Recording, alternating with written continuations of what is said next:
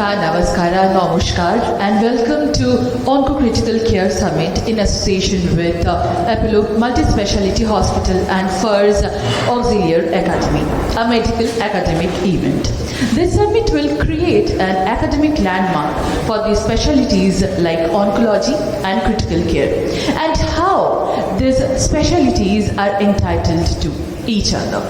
This summit is designed to disseminate the most recent case-based research findings and program in oncology and critical care. Welcome to all the delegates, esteemed moderators and panelists in this summit. And this is your Sutradhar, and before starting, I would like to quote something from Bhagavad Gita. Karmanya va adhikarasti ma phaleshu kadachin ma karma phal hetur bhurma te sangostva कर्मानी, अर्थात तुम्हें अधिकार सिर्फ कर्म करने का है, फल ईश्वर के हाथों में है, इसीलिए कर्म से न भागना उचित है न कर्म के फल से रुकना उचित है. So, very warm welcome to all the dignitaries, and before we start off, can we have a round of applause for all the hard-working frontliners, to all the hard-working lifesavers, to all the doctors here. Can we have a huge round of applause, everyone? So we have numerous topics for the day and subjects for the day. So the first subject that we have is radio-oncology, and the first topic that we cover, we have two cases on this same, and the first case that we will cover is radiotherapeutic approach in a superior vena cava syndrome. And to cover this topic, may I have the privilege and honor of calling upon the moderator of this topic, Dr. Jeevak Bhattacharya, radio-oncologist, consultant, Department of Radiology, Apollo Multi-Speciality Hospitals, Kolkata. Worked as house surgeon in Department of Surgery at Nilratun Sirkar Medical College and Hospital, RMO in Hemodialysis Unit of BP Poddar Hospital and Medical Research Limited. Worked as registered in a Department of Radiology Oncology, Apollo Multi-Speciality Hospital. Worked as junior consultant in Department of Radiology Oncology, Apollo Multi-Speciality Hospital. Worked as associate consultant in Department of Radiology Radiation Oncology, Apollo Multi-Speciality Hospital. Working as consultant in Department of Radiation Oncology and life member of AROI, Association of Radiation Oncologists of India. Area of interest, head and neck cancer, breast and gynecological malignancy, gynecology, urinary malignancy, and stereotactic radiotherapy.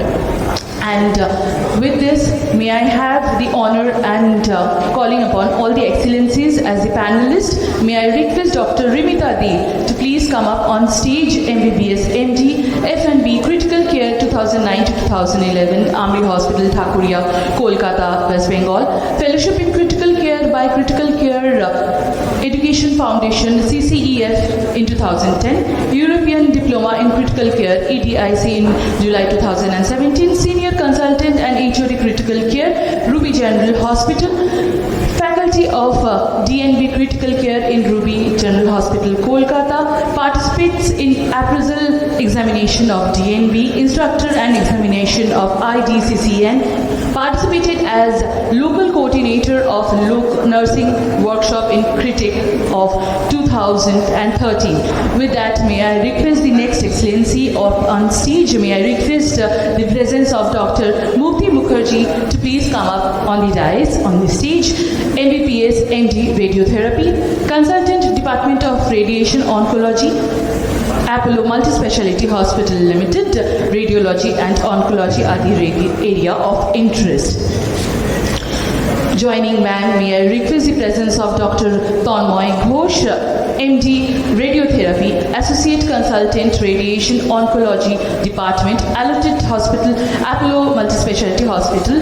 Achievements are member of AROI, Association of Radiation Oncologists of India since 2012, LM 1845, Fellowship Awardee, Neil Joseph Fellowship at 36 Erokion 2014, and area of interest Clinical Cancer Investment Journal. And may I request the presence of Dr. Shoham Mojumdar, one of our excellences here on stage, Senior Consultant Cardiac and Respiratory Critical Care in charge of Extracorporeal Life Support Services, Army Hospital, Thakuria, Bellevue Hospital, Kolkata. Advanced Hemodynamic Monitoring Medical Ventilation, ECMO. Joining the panelist, may I request Dr. Shyam Krishnan to please come up on stage. Consulted pulmonology, CMRI, experienced in management of different types of lung infection, including various types of tuberculosis, multi-drug resistant tuberculosis, skilled at performing interventional pulmonary procedures. So we now start off with the first topic, that is radiotherapeutic approach in a superior vena cava syndrome, with our moderator Dr. Deepak Bhattacharya. Good evening, everyone. At the outset, I would like to thank the organizers, Dr. Asif, for inviting me for this session. And as our panelists are also already introduced, Dr. Shom has joined, and one of our panelists has joined us online. So, Dr. Shyam, can you hear us? So, I would like to start. Please keep it discreet.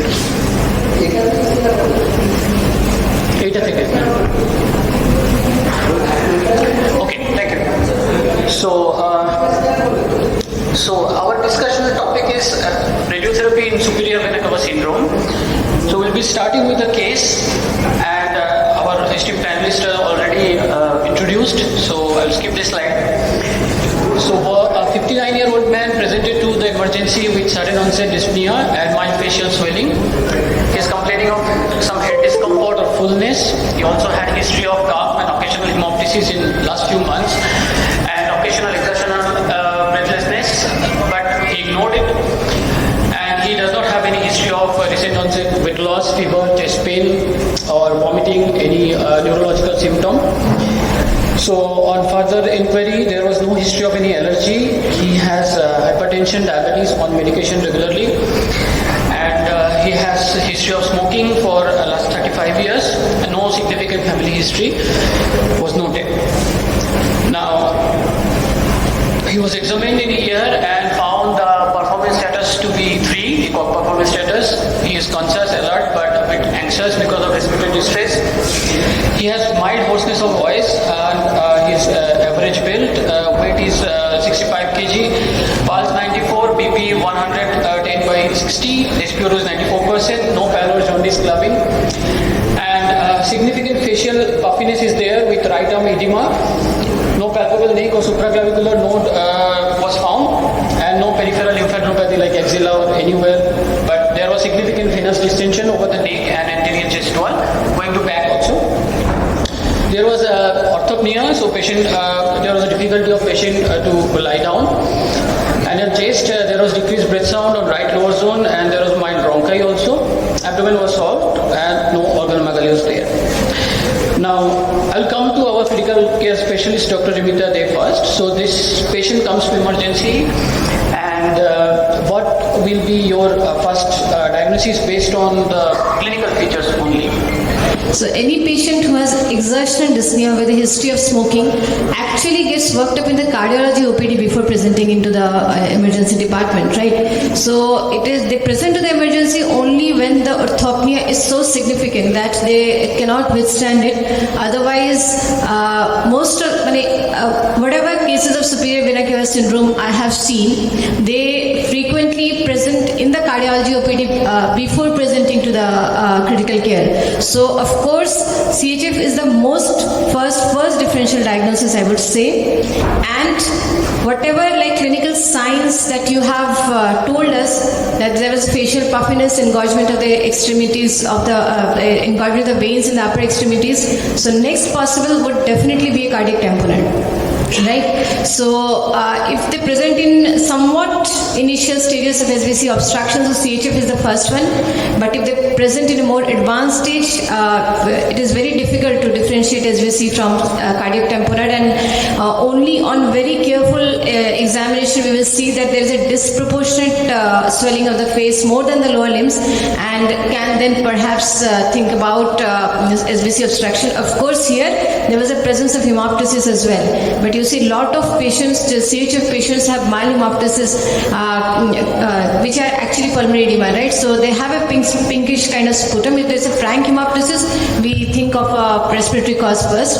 But otherwise, cardiac things are, I think, probably most important to be differentiated. So my differentials would include a CHF and a cardiac tamponade. Very occasionally, if a patient has a severe status asthmaticus, or say if he has a chronic emphysema, so there can be some facial puffiness with like a distension of the jugular veins, right? So that would be like the third differential for me. Okay. So in your clinical practice, I don't think superior vena cava syndrome will be that much common like the cardiac component you have described. So if sometimes the patient comes to us with previous diagnosis of established diagnosis of lung cancer, then the diagnosis becomes easy for us because they have a history of lung cancer. But in critical care or emergency, it's difficult to know if they does not have a previous history. So if you see this particular table, which was adapted from a study from 370 patients, dyspnea was the most common symptom, followed by facial swelling and head fullness. As you know, because the superior vena cava drains the upper extremity and the head, so there will be facial swelling, especially around the eyes, and cough is often associated with it. In very severe conditions, usually the patient develop due to raised intracranial tension, the patient may develop CNS symptoms as well as hoarseness of voice due to laryngeal edema and obstruction. So coming to Dr. Dey again, that so a patient comes with this provisional diagnosis of after the clinical features. So what will be your protocol at critical care or emergency? So do you follow a standard protocol for this patient to exclude all the cause and get into the diagnosis? Yes, because you see, patient has not. Patient usually do not have a if they do not have a pre-existing history, which says that the patient has a lung cancer. I think any patient presented with breathlessness will have to exclude the cardiac cause first, right? The immediate life-threatening causes. So that patient will be evaluated cardiologically by the markers as well as by an ECG perhaps. Doing an echo at the bedside is the easiest step for me for this patient at the bedside, and of course getting a chest X-ray done. At this moment of time when the patient is in distress, I wouldn't be thinking of a CT scan, but perhaps these initial investigations will give me a proper clue about what is happening. Okay, so just about one question about X-ray. So when the patient comes with this kind of symptom, so it is routine that you go for a X-ray or you will go for a even non-contrast CT scan if it is available? Well, I personally always prefer an X-ray than the CT scan, because you see, for two reasons. A CT scan, of course, gives better resolution than the X-rays for a lot of reasons, but it is easier to repeat the chest X-rays, right? So if I know the X-ray at the baseline, it is I can see the progress or the deterioration of the patient by looking at a chest X-ray. So I need to know the baseline. So yes, and of course, if the patient is in distress, doing an HRCT is a bit cumbersome, because he can't breathe hold and things like that. So reporting sometimes is not available, right? So because the patient could not have a breath hold, so the quality of the CT becomes questionable. Of course, to rule out SVC obstruction wouldn't be difficult, right? Doing a CT, but yeah, it is very difficult if the patient is in distress. So initial choice of investigation remains an X-ray. Okay. So, coming to the reports for this patient, so ECG showed sinus tachycardia. Sorry, the echo report is not showing here. So, echo was within normal limit with ejection fraction of around 62%, and patient had concentric HPH only. And chest X-ray showed a mediastinal widening and right-sided pleural effusion. With CBG was more or less acceptable. The metabolic profile, urea creatinine was normal, sodium was a bit low, and calcium was 10.2. LFT was normal, except alkaline phosphatase was a bit raised. Now, coming to Dr. Shoham, that what will be your choice for next investigation? Now we have something in the X-ray that we have a mediastinal widening and right-sided pleural effusion, which is quite common for superior mediastinal superior vena cava syndrome signature mark. So what will be your next line of investigation? Will it be some imaging or something?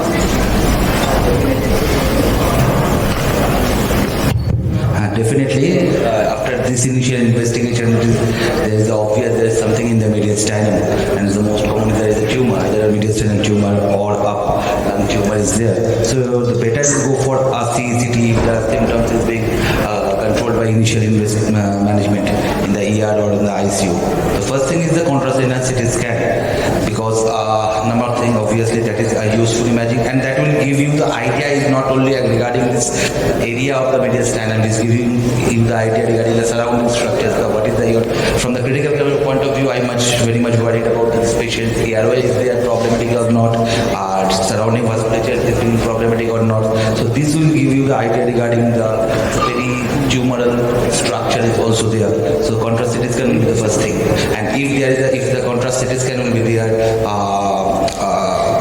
if there is an intraluminal obstruction, anything will be there, that will be obviously in the contrast CT scan will give you the idea. So not for the MRI, CECT will be the first thing. So in clinical practice, do you ever have any experience with MRI for superior vena cava syndrome? I didn't have, because we have a very good emergency radiological backup also, specifically suprailiac HVC obstruction by a good vascular ultrasound who can perform. Sometimes we are giving the idea after the CCT is having a good idea. I never took MRI. Because MRI will be difficult because the patient cannot lie down properly, and for 20 minutes, 30 minutes is very difficult. With the venography, it will take 40-45 minutes of time. Yes. So in case the patient comes with a high creatinine report, so will you go for a non-contrast CT scan then? Non-contrast CT scans probably will not give you the idea regarding your vasculature structure or tumor or peritumoral mass. That will give you the suspicions of the tumor. Idea, but we cannot definitely diagnose that it is collapsing the CBC. Okay. So MRI can be an option, whether it is used or it is not used robustly, but MRI venogram with 3D contrast enhancement can be an option if patient can lie down when you cannot do a contrast CT scan, so that you can get into the diagnosis. So CCT, the thorax was done for this patient, and we found there was a large mediastinal mass, which is a conglomerated mass of around 8 cm in size, which was closely abutting trachea, right upper lobe bronchus, encasing adjacent structures, and right-sided moderate pleural effusion. So this was the CT finding.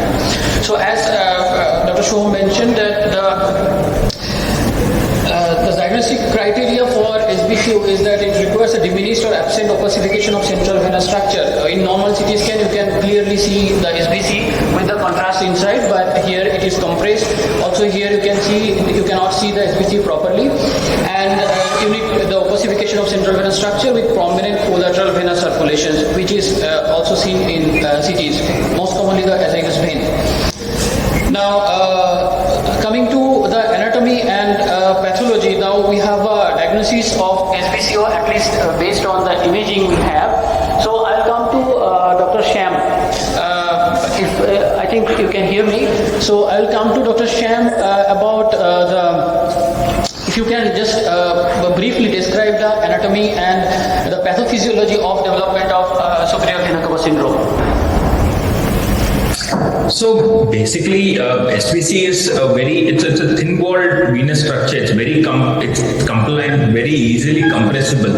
It's probably around 7 centimeters. It has a width of around 1 inch to 2 centimeters.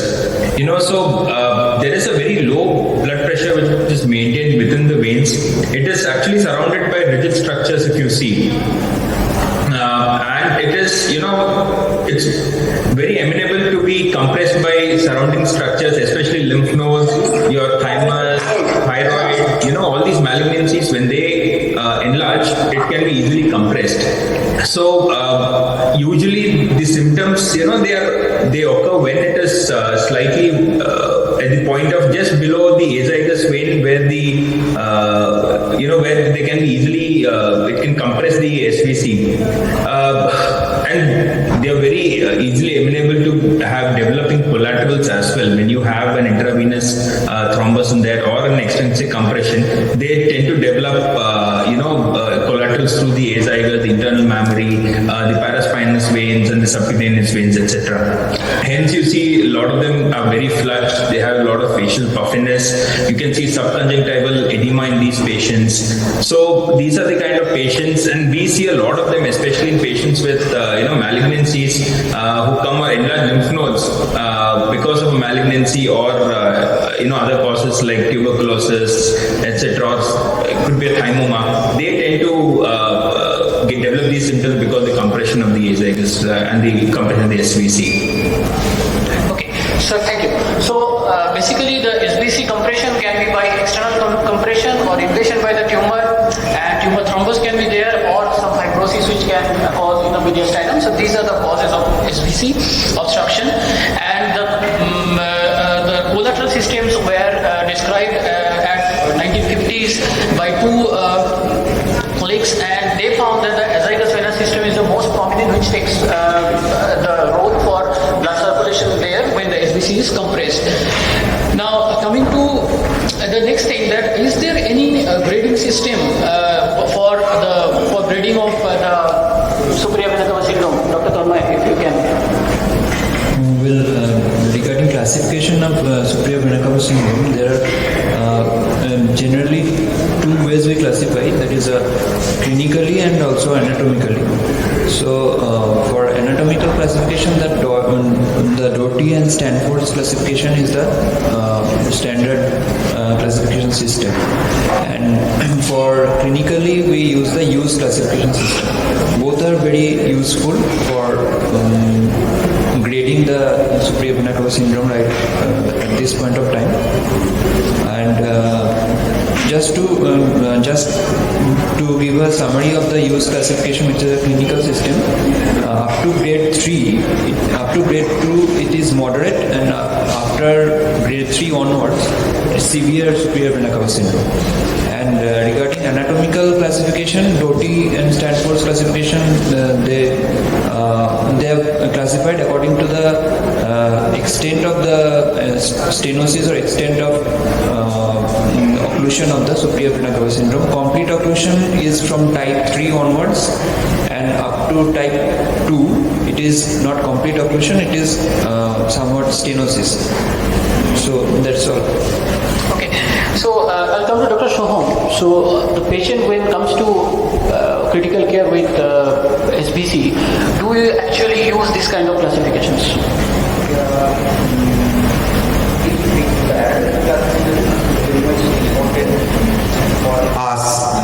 For the access of the patient of the Juravin, for the which kind of procedure we can do further to relieve the obstruction, because if it is a supraazygos, it will be better for the intervention radiologist to guide for putting a stent or a dilatations or anything else.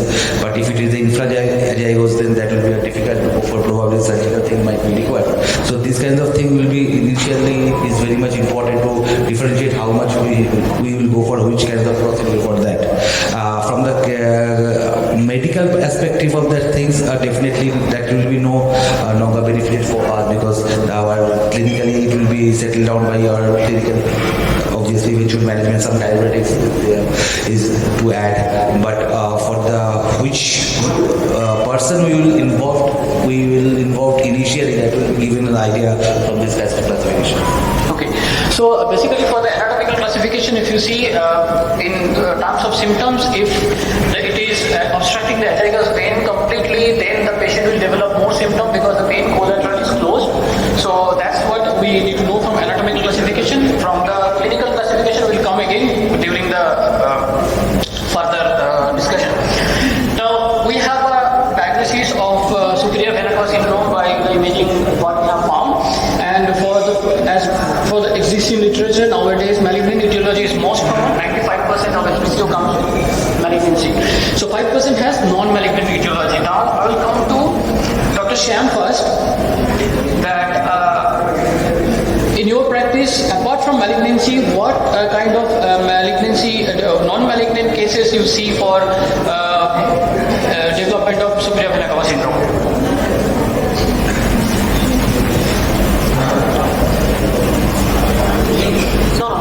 Hello. Yeah. Yes. So apart from malignancy is by far the most common causes. But if you ask me, the not so rare causes of non-malignant etiology, I would definitely say it would be some kind of intravascular, device kind induced thrombosis. It could be like a central line, some kind of catheters, pacemakers, or shunts. These are the patient population whom we see SVC thrombus without a malignancy. Then rarely you have patients who do have some kind of vasculitic syndrome. So it's been reported patients with Behçet's and other kind of vasculitic disorders can have SVC syndromes. Rarely histoplasmosis, syphilis, they are the kind of the infective causes, if you can say, that they are the ones who can have an SVC syndrome. But most common by far non-malignant etiology is the presence of catheters or some kind of an intravascular device or equipment placed in the SVC. And the incidence of intravascular device induced SVC is also raising over the last few years, especially due to catheter insertion, which may include chemotherapy, chemoport insertion also. So do you frequently see this kind of patient with SVC? I'll ask our critical care specialist also. Dr. Rimita, Dr. Shoham. I have not frankly come across patients who have a SVC obstruction because of chemoport and things, but things like thrombosis are very common. Usually, yeah. But frank SVC obstruction I have not come across with the catheters, yes. Okay, so now we come to the oncologist. We have the differential diagnosis of, we have seen a mass there in the CT scan, right? So what could be the possible malignancy from this image? See, in our day-to-day practice, most commonly we encounter cancer, be it NSCLC or SCLC. That is the most common. That goes with the clinical features also. But apart from that, the lymphoma, either non-Hodgkin or Hodgkin, the lymphoma, the mediastinal mass like thymic mass or like germ cell tumor, mediastinal germ cell tumor, those may be other differential diagnosis. But in this case, it is most likely to be lung cancer. Right. So lung cancer, both NSCLC and SCLC is the most common cause, and SCLC is more prone to develop, especially right-sided cancers are more prone to develop superior vena cava syndromes. Now, and on the other hand, usually the lymphoma patients are in a pediatric or young adult age group. Now we have a diagnosis of SVCO. We have a malignant origin as per the radiological criteria, and patient is on distress. So, Dr. Tanmay, will you start treatment now for this patient? Well, first of all, for SVCO, after the initial workup, we generally would like to start the patient on some supportive care, and with the supportive care, generally more than 80% of the cases, almost 85% of the cases, the initial symptoms subside. That is the severe respiratory distress and others, they generally subside. And we have seen that like this, rest of the 15% of cases, the severe symptoms they warrant for some immediate intervention like stenting or immediate emergency palliative radiotherapy. But again, that is a very small percentage of the cases. Most of the cases we generally see that with the supportive care, initial supportive care at the emergency, the symptoms subside, and we get that window period of a few days, 1 or 2 days, to work up the patient according to our oncology. So you need to confirm the diagnosis, right? Yeah. Okay. So there is a shift of treatment of SBCO over past few years because decades ago the choice of treatment was to treat the SBCO immediately because it was thought to be a life-threatening disease, any form of SBCO. So patient was usually treated with either radiotherapy or a high dose of chemotherapy, and then it was taken for the definitive diagnosis. But nowadays the practice has changed. Usually here the classification, which is the clinical classification of SBCO can play a good role because more than 85% patients are actually not in a life-threatening condition. So these patients can be taken for the actual diagnosis by biopsy or something, and by the time only the patients who have got significant cerebral edema or laryngeal edema, these patients can be treated with emergency some oncological intervention. So quickly coming to the supportive care of in critical care which you will give before we have some time for the biopsy or something. So Dr. Rimita, I will ask you what kind of supportive care do you give for SBCO patients?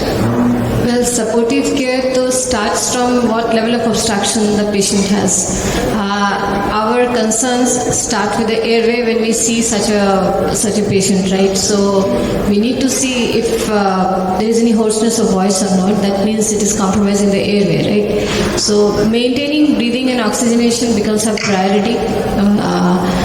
Usually, well, some of them are actually in CHF, but then I think, yes, maintaining, airway assessment, if required, intubation and maintaining breathing and oxygenation becomes a priority, the most important priority in these patients.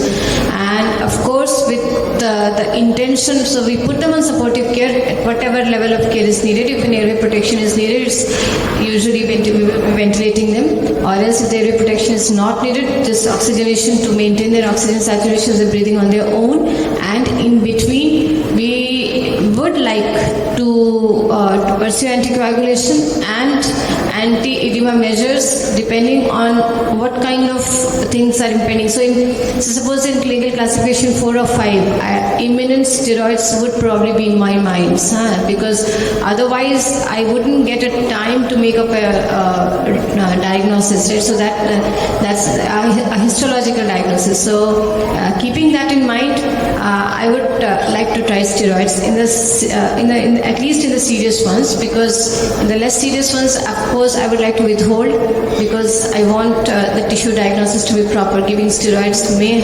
interfere, that I understand, and anticoagulation so we would be giving on them. Yes. So I think Dr. Mukti can also tell about the same thing, because in patients with superior vena cava syndrome, often steroids gives a very good relief, but steroids are usually contraindicated, right? Yeah. But after getting the biopsy sample, we can give if it is needed. Yes. So if the patient is already known to have a malignancy or background malignancy,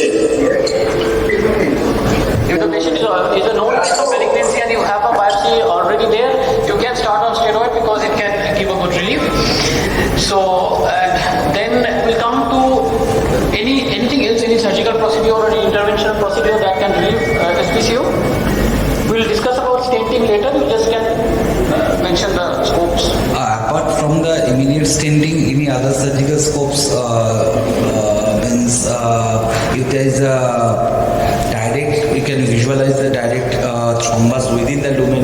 This is the intraluminal obstructions. Then you can go for a catheter directed thrombolysis or even the intravenous thrombolysis. Apart from that, the other procedure is stenting.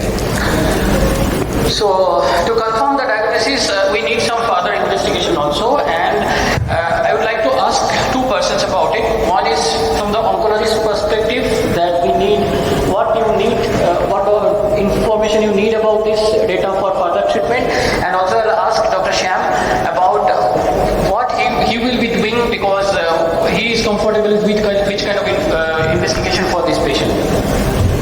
So, Yeah. Okay, you go first, please. okay, thank you.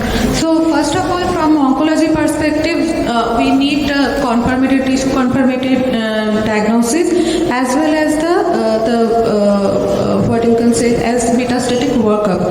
So, for that biopsy, because TrueCut biopsy as well as molecular marker for the further treatment, that is essential, and for metastatic workup, if possible, the PET CT scan as well as MRI brain, because the patient was having headache and all that. So it may be due to obstructive symptoms, it may be due to subtle MRI brain metastasis. So this is my perspective. Apart from that, other routine hematological and biochemical that tests. So, Dr. Sham, will you be comfortable doing a bronchoscopy and EBUS for this patient, or you will go for a CT guided biopsy? No, I mean, I would be, so for me the first option would be a bronchoscopic evaluation, getting, so it helps with two things. One is it has a diagnostic aspect and it has a therapeutic aspect. So bronchoscopy can help us define the anatomy of the lesion, how much the airway is compressed, whether the patient would benefit with stenting, if there is any tumor infiltration into the airway or not. All this can be easily visualized with a bronchoscopy. Plus you can take biopsies if there is tumor infiltration into the airway. You can actually take biopsy specimens from during the bronchoscopy itself. Yes. Second thing is with EBUS. So EBUS gives you amazing amount of tissue, and you can when you do a CT guided biopsy, the tissue goes for sampling. It takes time. So with EBUS, you have this rapid onset examination where you can immediately decide whether it's a neoplastic or which type of a malignancy it is. If it's a lymphoma, you can take more tissue. If it is some kind of a small cell or adeno-CA, the oncologist would need more tissue for mutational markers. So all these things you can do it on the spot with an EBUS, and it's a very safe procedure. You can also go ahead with stenting if you feel the airway is quite compromised. In terms of it's narrowed, the lumen is very much narrowed. You can actually go ahead and place a stent immediately, and that gives amazing symptom relief to the patient. So I would definitely go for a bronchoscopic evaluation, and in the same sitting judge whether if a stent is required or not to relieve any obstructive symptoms. EBUS is definitely a very safe procedure, and you get the diagnosis in the same sitting itself. In that particular working day itself, you get the diagnosis, and the other remaining diagnosis can follow. So my take on this is very clear. I would definitely go for a bronchoscopy, EBUS, plus minus stenting if it's required, airway stenting. Okay, thank you.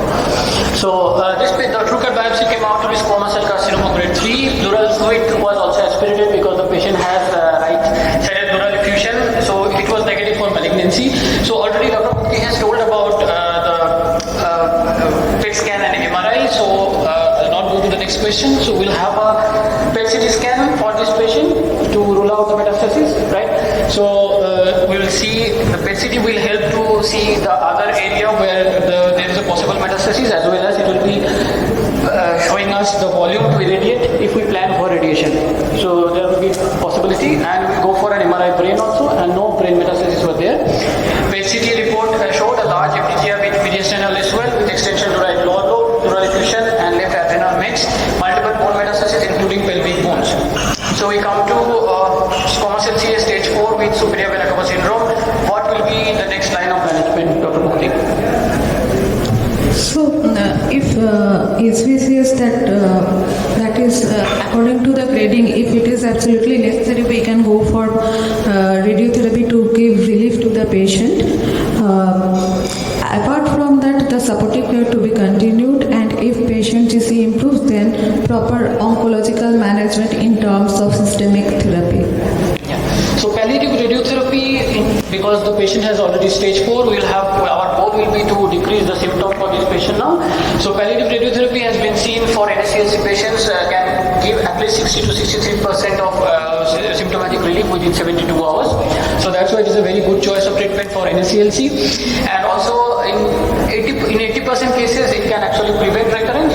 Though 20% patient may recur, but if you can re-radiate the patient, there is very good response again. You go palliative radiotherapy will be a choice. So as we have already discussed about SBC stenting, so I'll just come to Dr. Rebita and Dr. Mojumdar to say about what kind of stent is usually used and what are the advantages of using SBC stenting.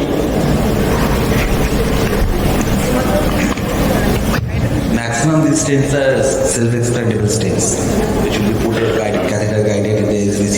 Initially, before that, there might be a way to go for a dilatation.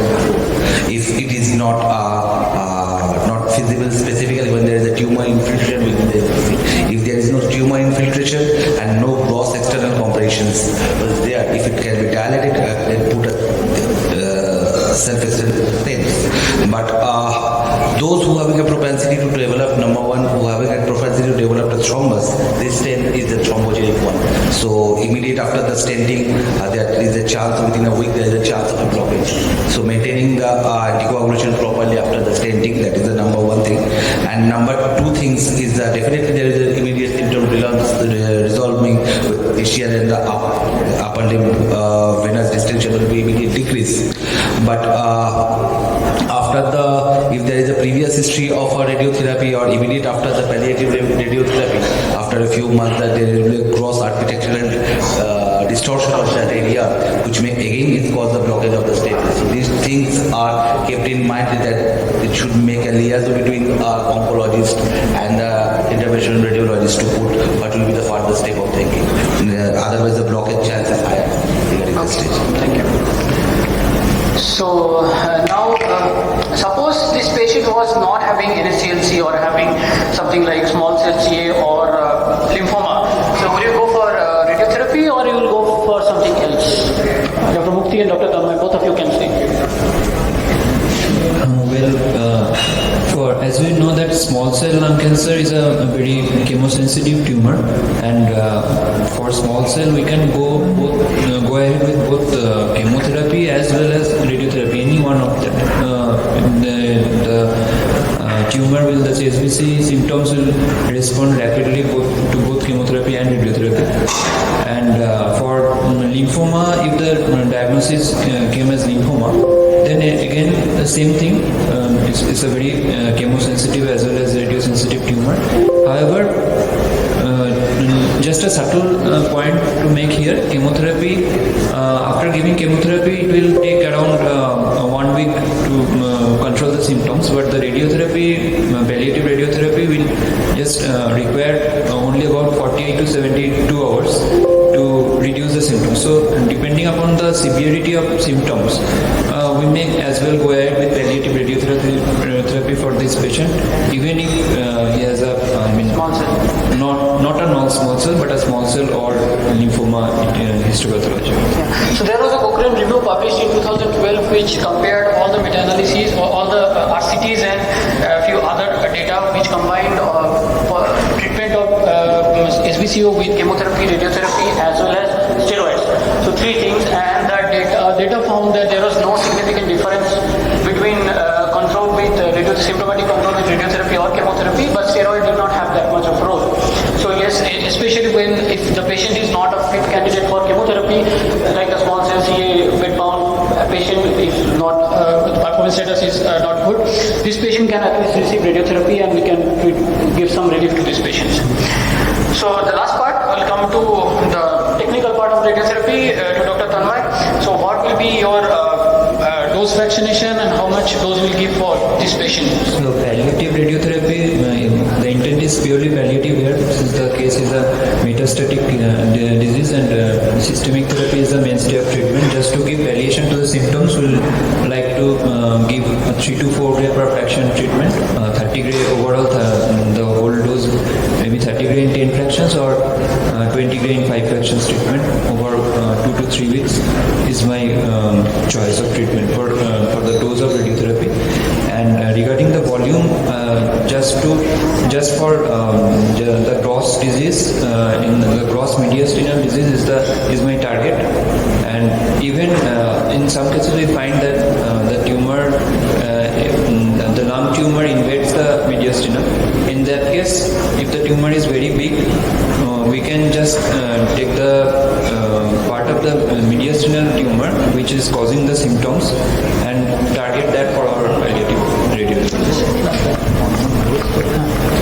So yes, for NSCLC patients, if this patient was not metastatic, so the plan would be to start with a high dose per fraction radiotherapy for next 3 to 4 days.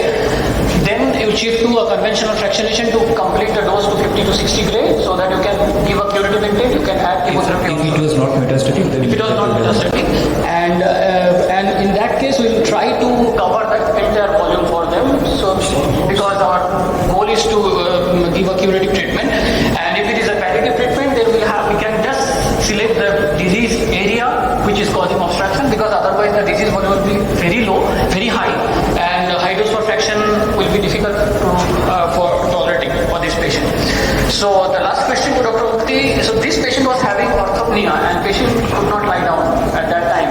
So for CT-based planning, we need the patient to lie down on the couch for at least a few minutes for planning and everything. It will take 10 to 20 minutes at least. Is there any option you can treat this patient? Yeah, in sitting position with clinical planning, we can deliver the first dose of radiotherapy, and after this first dose also the patient, if he is having good symptomatic relief, next day onwards we can plan for CT based planning. Clinical planning, definitely that is a crude thing, but it is age old, so there is definitely clinical response we have observed.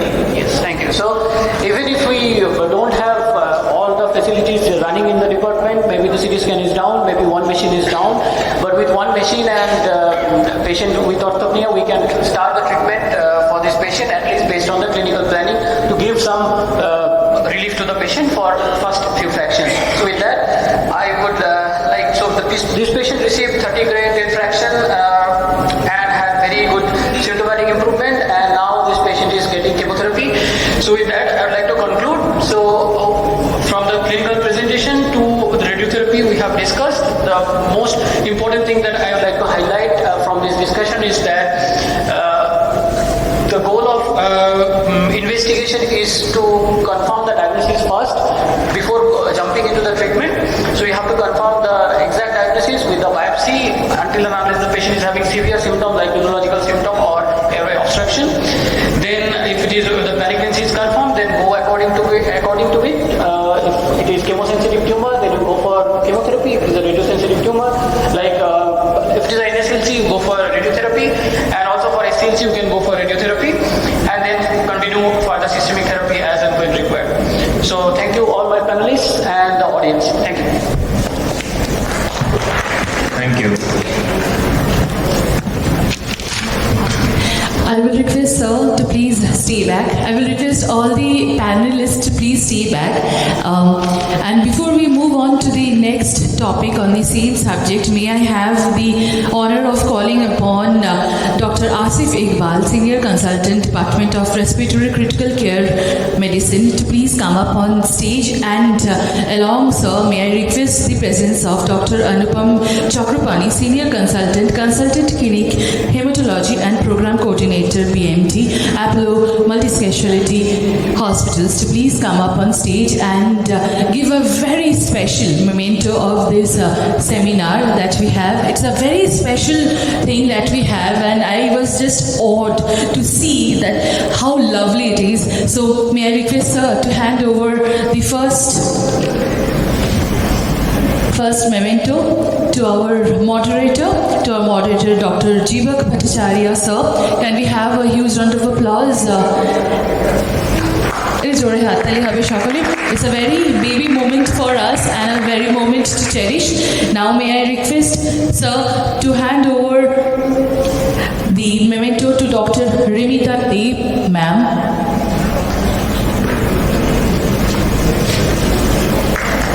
In short, we can say this is a picture-perfect moment. And now I will request sir to hand over the memento to Dr. Mukti Mukherjee, ma'am. These are few moments that we cherish. Yes, as lifesaver, I know that you do not get so much time to cherish, but yes, this is something we look up to. And now may I request sir to hand over the memento to Dr. Shubham Mojumdar sir, and very small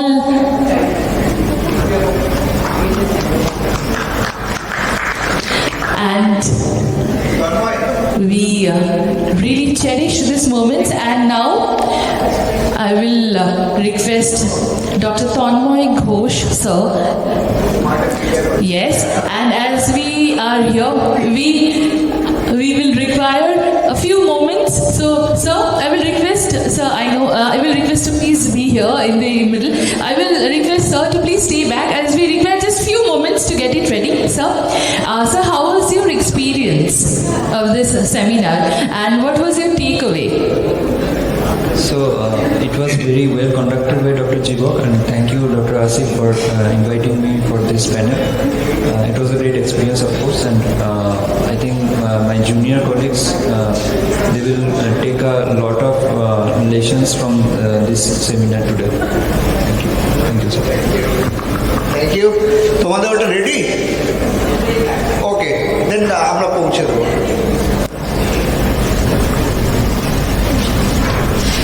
So please start the session. Thank you so much. Now we move on to our subject, the subject remaining the same, radio oncology. Thank you, Dr. Sam.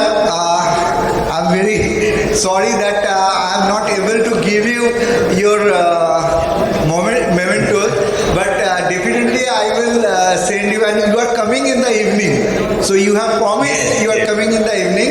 Yes. So that time I will. I accept the memento worthily. Okay, thank you. Thank you. Thanks a lot. Thanks a lot. Thank you so much, sir. Yes, thank you so much for being in the panel. Thank you so much. And now we will bid goodbye to you, sir. I know everyone over here is super busy. Now, quickly moving on to the same subject, that was radio oncology, and we had two cases first been covered. The second topic we will be covering is role of radiotherapy in a neurological malignancy, that is glioma. And to moderate this topic, may I have the honor of calling upon our moderator, Dr. Arundhati De Shorkar, consultant radiation oncologist, Apollo Multispeciality Hospital, Kolkata. And now we start off with our excellencies, our panelists. So as we are, so we can, sir, with your permission, we can redo this moment as we are not there with the next session. Mein kar lete hain? Okay. And now I will request all the excellencies to please join as panelists for this topic, for the similar topic. May I have the honor of calling upon Dr.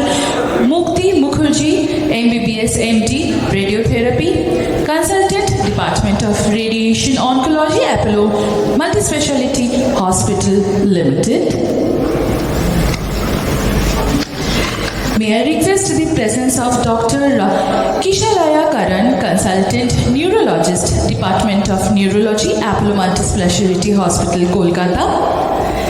May I request the presence of Dr. Asif Iqbal. Sir is also a member of today's Onco Critical Care Summit Organizing Committee.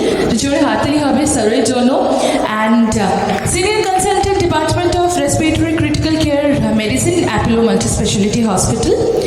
May I have the honor of calling upon Dr. S.N. Singh, who will be joining us online for this particular topic, designation Senior Consultant and HOD Department of Neurosurgery, Brain and Spine Surgeon, MBBS MS, MHC, MCH, Neuro, SGPGI.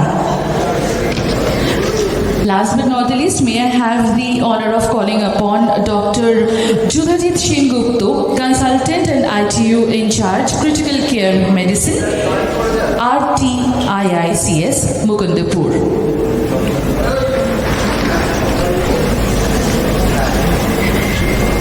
Now may I call upon Dr. Arundhati De Shorkar to moderate this topic, role of radiotherapy in a neurological malignancy, glioma.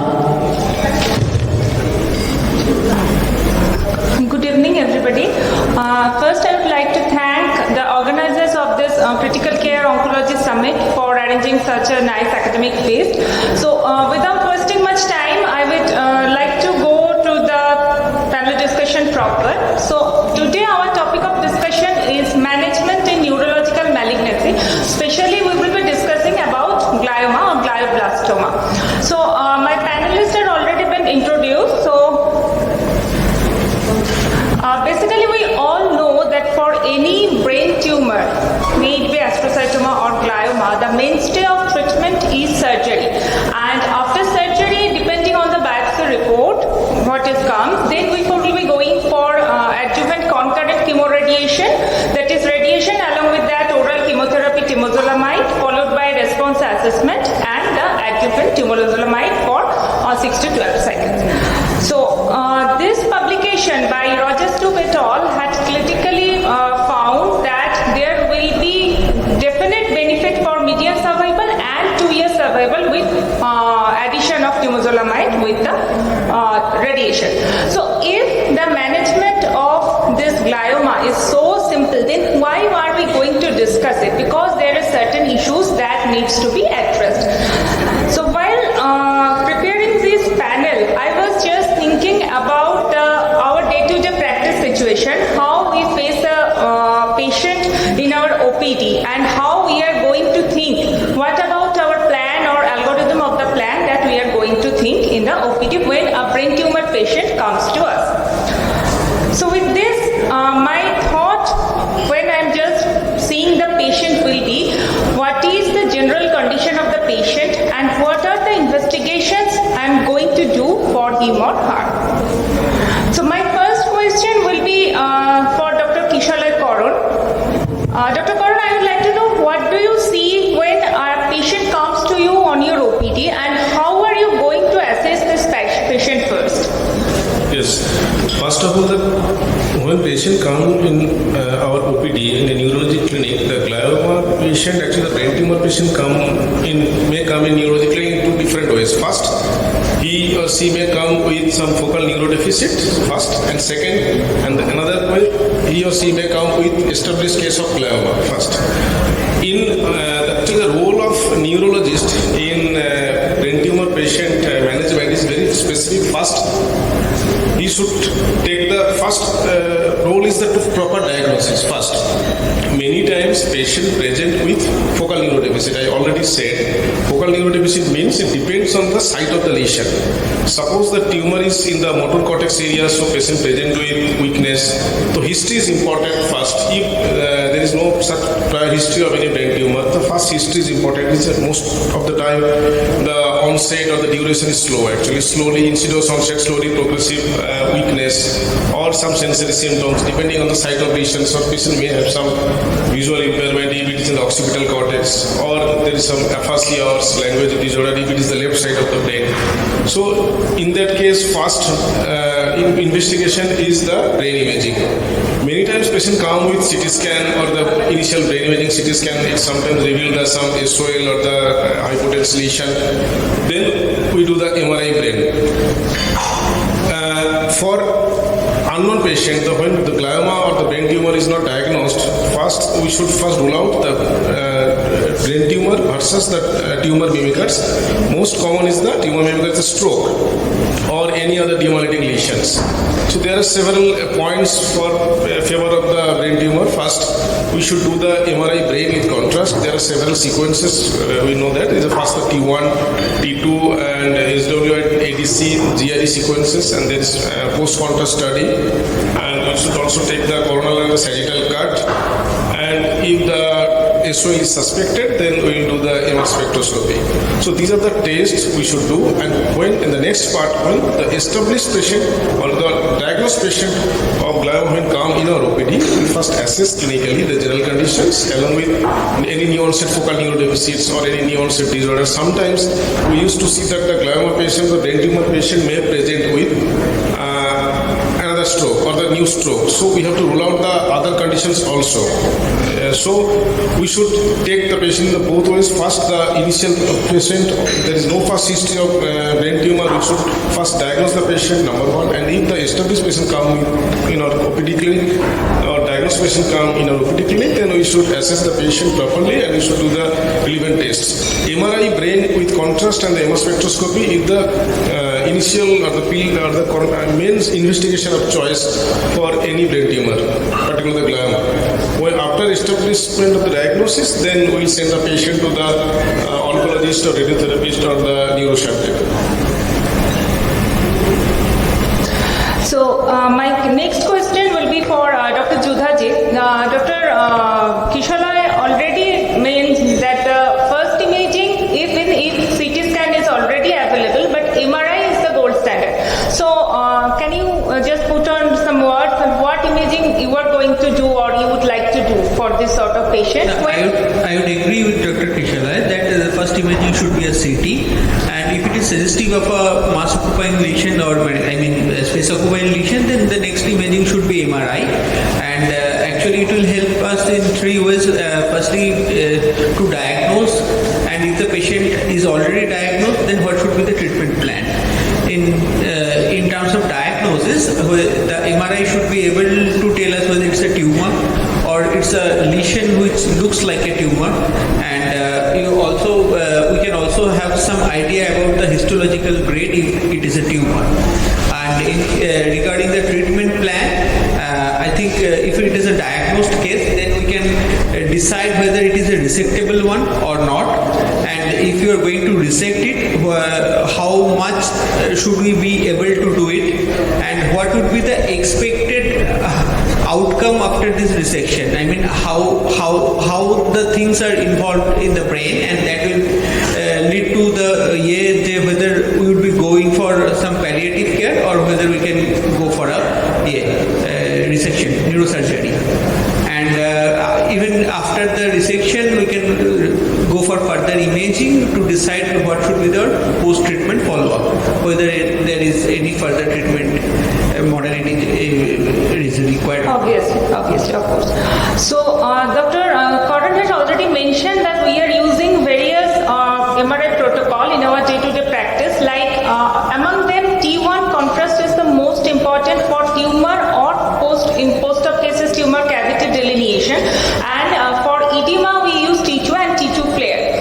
For in our current practice, MR with MR spectroscopy and MR perfusion is also getting a very good role for both diagnosis and treatment management planning.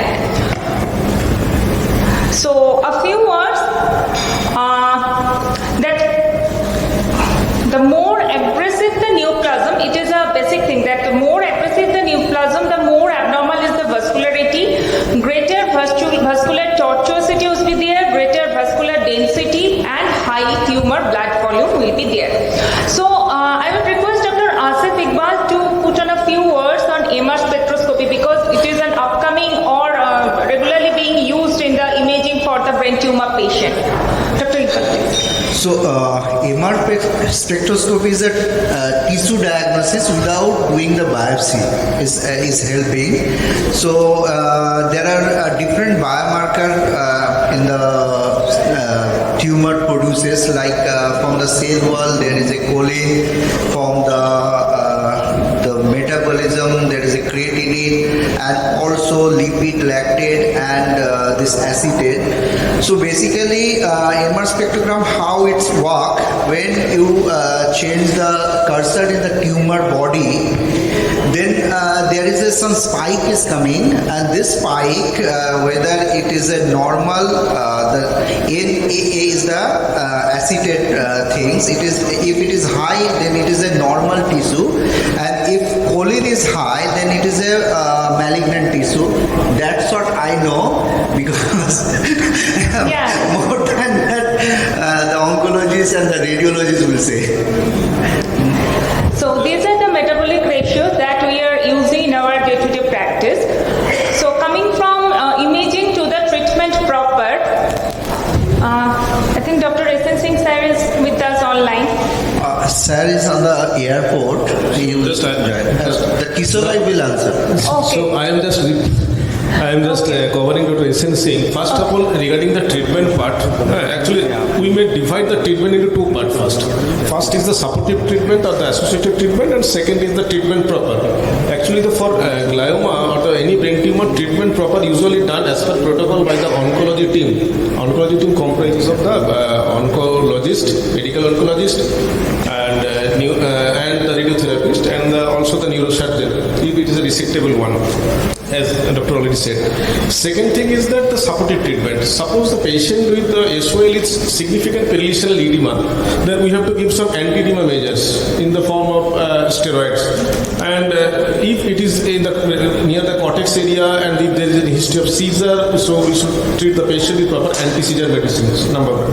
And we also consider the for nutritional care and any other supportive care, first of all.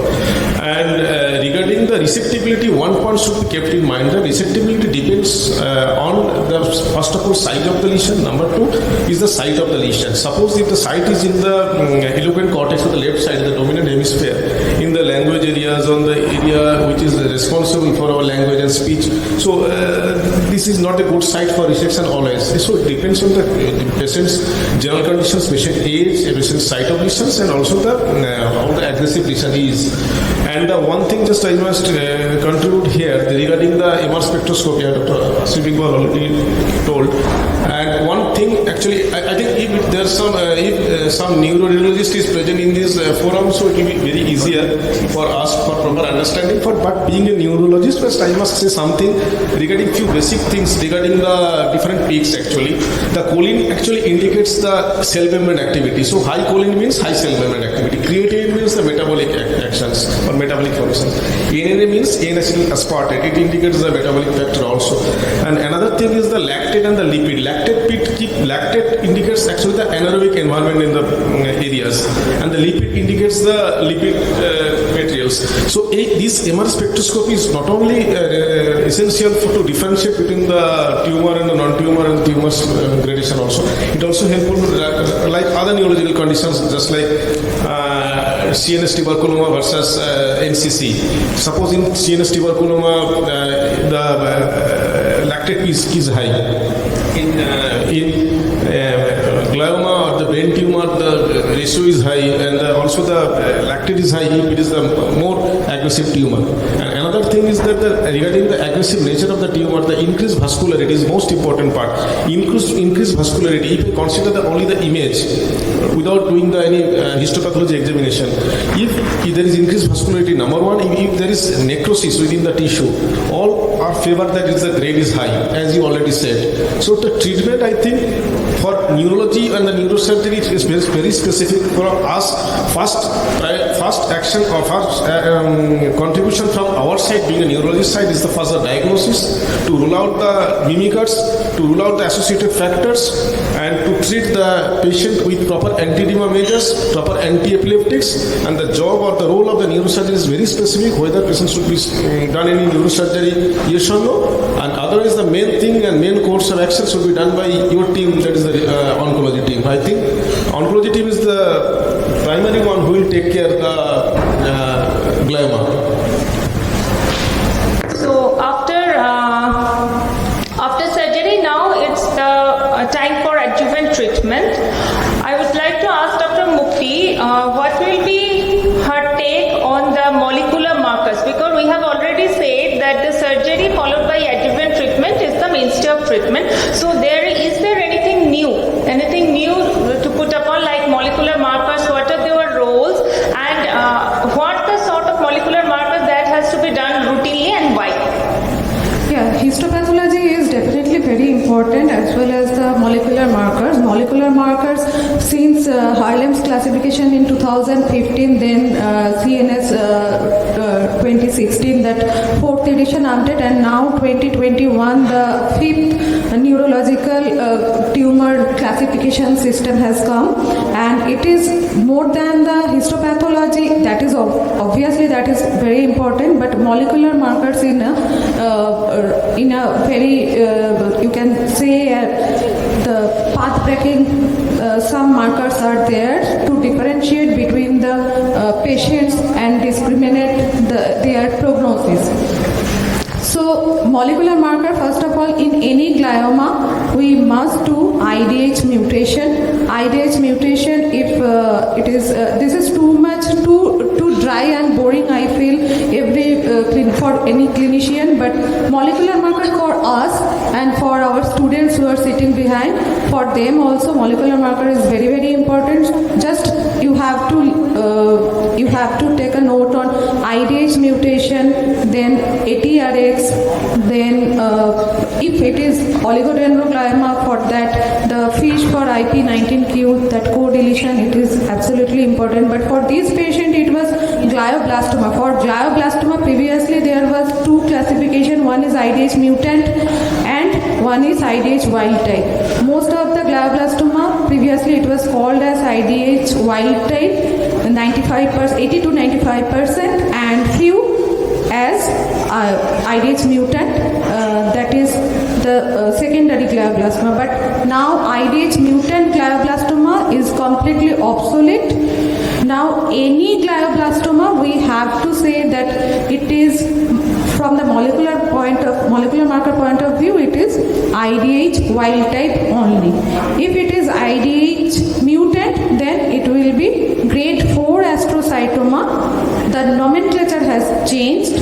So we have to remember that any glioblastoma, it is IDH wild type only. Anything else you want to? So,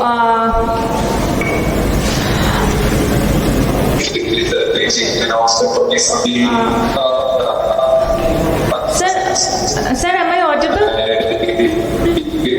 Singh. Dr. Singh, we are audible.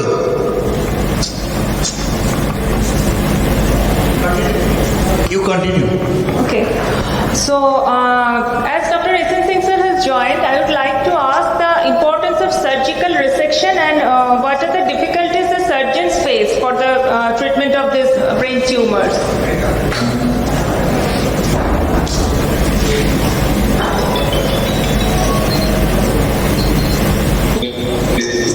I think we are not audible to him.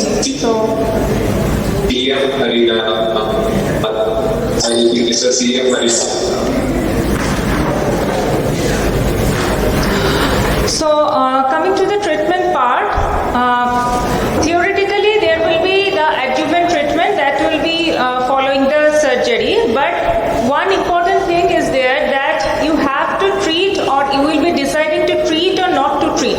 That means you are going for the adjuvant treatment for a specific patient, or you are going for the base supportive care or palliative care. So, what is your take on this, Dr. Kishola? How will you assess the patient, whether he or she is able to tolerate the treatment or going to take the treatment, or you will be referring for palliative chemotherapy or only base supportive care? First of all,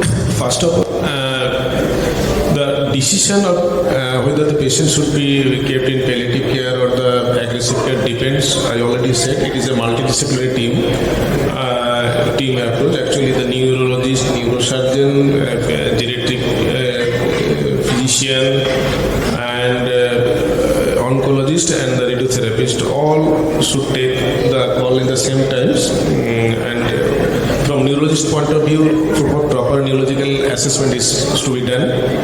What are the neurodeficits, whether he is responsive to treatment, routine neurological examination, general care, age of the patient, and the life expectancy, and the comorbidities, most important part, comorbidities. Suppose the patient is suffering from multiple medical problems. Suppose just I am giving an example, patient is a diabetic patient, end-stage renal disease patient, CKD, dialysis, liver failure. So in that case, better to continue the palliative care rather than the aggressive therapy. Otherwise, if your performance scale is better, the oncologist used to assess the performance scale just like any other malignancies. So if it is favorable, then patient can go for the aggressive therapy. And we should also involve the family member also. So if we should consider, and we should also always take a call, and also we should constantly talk with the family member. So these are the pros and cons of this type of treatment, this type of facility, and if they agree to continue the aggressive treatment, then we can always consider the aggressive treatment, provided the multiple factors or multiple comorbidities are favorable for the patient. So, one point I would like to emphasize that previously it was thought that if one elderly patient has come for the treatment after surgery, sometimes the treating physician decides that let it be because his life expectancy is not that much, he's elderly one. But nowadays some trials have clearly shown that specifically hypofractionated RT is very much beneficial for this elderly group of patients, and they do better if there is nothing, no much multiple comorbidities, or there is general condition of the elderly patient is fair. Then we can use hypofractionated RT after surgery for a better result. So, for my next question, it will be for Dr. Judha Jade. I want to know the role of baseline blood investigation before starting to the temozolomide, be it in the concurrent setting or the adjuvant setting. I think we should go for daily monitoring of complete blood count and periodic monitoring of liver function test. Of course, we need a baseline also, and that is all because it can change the the parameters or liver enzymes. It can change liver function, and it can cause bone marrow suppression, which might lead to pancytopenia. Or that is why we should be monitoring all those things. So, we all know that there are various fractionation regime for the adjuvant treatment of this glioma, like 45 grade 25 fraction, or 34 grade 10 fraction, or 60 grade 30 fraction, or even 25K 5 fraction. So, my question will be for Dr. Mukti. What will be your take on this fractionation schedule? For fractionation schedule, actually for elderly patient, as you have already shown, there is a good so that we can give hyperfractionated RT where we can deliver the total dose to the target volume at least, rather than the protracted course.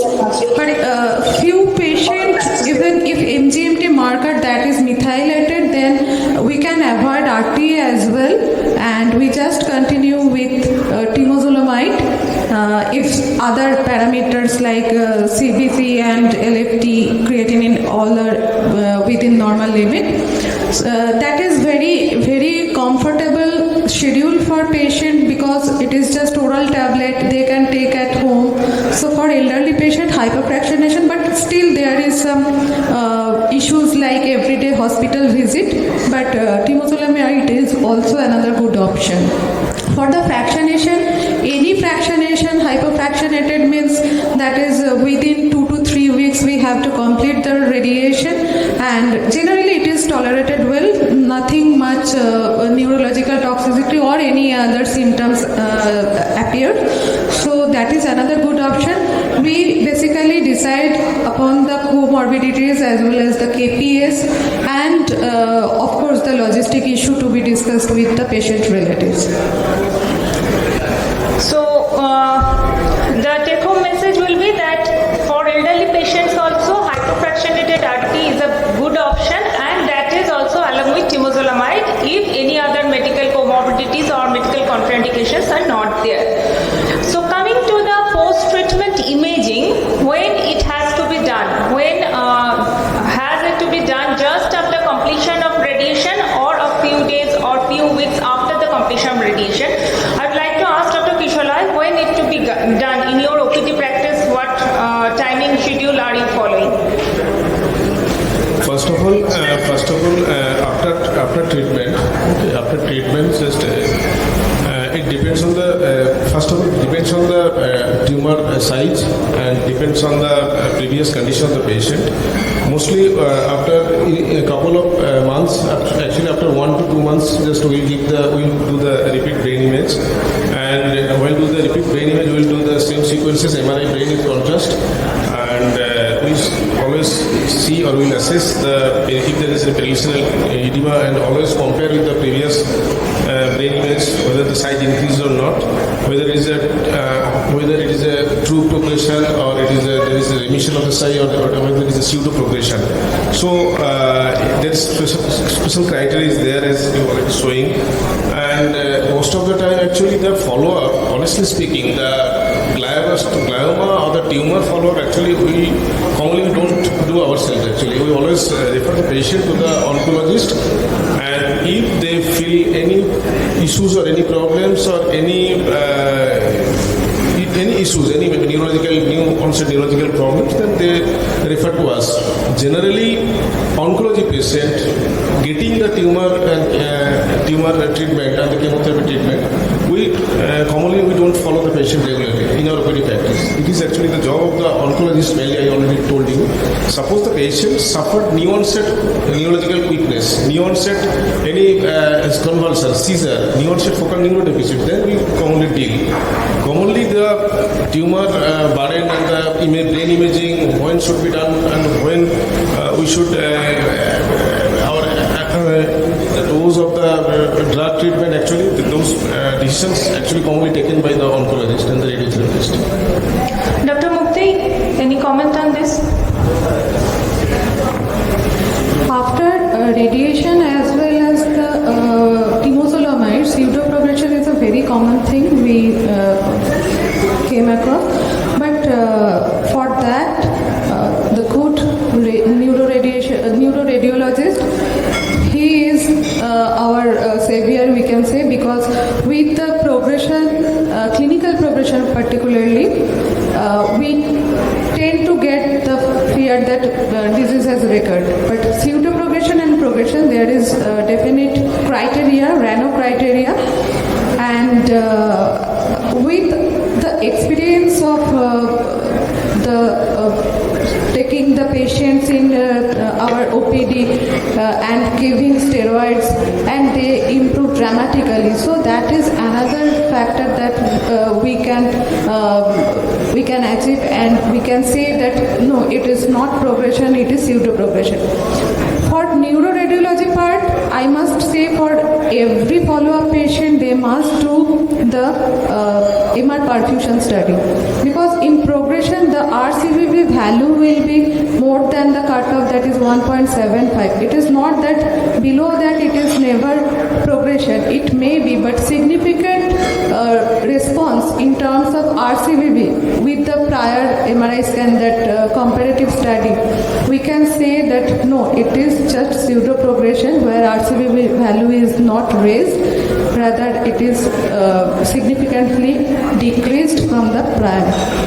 So Dr. P.N Singh with us. If you have any question, you can ask. That is online now. My question for Dr. P.N Singh sir will be, what will be the surgical extent for this brain tumor or glioma, and what are the difficulties that surgeons generally face while doing the surgery? Thanks for joining late. I'm in airport.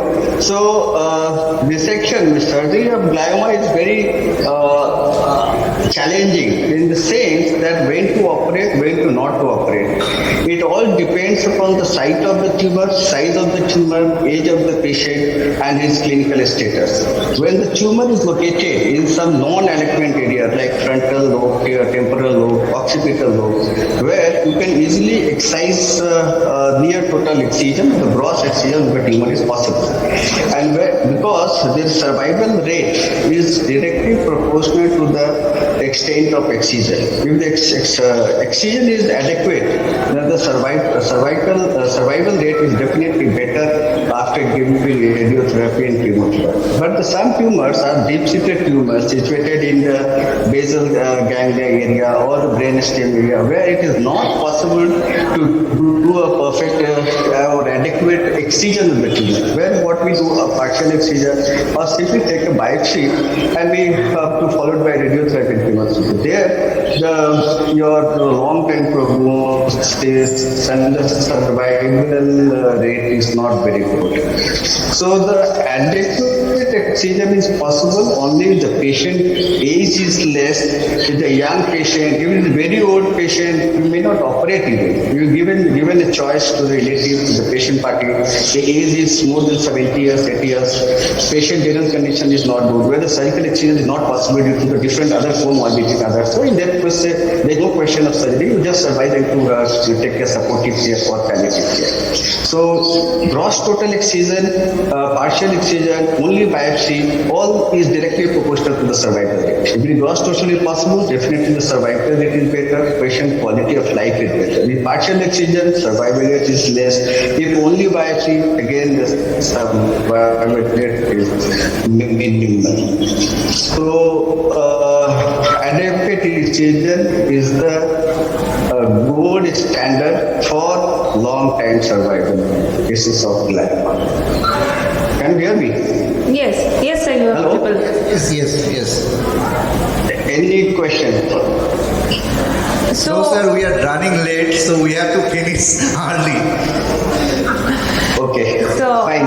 thank you, sir, for your valuable input. So, my last question, as we are running late, so my last question will be for Dr. Asif, that in our day-to-day practice, generally we tend to use steroids for any brain tumor patients, especially in the post-op settings or sometimes in the upfront settings, we tend to use steroids. So,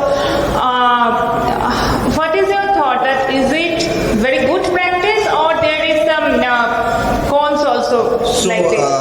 Actually, as a critical care specialist, we receive patient post-operatively most of the time, or else post-operative, post-chemotherapy patient with a secondary infection, they come to us.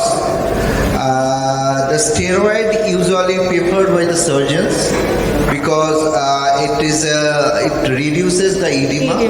And brain edema-related symptoms. and edema-related symptoms. So sometimes this patient might get long-term steroid at home also post-surgical, and there are this patient already prone to infection because they are post radiotherapy, chemotherapy along with the steroid. So steroid added complication to increase the chances of infection. So long-term steroid, I think, and higher dose steroid always detrimental for this type of patient. Yes. Initial 1 week, 2 week, it's okay, but long-term steroid, I think it is not good for. Yeah, actually there are some studies also that is showing that there is survival is going down with increased or high dose use of a long-term use of steroid due to many reasons, mostly for infection causes. Because long-term steroid use, it causes immunocompromisation and infection. So steroids we should be using judiciously. So I will be concluding the panel with this and with the take-home message that the treatment of glioma mainstay is obviously surgery, then followed by adjuvant chemoradiation, followed by adjuvant chemotherapy or oral temozolomide. But you have to keep in mind that the treatment management decision will be taken or should be taken depending on the patient's general condition, his or her other comorbidities, and what are you going to expect from the treatment protocol. Like if you are going for a radical treatment, you should be choosing patient with that only, otherwise you have to go for the palliative treatment. So thanks everyone for your patience here. Thank you.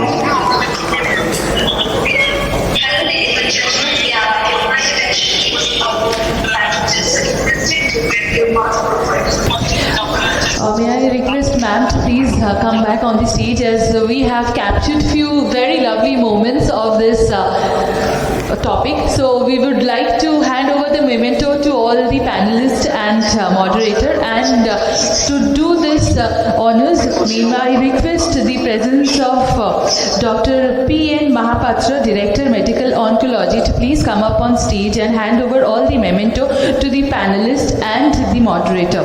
So, ma'am, may I request you to please be on stage for this lovely moment.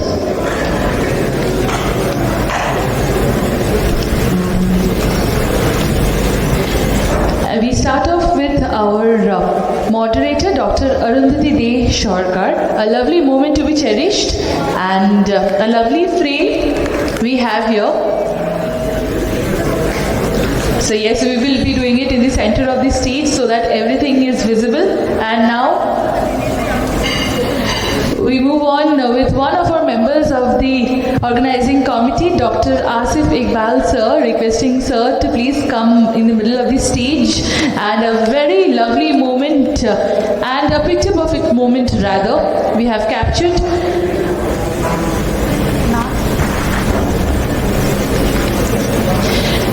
Now may I request Dr. Kishaloy Karan sir to please come up and receive this lovely capture that we have captured here for this moment. Now may I request Dr. Judajit Shin Gupta sir to please come up and receive this memento for joining and sharing some very special time with us. And as ma'am has like Dr. Mukti Mukherjee ma'am have already received a single, so ma'am will be receiving a group panel picture or capture. So here we are with the panelist, and thank you so much sir for doing the honors. Thank you so much. And now we move on to the next subject, that is medical oncology. And here also we have two cases. Case number 1, immuno-related side effects. And for this topic, may I request moderators to please come up on stage. May I request the presence of Dr. P.N. Mahapatra sir to please come up on stage, one of the organizing committee members of Onco Critical Care Summit. This is that we are here. Director Medical Oncology and Apollo Cancer Center, Kolkata Apollo Hospital. May I request sir to have your seat. And for this particular segment, we will be having a case presenter. May I request the presence of Dr. Barnini Ghosh, DRNB, PDT, Medical Oncology, Apollo Multispeciality Hospitals Limited, to please join the moderator panel.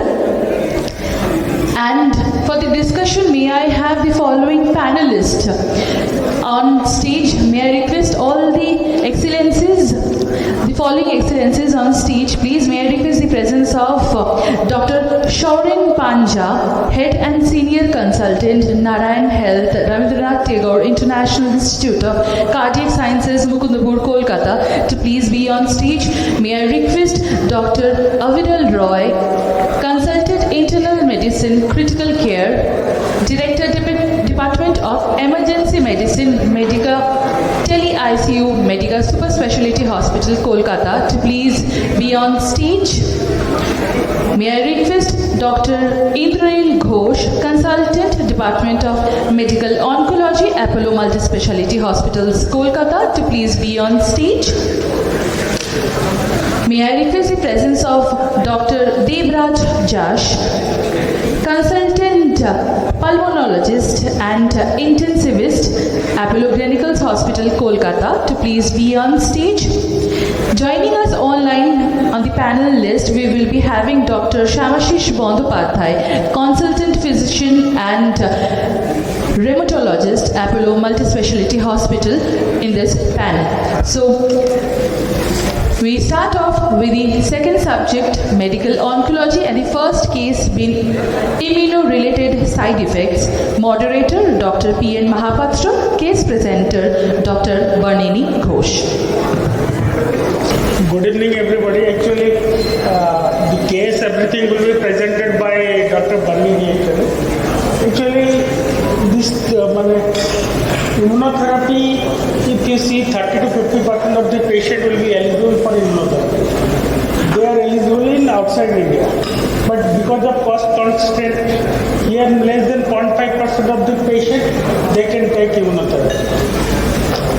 With time, more patients will be taking immunotherapy and will be revisiting actually the medicine days of autoimmunity. Will be just it's just a informal, not very big questions actually. Maybe Indranil and Jadnila will tell you in a better way about the management of the immunotherapy complications. But we will have the critical care ideas actually, because if someday CAR therapy comes, there will be interleukin, there will be storm of then how to manage those actually. And actually immunotherapy complications, it is seen if you admit them in ICU, they do better than, because immunotherapy will be involved hematologist, neurologist, gastroenterologist, pulmonologist, critical care, everyone will be hematologist. So we'll start with Dr. Bandini and I will be little interfering with the questions. Good afternoon, my respected teachers and my dear colleagues. So today our panel discussion is on the immune-related side effects. Already Dr. Mahapatra has given a brief introduction about this topic. So I want to thank the organizers and Dr. P.N Mahapatra sir for giving me the opportunity to participate in this program. So without wasting my time, I'll be starting with the first slide. Now, what is immunotherapy? Now, immunotherapy is a type of treatment which boosts the patient's own immune system to fight against cancer. Now, we all know that the cancer cells evade the body's immune system and the cytotoxic T cells by several mechanisms, and immune checkpoint inhibitors are the antibodies which are created to block important regulatory signals which suppress the immune responses. By doing so, they counteract the immune suppression in the tumor microenvironment and allow the tumor-reactive T cells to generate a potent anti-cancer response. Now, the FDA-approved immune checkpoint inhibitors include anti-PD-1 antibodies, anti-PD-L1 and anti-CTLA-4 antibodies.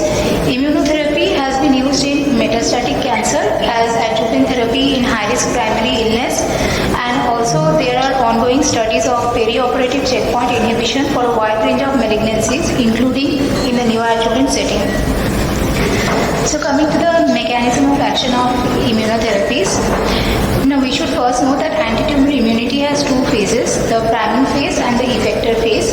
In the priming phase, the tumor antigens are presented to the T cells via antigen-presenting cells like the dendritic cells, and the specificity of T cell activation is dependent upon the recognition of these tumor antigens. In the effector phase, these primed T cells recognize the tumor antigens presented by the MHCs expressed by the tumor cells, and this MHC and T cell receptor interaction provides the first signal for T cell activation. Co-stimulatory signals are also required for T cell activation, and this is provided by the co-stimulatory molecules CD80 and CD86 on the surface of the antigen presenting cells, which attach to the CD28 receptors on the T cells. Upon T cell activation, a negative feedback mechanism is required to prevent the overstimulation of self-reactivity, which is done by the CTLA4 receptor expressed on the T cell, which binds to the CD80 and 86 receptors with higher affinity than the CD28 receptor, thus blocking the T cell activation. Also, once T cells are activated, the PD-1 receptors are upregulated on the T cells and interact with the PD-L1 and 2 receptors on the cancer cells, which gives a negative signal to the affected T cells, inhibiting their cytotoxic functions. Thus, CTLA4 and PD-1 provide a negative feedback mechanism for T cell activation, and these two receptors are usually highly expressed on the intratumoral T cells, which contribute significantly to the overall inhibition of anti-tumor T cells. Hence, the immune checkpoint inhibitors, by blocking the CTLA4 receptors and the PD-1 and the PD-L1 receptors, prevent the evasion of the immune system by the cancer cells. So now I will start with the first case of today, which is a 74-year-old male with an ECOG PS2, a retired government servant and a former smoker with 35 years of smoking history, smoking 1 1 pack per day for 35 years, who initially presented with dyspnea, cough and rib pain. There is no history of hemoptysis or fever. The patient had quit smoking 10 years back. He has the comorbidities of diabetes mellitus and hypertension. The patient had suffered once from COVID-19 infection, was fully vaccinated. There was no history of pulmonary tuberculosis or any family history of malignancy. There was also no previous history of hospitalization for shortness of breath. And the investigations which were done, at first the chest X-ray was done which revealed right upper lobe of lung mass, and a PET scan was done subsequently which showed a mass in the right upper lobe of lung along with mediastinal and hilar lymphadenopathy and multiple bone and liver lesions. MRI brain showed no evidence of metastasis. Now the biopsy of the right lung mass was suggestive of small round cell tumor. The IHC was positive for cytokeratin, chromogranin and synaptophysin, and the Ki-67 level was 80%. So the patient was diagnosed with extensive stage small cell lung cancer, and thereafter the patient was started on atezolizumab plus carboplatin plus etoposide, followed by maintenance atezolizumab for 2 cycles. Thereafter, he was admitted to the hospital with dyspnea, dry cough and new onset oxygen requirement after 2 cycles of maintenance atezolizumab therapy. The CT scan chest, which was done at that time, revealed bilateral ground glass opacities with dense patchy opacities on the right side of the lung. So this was our first case for today. Now I would like to hand over the mic to Dr. P.N Mahapatra sir to moderate the discussion. I think this question will be for Debraj actually. This patient comes to the emergency actually, and actually what happens in emergency, they will admit under you because of respiratory problem. And how will be your approach?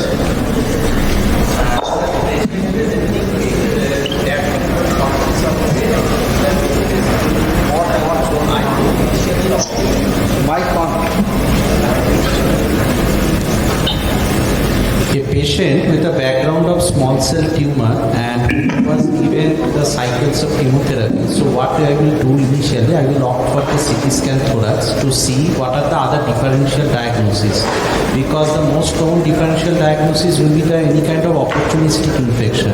That may be bacterial, that may be viral, that may be fungal. So we will search for any kind of opportunistic infection present or not, and also then we will go for other differential diagnosis, and initially we will give the symptomatic treatment, and obviously once the patient stabilizes we will go for bronchoscopy and bronchoalveolar lavage, predominantly to rule out other causes of infection, and if the condition of the patient permits, then we will do the transbronchial lung biopsy. I will do the same question to Dr. Ibrahim. This patient actually you are following the patient, actually the patient gets admitted on the what will you approach? Yeah, as he rightly pointed out, that infection is one of the first possibility, and immune checkpoint inhibitor induced pneumonitis is one possibility, but we need to cover other possibilities. So we start empirical treatment for common infections and start looking for the infections, if most likely, if possible, by a bronchoalveolar lavage after stabilizing the patient. What about steroids actually? Whether we start immediately if the suspected is an immuno-related complication?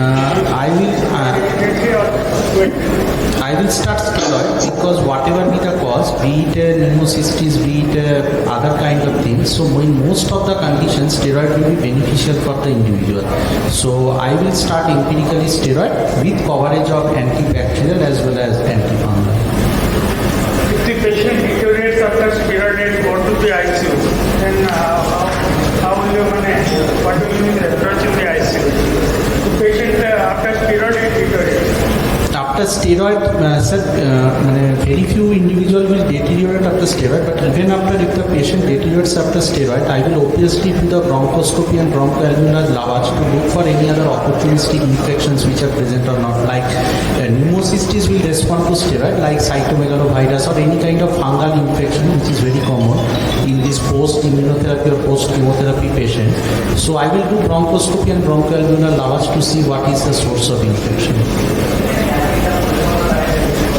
This is actually bronchoscopy, bronchoalveolar lavage, timing will getting the results will be take time.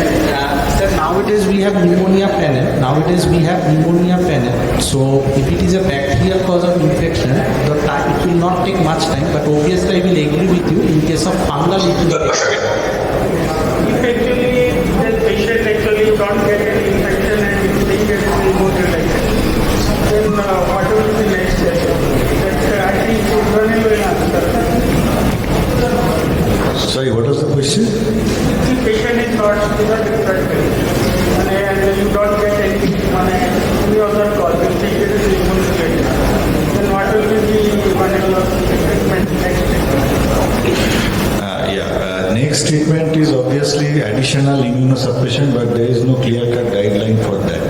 So suppose you have excluded other infection and the patient is not responding to steroid, then you have option of giving other immunosuppression like IVIG, which is relatively safe, considering that it doesn't cause much immunosuppression. Also, other things like mycophenolate, mofetil, etc. They are options. Infliximab. Dr. Sepsis is there. Yes, sir. Anybody else? Sir, you can hear me? Yes, sir. Can you give us any idea about infliximab? Because we have not used a lot of stuff. If somebody uses infliximab or mycophenolate, mofetil, those side effects, those things. I think as Dr. Josh was saying, that we need to quickly do a bronchoscopy, and nowadays we have got the biofire or the pneumoslide, and we can quickly identify any significant bacterial infection there, as well as by gene expert, mycobacterium, and PCP also can be done very quickly by Silverstein. So once the infection is taken care of and excluded, then if the steroid fails, then the option would be also considering other immunosuppressant, and infliximab has been tried with significant success in such conditions. The infliximab dose in such condition is 3 milligram per kilogram, generally as infusion over 4 to 6 hours with pre-medication, and often it does the remarkable work. I agree with Indranil sir that IVIG is an option, but my experience so far, albeit very small, often tells me that there is concomitant renal impairment which makes giving IVIG a problem. So infliximab has been and successfully been tried. Problem with mycophenolate or cyclosporine is that they are slowly acting medications, so also cyclophosphamide. So if we don't have time, often in such cases we don't have time, then infliximab will be the right option. Thank you, sir. What will be the critical care approach if the patient get transferred to the ICU actually? What will be the critical care approach? This patient get transferred to the ICU. So, thank you. So the very fact that somebody like this is getting admitted to the ICU mean they would already be in what would call stage 3 or stage 4 pneumonitis. So of course you would have to immediately stop the offending agent, in which case it would be azithromycin. High dose steroids of course. You would need to start some sort of immunosuppression, and again again, as Dr. Jayash was saying, this is India. A lot of the studies that have been done on this drug are done in the Western world. Their infection control is significantly stronger. They have single room ICUs, single room isolation. That is not necessarily available in India. So you are giving a lot of immune suppression to a patient who's potentially got a bacterial infection with a concomitant pneumonitis. So infection control will have to be of paramount importance in this case. I think that is something that is very important over here. I will ask Dr. Devlina actually, when giving immunotherapy, what are the tests you do actually before checking the patient is fit for immunotherapy or not? What are the tests you do? So apart from the routine investigations which ranges from the routine hematology profile and the biochemical profile, we check for the end organ, we check for various organ functions. Say immunotherapy is known to cause fluctuations in the thyroid level, hypothyroidism or hyperthyroidism. So a baseline thyroid test is necessary. Then it can cause all sort of kidney problems, liver problems. So a baseline RFT and LFT, which will tell us the baseline liver and kidney function is also necessary. Apart from that, the presence of any hepatitis B, that is also important, so that we screen before starting patient on immunotherapy. So the management has already been discussed by the eminent panelists. So I'll just briefly go through what should be done, the basic minimum investigations which need to be done. The routine blood tests, ESR, CRP, procalcitonin, blood, urine and sputum culture sensitivity testing, COVID-19 evaluation as per the institutional protocol, a nasal swab and a comprehensive respiratory panel. PFT may be done, CT pulmonary angiogram may be done to rule out pulmonary embolism, bronchoscopy with bronchoalveolar lavage to rule out infective etiology. Now coming to the role of biopsy, when the clinical picture is consistent with pneumonitis, the role of transbronchial biopsy is currently debated but generally not required. However, biopsy may have a role in ruling out lymphangitic spread of the tumor or infection or distinguishing chronic checkpoint inhibitor pneumonitis which appears to have an organizing pneumonia-like appearance. The decision to proceed with biopsy should be taken after careful risk-benefit analysis with the optimal technique, number, size and location of biopsies depending upon the suspected diagnosis, the anatomic distribution of the disease process and the availability of interventional pulmonologists. So, Dr. Mahapatra, I would request you to... I think we have discussed this, what are the differential diagnoses. Dr. Joss, if you see this CT, what will your differential diagnosis? What level of suspicious do you have? Do you, any patient, do you have the... Sir, it is a diagnosis of exclusion. So I will not suspect initially immunotherapy associated pneumonitis. So it is a diagnosis of exclusion after excluding all the infection and all those things which we discussed earlier.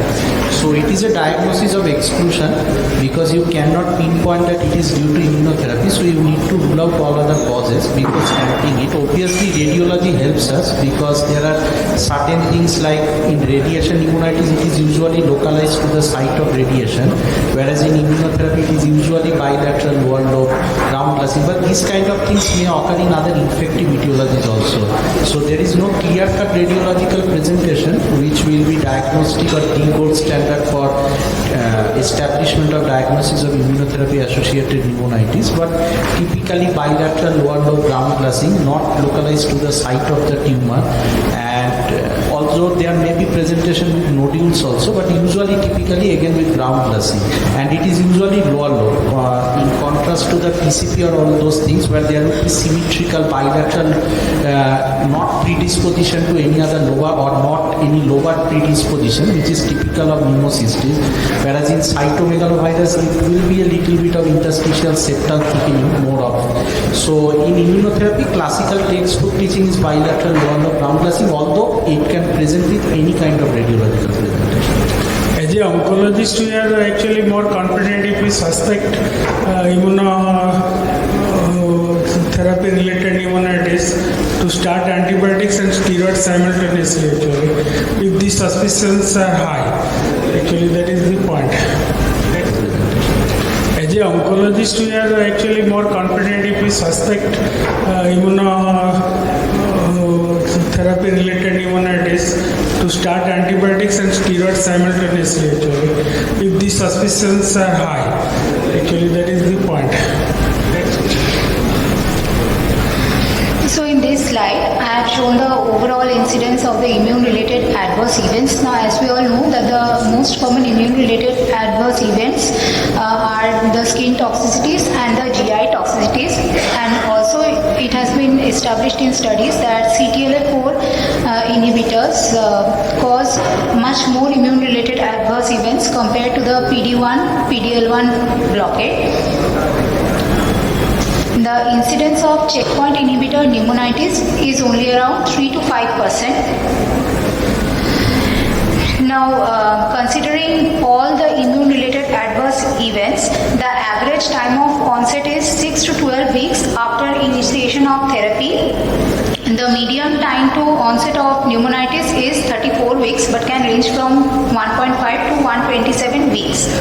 However, any of these adverse events can occur within days of the first dose, after several months of treatment, and even after discontinuation of immunotherapy. Checkpoint inhibitor pneumonitis is an uncommon but potentially serious toxicity, and newer data suggests that approximately 2% of the patients with NSCLC or melanoma with immune-related toxicity experience chronic pneumonitis, which persists despite immunotherapy discontinuation and may not resolve even after more than 3 months of corticosteroids. In a large multi-center retrospective analysis, pneumonitis was reported both in former or current smokers and also in never smokers, and we see that the percentage in never smokers is also quite high, around 44%. Recent evidence also demonstrated no significant difference in the rates of pneumonitis in patients receiving thoracic radiotherapy and checkpoint inhibitors. Now, common findings which we get on CT chest, as mentioned by Dr. Josh, ground glass opacities or patchy-nodular infiltrates, predominantly in the lower lobes. Now, what are the 5 radiologic subtypes of pneumonitis? Chronic obstructive pneumonia like ground glass opacities, hypersensitivity type, interstitial type, and pneumonitis NOS. So the important bit is, this has already been discussed by the panelists, that the diagnosis of checkpoint inhibitor pneumonitis is mainly one of exclusion. So coming to the management part, this has also been already discussed. So coming to the basic principles of management, a high index of suspicion I think Dr. Indranil will tell the basic principles how we manage the immune-related side effects. What are the basic principles for management?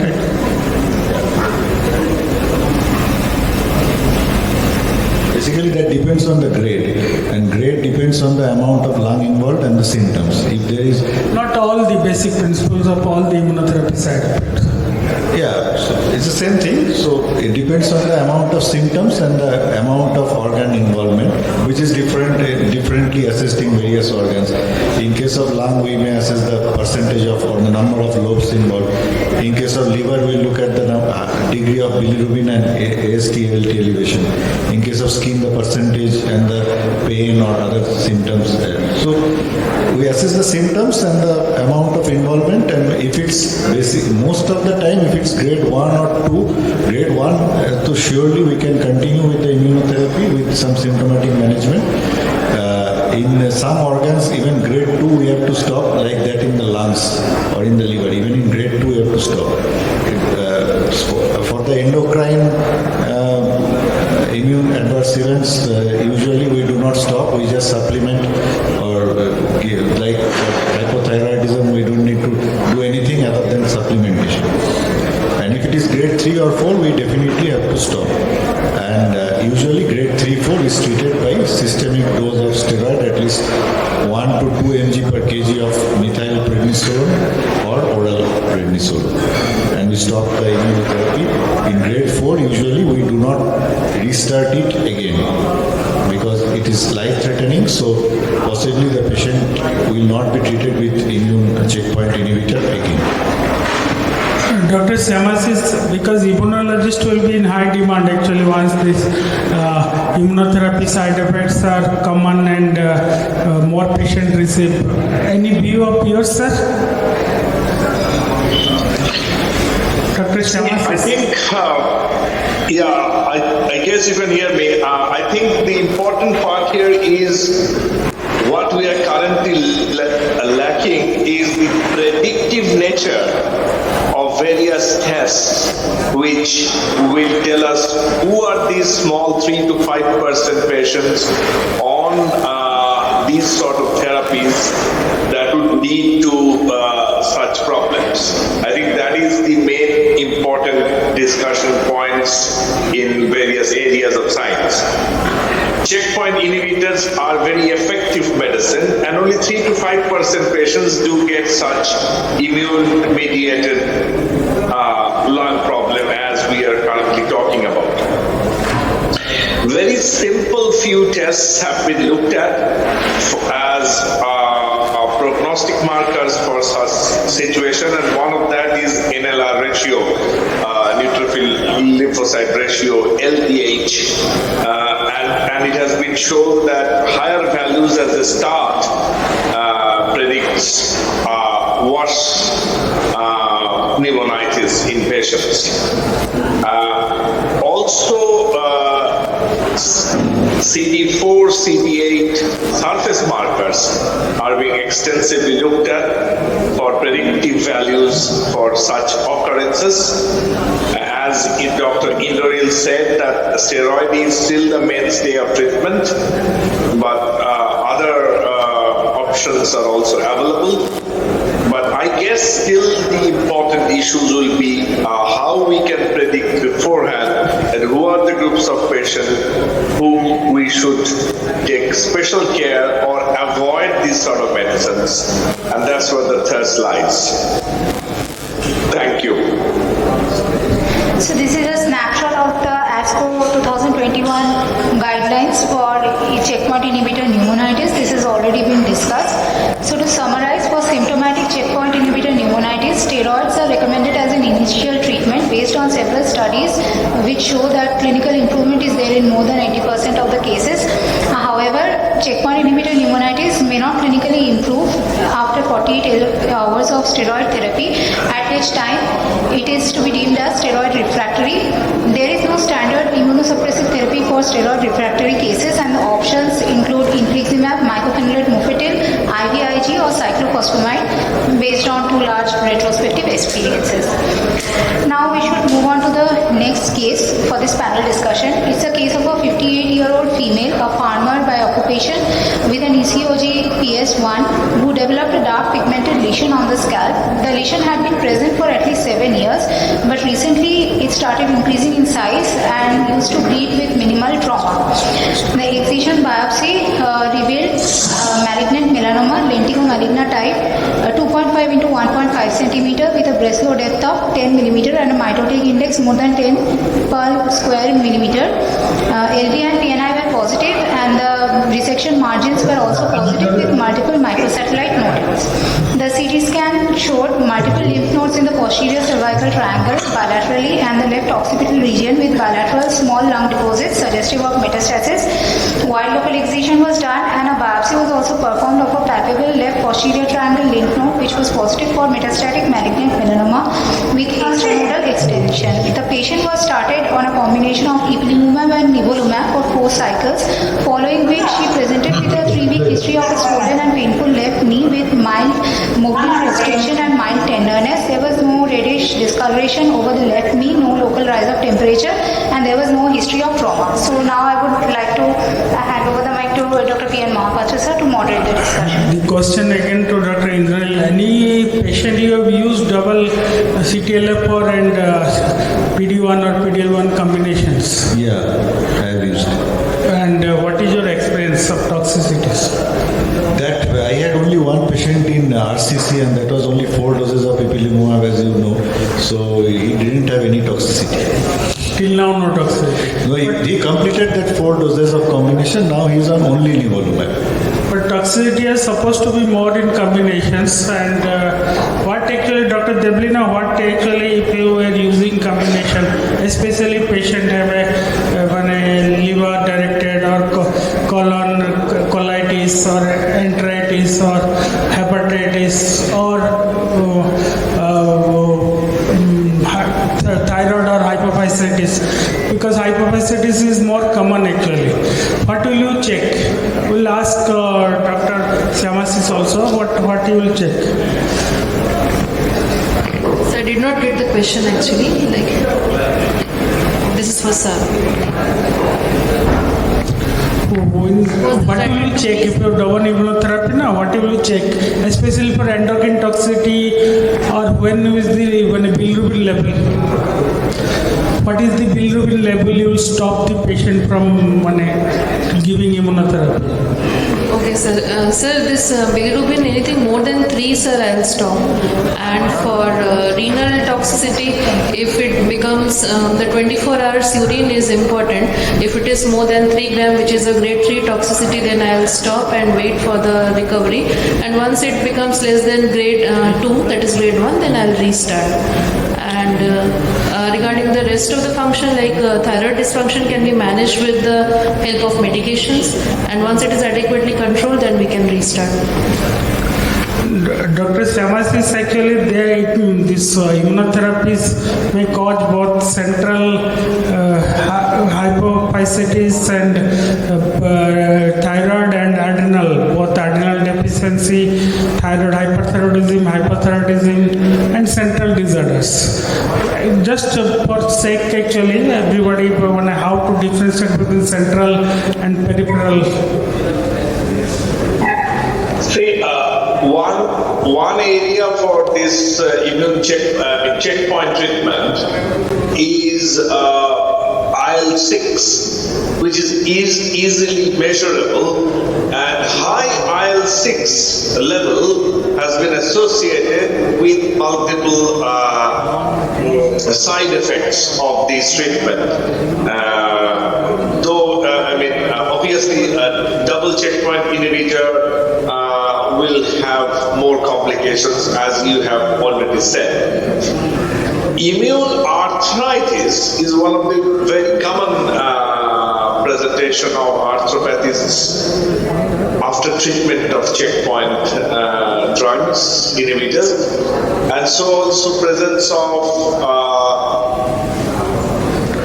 fever, which is not infection related, but often related to secondary hypoadrenalism because of pituitary problems.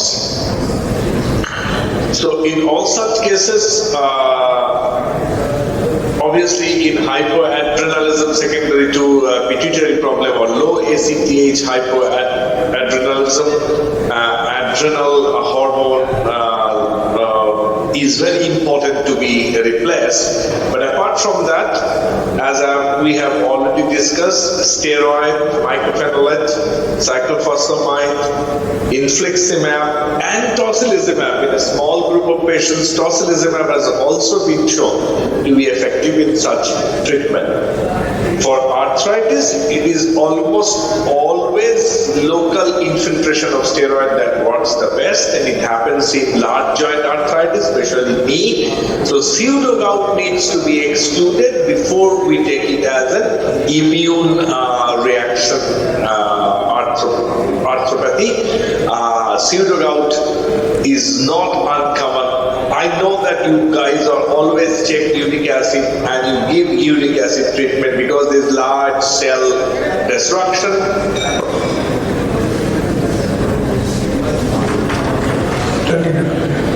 To remember. Thank you.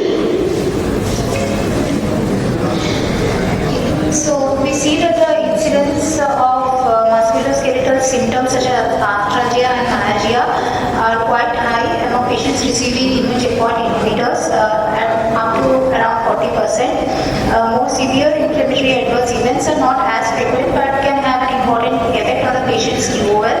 The most common musculoskeletal and rheumatic immune-related adverse events are arthritis, polymyalgia like syndromes and myositis, and this can offer more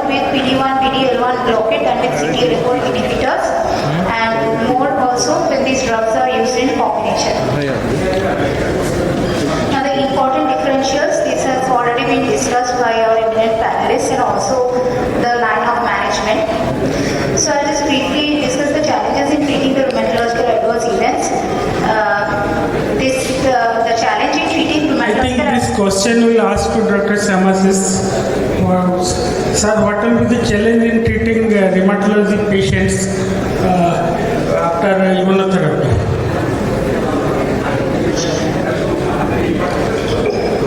Sir, the challenges are, as I have already, not me personally, but all of the panelists have touched upon, is that you have got a patient who has got a primary malignancy. You have got a patient who has been treated with the medicine, and then possibly the arthropathies associated could be just simply malignance-driven arthropathy or paraneoplastic type arthropathy or immune checkpoint drug-mediated arthropathy.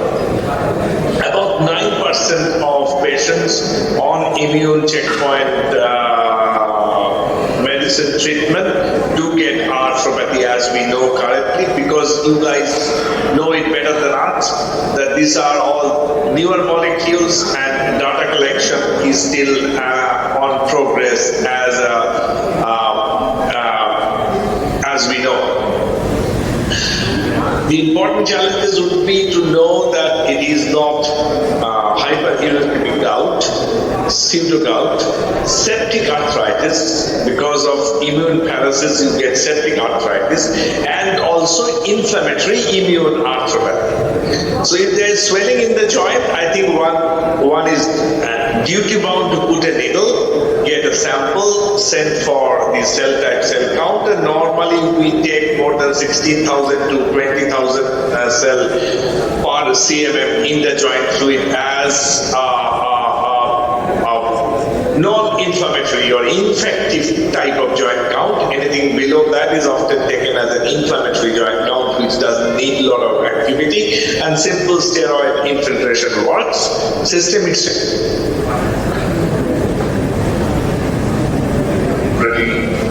discussed. Methotrexate per se does not work here very well because these are the channels which are separate from the methotrexate channels. So mycophenolate, cyclophosphamide, tocilizumab, infliximab, these type of medicines, apart from steroid, is the current option. Thank you. So all this has already been discussed that the most common immune-related adverse events include skin rash and colitis, and apart from that also fatigue, headache, lethargy, hepatitis, infusion-related reactions and endocrinopathies are also common, and less than 5% cases show pneumonitis, anemia, arthritis and neurologic toxicities. Now here is a brief description of the various types of presentations of the immune-related adverse events. The principle of management, it has already been discussed, is that to establish the diagnosis of immune-related adverse events is the diagnosis of exclusion, and we need to rule out the other causes. For grade 1 cases, we can continue the immunotherapy and give hormone replacement for hypothyroidism and symptomatic management for other cases. For grade 2 pneumonitis, nephritis, colitis and hypophysitis or any grade 3 adverse events, we may hold the immunotherapy and administer steroids and resume immunotherapy once the toxicity is resolved to less than equal to grade 1. However, if there is no improvement in such cases, we have to consider discontinuation of the immunotherapy, and for grade 3 or 4 adverse events, we should permanently discontinue immunotherapy and initiate steroid therapy. If no improvement with steroids, then in such cases we need to consider other immunosuppressive therapies. Now management of this, the last slide, management of ongoing corticosteroids for immune-related adverse events. So patients benefiting with corticosteroids should be offered progressive tapering, and once the adverse events resolve to less than equal to grade 1, then we should consider restarting immunotherapy, and if there is no benefit with steroids, then we should consider other immunosuppressive agents. For those patients who are on prolonged treatment with corticosteroids, we should consider administering pneumocystis infection prophylaxis. So that's all for today. Thank you all. I have a last question for critical care actually. How you think the critical care will be prepared? When people must know if there is a immune-related side effect and managing the immune-related side effects. So you're absolutely right, sir. Good history taking. That's what it comes down to. So, like we discussed in the first case, somebody has gotten a zirconumab. I would expect the senior duty to at least figure out that he's recently got it, especially if he's being treated. So, what drug is he on? Because that is the cornerstone of treatment. If you miss that, critical care will never pick it up. Only when the oncologist comes the next day and says, oh, we gave this and that, then this might be it. So it all comes down to basics. Even the treatment and management, long-term steroids, steroid-sparing therapies, if you're going to give long-term steroids, give pneumocystis Carini coverage. It just comes down to good quality history taking, just doing a basic foundational stuff. And people working under you must be aware of the immune-related side effects.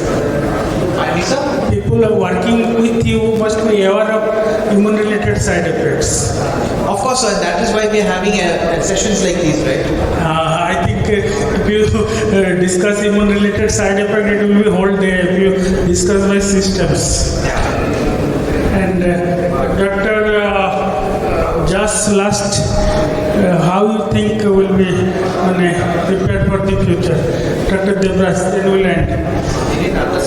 How you think in intensive care people will be involved in immune-related side effect management? It's a diagnostic solution. So you need to rule out again regarding the pulmonary aspect. You need to rule out other causes of infection. As you pointed out in your PowerPoint presentation also, the incidence is only 3 to 5%. So we should concentrate about the 95 to 97% of the causes. That is again infection. Also organization pneumonia doesn't is due to the immune checkpoint inhibitor. There are other natural causes of organization pneumonia. Some of them chemotherapy treatments also, which are much more common. So we need to go for the other cancer diagnosis, and if we need to, and in most of the cases again, steroid treatment of drugs along with the, if we cover the other antibiotics or opportunities. So again we emphasize that we need to rule out infection. And you heard from Dr. Suresh actually our DMS always wanted to immunotherapy, some ICU for immunotherapy, and you heard from you, sir.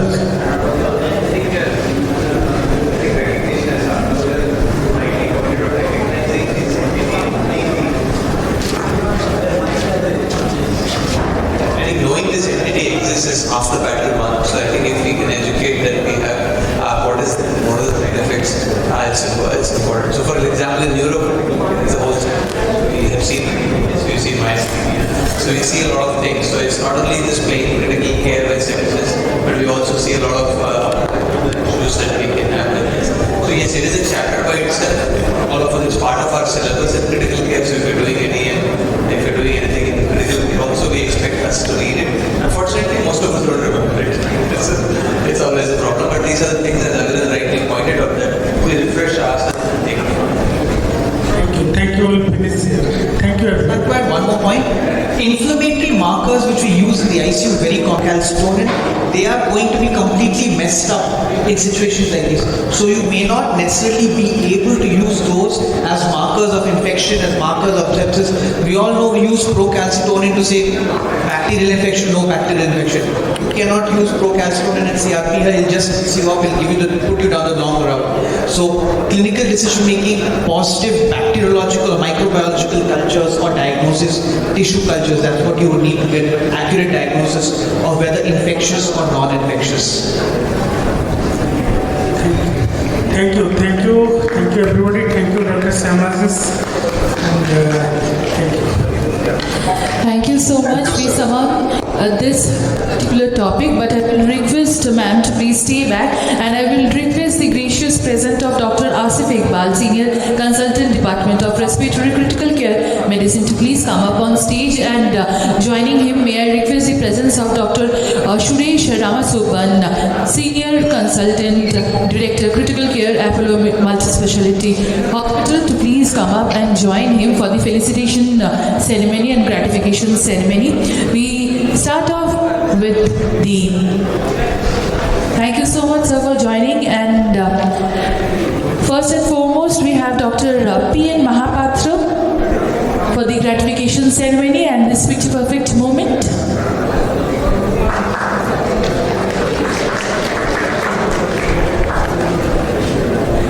Now may I request Dr. Barnini Ghosh to please join the gratification ceremony.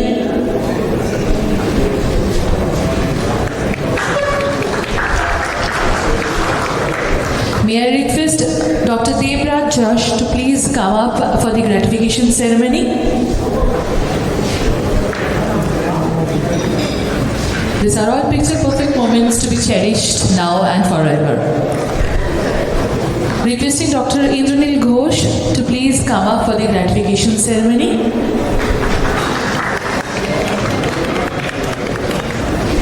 Requesting Dr. Abhiral Roy to please join the ceremony and be a part of this picture perfect moment.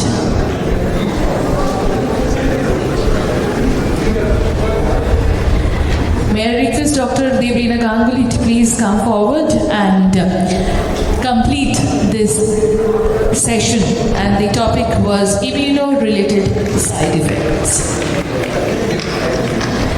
Thank you so much. Thank you to the moderator and the panelists for covering this topic so well. Now we move forward with the same subject, that is medical oncology, and the topic now, the second case being febrile neutropenia.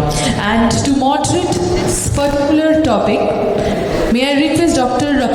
Suresh Ramasubban, Senior Consultant Director Clinical Care, Apollo Multispeciality Hospital, to please be on the moderator panel. And for this particular case, the case presenter will be Dr. Shamini Bhanja, DRNB, PDT Medical Oncology, Apollo Multispeciality Hospital Limited, to please join the stage. Thank you so very much, and may I have the excellencies on the panelists.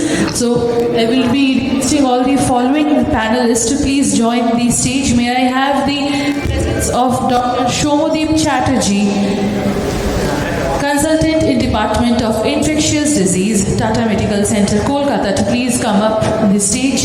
May I request Dr.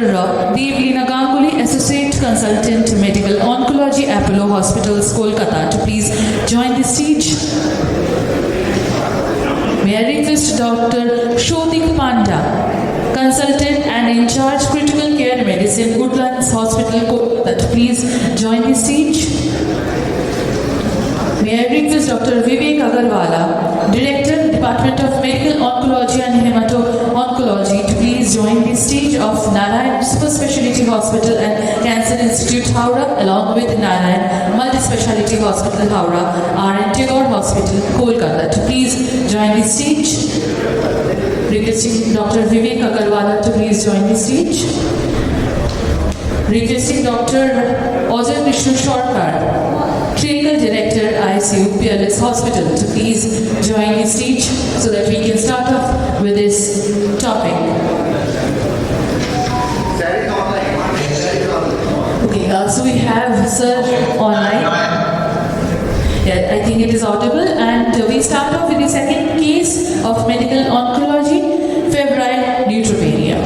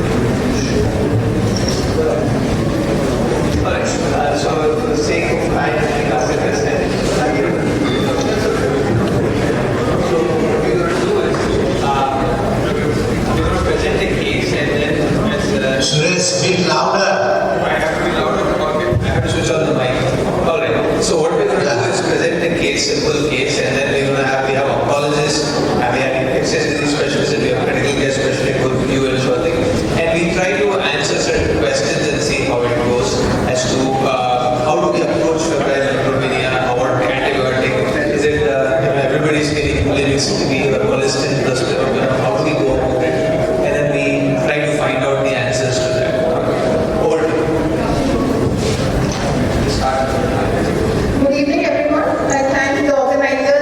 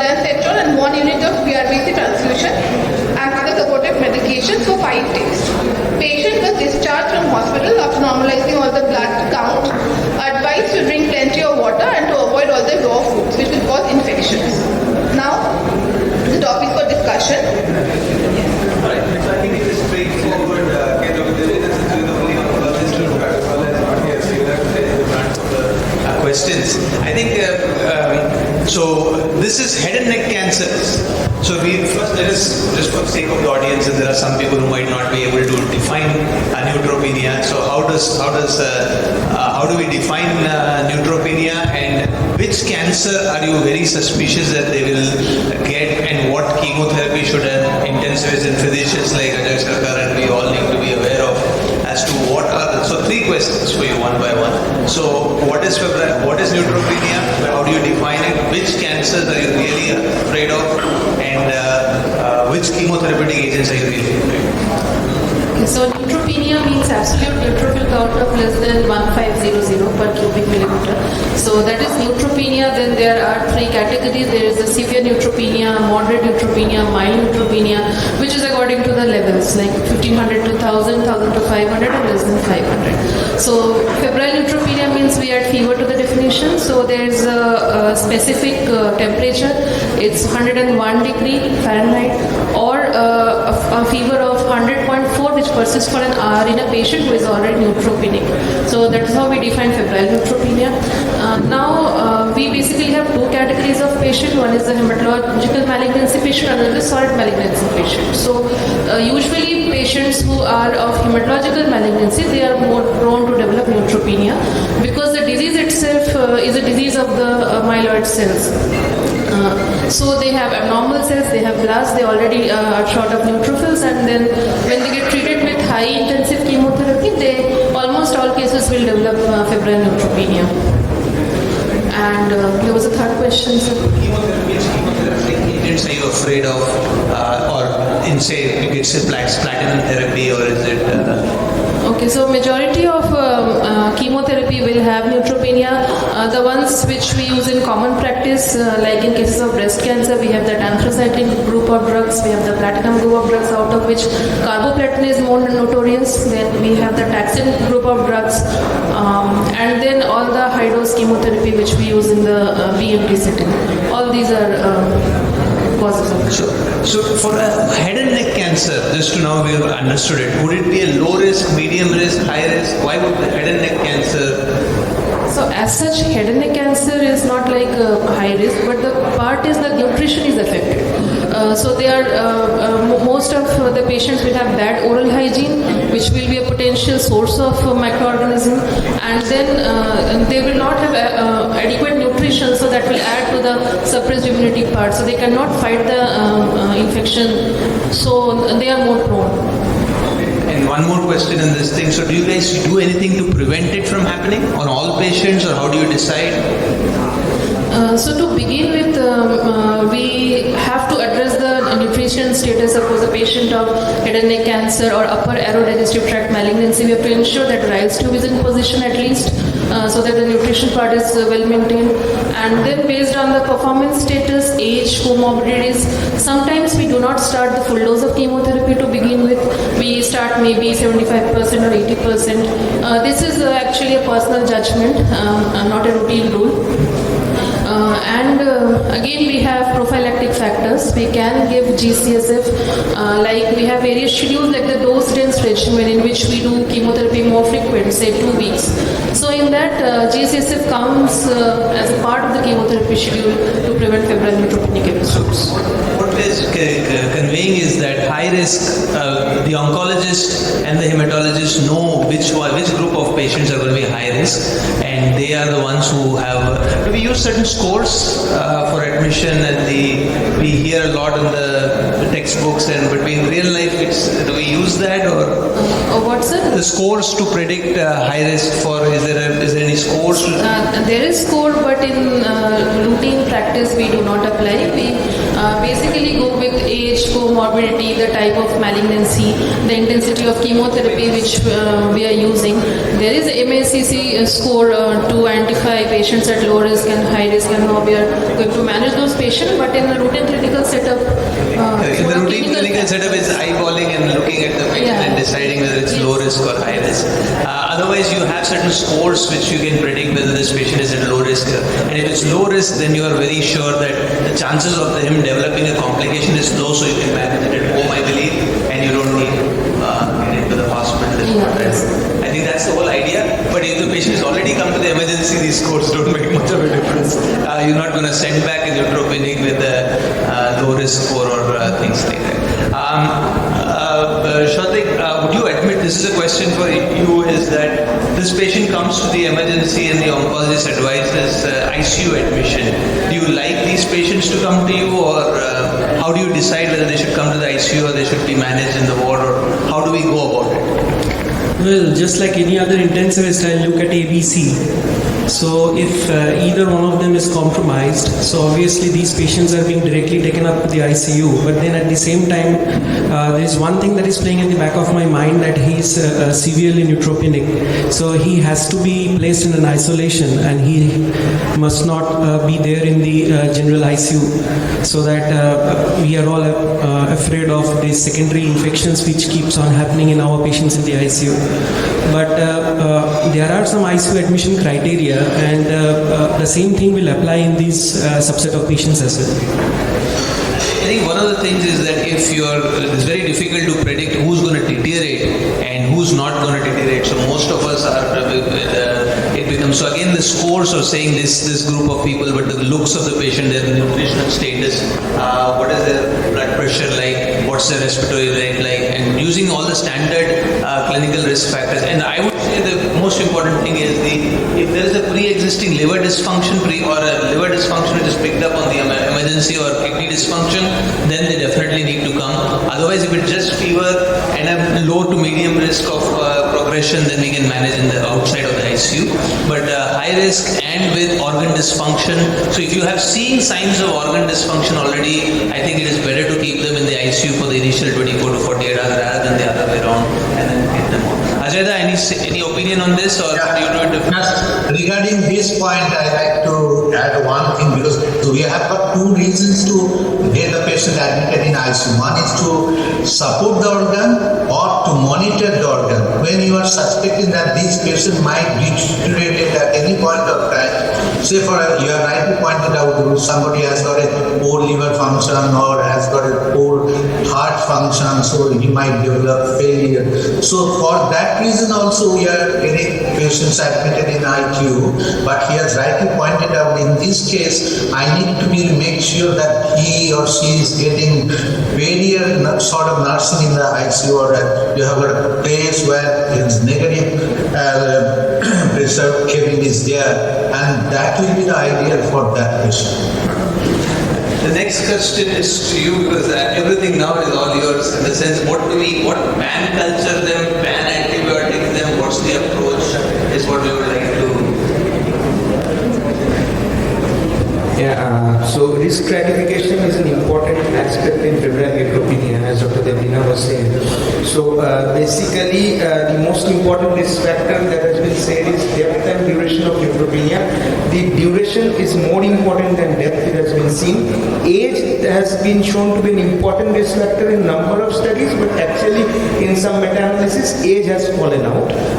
Rather, we depend upon depth, duration of neutropenia, to some extent on depth, to comorbidities, to pre-existing organ dysfunction like hepatic dysfunction, raised creatinine, the type of disease, if it is hematological malignancy, whether the disease is in remission or not. So all this actually account the risk stratification. Rather than the previously used MASCC scores, these things come to our mind now. So one approach will not fit all, definitely. Now, so what do we do? There can be two approaches. One is an escalation approach, all out and then you de-escalation, or other is the gradual escalation approach. So if the patient has risk factors and has a previous history of colonization or infection by a resistant bug, it is better to start with a broad spectrum antibiotic cover. It may be combination depending upon the local antibiogram of the hospital. And then you review after 48 to 72 hours. In such a case, if the patient has landed up to you in organ dysfunction or sepsis and the patient is improving with the empiric antibiotic therapy, you do not need to change. You continue with the same unless you have a positive culture or a definite source of infection, then you direct according to the organism or according to the PKPD of the site of infection. If you are going by an approach of all escalation because you have the patient has risk factor, otherwise the patient is stable, at 72 hours you find the patient remains stable, then you have to clinically look forward to whether the patient is infected or not. If you do not find any infection, there is definite guidelines which direct to de-escalation and narrower spectrum of antibiotic and search for source of infection that is causing this fever, which may be non-infectious as well. When you are going for a gradual escalation approach, your patient is stable with no other risk factor, no history of previous resistant bug infection or colonization, then you have a look at 48 to 72 hours. If your patient is not worsening, you take forward further. If you are looking at 3 to 4 days later and the patient persists to have, continues to have febrile neutropenia, you need to have definite biomarkers for fungal infection sent out according to imaging, and you decide on an empirical or a preemptive antifungal therapy. Now studies have shown that preemptive antifungal therapy actually reduces the cost of antifungals and the use of antifungals with no worsening outcome of mortality. Yeah. So we definitely look at 72 and 42 hours, and there is no definite one single test to diagnose the cause of febrile neutropenia in these patients. I'll just go back a little bit and ask you how do you set cultures, where all do you set cultures from? Do you believe in setting So basically, in a febrile neutropenia patients, you have after clinical assessment, you have to start antibiotics at the earliest, just as you do in sepsis, and for that you need to send blood cultures. They say that 2 sets of blood cultures have to be drawn. We generally do not send anaerobic blood cultures because of logistic issues and availability of resources. So the blood culture is said to be paired if the patient has a central line. They say that you take cultures from each lumen of the line in the guidelines, ECL guideline and all. But at least we do one culture from the central line and one from periphery. If there is no line, then you take from 2 separate venipuncture cells. They said you set 2 sets of blood cultures, and that is the culture that you send. Otherwise, if you find that the patient has urinary symptoms, you send an urine culture. You may not get anything in the routine urine because the patient doesn't have neutrophil, so the pus cells may not be there. So if the patient has CNS sign, you do appropriate imaging and go for lumbar puncture, and you can go for chest X-ray or other imaging modalities if there is a respiratory tract localization. As far as procal is concerned, the sensitivity, specificity is not great. It is somewhere around 77% to 79% sensitive and specific. So for static antibiotic therapy in a febrile neutropenic patient, I would not go for procalcitonin. So I think the message is very beautifully illustrated. It's blood cultures and then symptom-based cultures from different organs. So if you don't have a respiratory symptom, don't send a symptom, it will go as and so the other thing is, as you mentioned, to take a history of whether previous antibiotics, how high risk before we start antibiotics. So I think any difference in the ICU when you start testing and managing if the patient comes directly to the ICU, say in septic shock or organ dysfunction, maybe a little approach is different for you? No, it remains all the same. We take in relevant cultures, and after that we start the broad spectrum antibiotic as soon as possible, and thereafter we narrow down the spectrum as soon as we get the initial culture reports. And fluid resuscitation goes on simultaneously. We keep doing the serial ABGs and check the lactates and the acidosis level and all. The same way we resuscitate the other septic patients. So standard sepsis would come, and only thing I think the important thing to mention is that anytime you have a suspicion that the patient is septic, he can be septic. So in neutropenics, you don't have a time to think whether he may or may not be septic. And Ajay, any opinion how fast you want to give the antibiotics in these people, and what would be your choice in say in this patient that we presented, head and neck cancer with radiation to the neck, neutropenic, what would you know previous hospitalization, just chemotherapy, hospitalization? I think the antibiotics should be started as soon as possible. There is no, previously we used to say 1 hour, 3 hours. Now it's not any, I don't think any number is important. I find that if you can take the blood immediately and start antibiotic, fine. If you don't get the blood for some reasons, then you start antibiotic. Don't wait for the culture. That should be in the case of septic patient, and that applies also for neutropenic patient as well. So antibiotic, and obviously it should be broad spectrum depending on your surveillance data. If you do have regular surveillance of your microbiological parameters, then you choose your antibiotic. It should not be any fixed protocol, and that is what we are practicing in our hospital. So another quick question before we move on a little bit. See, I think one of the messages is we all say what antibiotics to start, but I would phrase the question to you differently and say what bacteria do you want to cover and what resistant pathogens are we seeing? That's a better way of, and then adding the antibiotic.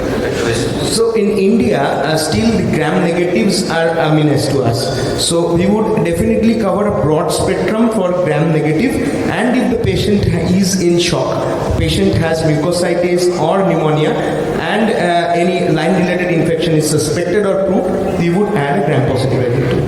And when you say gram negative coverage, would you just use third generation, fourth generation cephalosporin? Would you use a carbapenem level 1, 2, or would you just go knowing that in our country CREs are so much? Would you even say? Yeah, so then again it depends upon the hospital epidemiology, but across Kolkata, as far as I know, carbapenem resistance is quite common, and it is around in the tune of 40 to 50%. So if your patient is having organ dysfunction or is in shock, it is preferable that you start a treatment of CRE with a combination of a carbapenem and polymyxin or other agents that cover CRE. So you agree on this, or your experience with your oncology coming to ICU, how much is CRE, how much is ESBLs, how much is? If the patient has been there in the hospital for some time, and thereafter I am getting him there in the ICU, and in those cases, definitely while choosing the first antibiotic, and if the patient is in a state of shock, then penems upfront.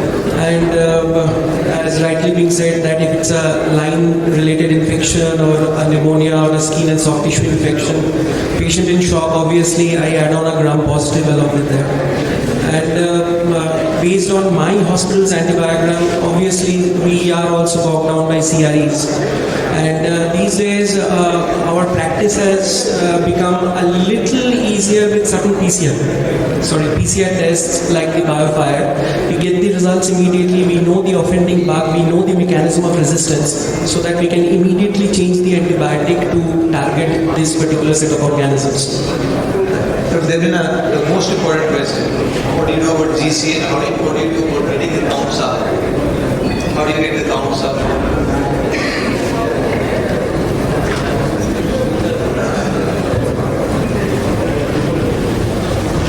So actually it recovers by itself. And GCSF support we keep on giving. It's dosed as 300 micrograms every day, and all we have to do is wait and watch and see that the patient is stable till the way to recovery. Ajay, do you also use a lot of GCSF to get these people up? Or do you just sit tight as everything I say? So this is the option. One is that you give time, most of them will recover. So basically it is said that if your patient has more than 20% chance of developing profound prolonged neutropenia, you use GCSF. Wonderful. So I think the last one point which Ajay, antifungals. When do you use antifungals before we move on to the next case, which is probably where the question will happen? Just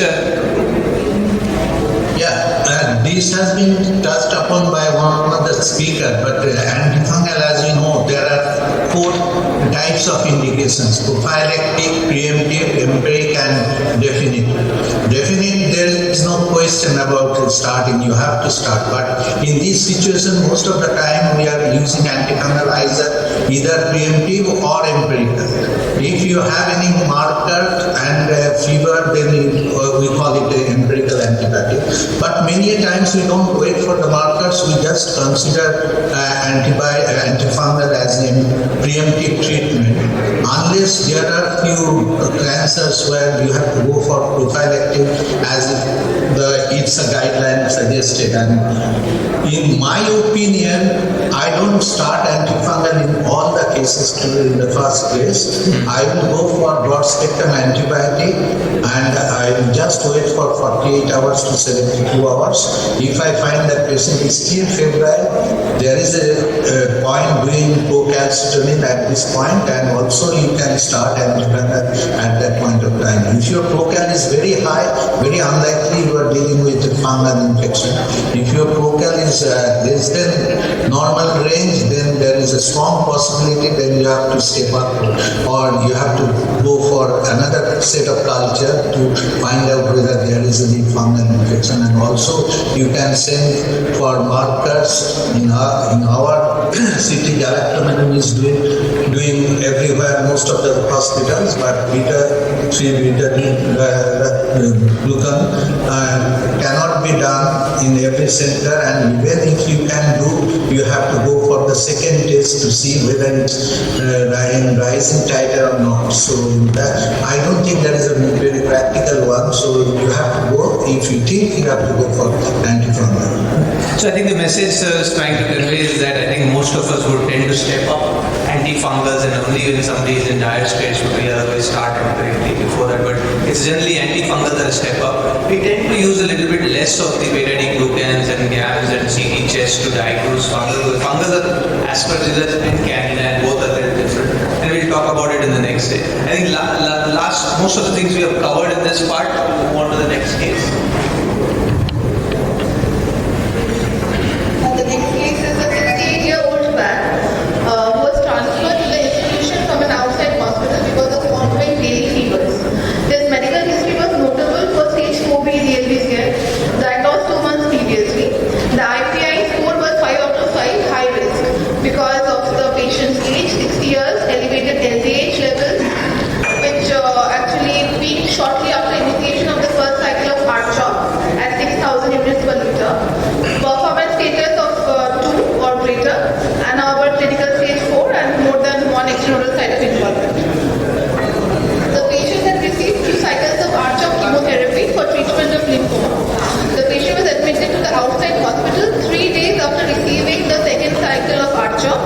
Vital signs were normal with the exception of temperature of 39.4 degrees Celsius. Physical examination findings were remarkable for a 9 into 3 centimeter hematoma on the left upper extremity at the site of IV infiltration from a previous hospitalization, and the healing stage 2 decubitus ulcer. Lab studies revealed the following: hemoglobin 7.4 gram per dl, leukocyte count 0.4 into 9 per liter, platelet count 12 into 9 per liter, alphos raised, creatinine 0.6, LDH 229 units per liter, and normal levels of AST and AST, and total bill. The first cycle was complicated by neutropenia that persisted for 3 weeks. During this prolonged neutropenic period, the patient had an Escherichia coli bloodstream infection, pneumocystic tuberosity pneumonia, and the stage 2 decubitus ulcer.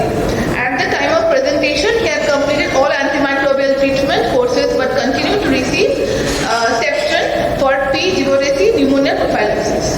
Other medications included omeprazole, prochlorperazine as needed for nausea. His family history was non-contributory.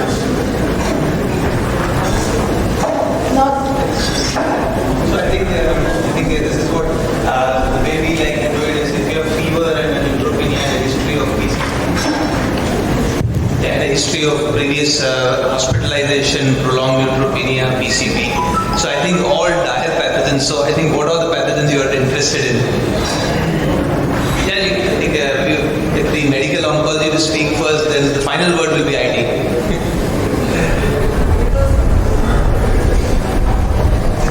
Because this patient has had a previous history of prolonged hospitalization and bad infections, I think this one could be an episode of again hospital-acquired organism only. Gram-negative bacilli like Klebsiella pseudomonas, particularly, I think so. Yeah, that's it. So I think gram-negative, absolutely. Gram-negative. And, keeping in mind about Pseudomonas particularly. So the patient is actually having prolonged neutropenia and an elevated alk phos here. So since prolonged neutropenia is a risk factor for fungal infection and the alk phos is high, LDH is also borderline high, I would think of HAI because the patient had multiple hospital admissions and multiple antibiotic exposure, and start the patient on a broad spectrum antibiotic. But at the same time, I would like to have an imaging and biomarkers for fungal infection sent out. Perfect. I think that's the message that I think we wanted to convey was when you look at a prolonged patient, this is not the first simple straightforward head and neck cancer who had low risk of neutropenia, who got better in 1 day of ICU stay and 4 days in the whole hospital. So this guy is different. And we talked about fungus and we talked about hepatosplenic candidiasis as one of the things, and we're talking about the fact that we talked also earlier also that gram-positive pathogens also become important. He is also immunosuppressed because he's also got the steroids for and the rituximab and the whole. Does that make any difference? What kind of immune dysfunction is happening with him? Yeah, definitely.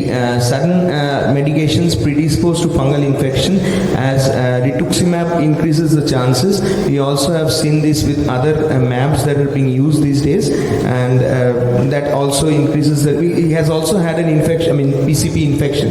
So definitely we will have to keep fungal in mind in this case. Ajayda, what do you think would be main? Would you agree that fungus is a possibility here, or gram-positive, or would you go slow in this one too? I think this is a different patient from the previous one, and certainly in the background of those comorbidities and also having a long stay in a different hospital. So I would also cover both gram-positive and gram-negative in the first place, and he has rightly pointed out probably antifungal because of the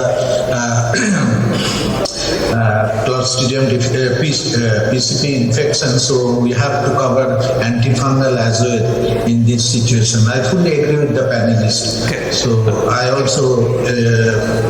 also use all the three coverage in the first place, and then obviously we can de-escalate.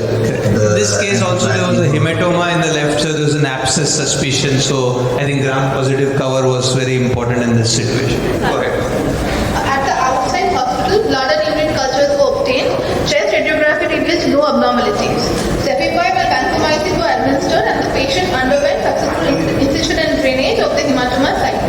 Despite the broad spectrum antimicrobial therapy, the patient remained febrile, and 5 days later he was transferred to the hospital for further evaluation. The infectious evaluation from the outside institution was reviewed. Blood cultures had not yielded any organisms. Pyuria was present, and urine culture grew Candida albicans. Cultures obtained from hematoma also grew C. albicans. So, Sadiq, this is very common in the ICU to grow Candida in the urine. Do you normally react to it? And have we seen a Candida in is it skin or is it a true pathogen? What do you think? Candida in urine, we usually don't react. But having said that, with a background of a febrile neutropenia, definitely we have to react in this particular case. And that's it. So we have to add a broad spectrum antifungal. Now, having said that, if the patient is hemodynamically stable, then probably I'll go with Anazole. And if the patient is in a state of shock, then my choice will be an echinocandin. Okay. So for candiduria, there are 3 indications of treatment in an asymptomatic person. One is neutropenia, one is very low birth weight, and one is for an impending urological procedure. But this patient is both symptomatic and has neutropenia. So probably I would go for a change in catheter, repeat in urine, but will treat the patient as well. Ajayda, what will you treat this with? Just regarding echinocandins, I don't think that is a better choice for urinary tract infection. If you want to give, I think if fluconazole is okay, then we have to go for fluconazole, or even the lipid soluble amphotericin doesn't go through the kidney. So in that situation, the deoxycholate amphotericin B is the drug of choice, or flucytosine. These are the commonly used antifungal for urinary tract infections.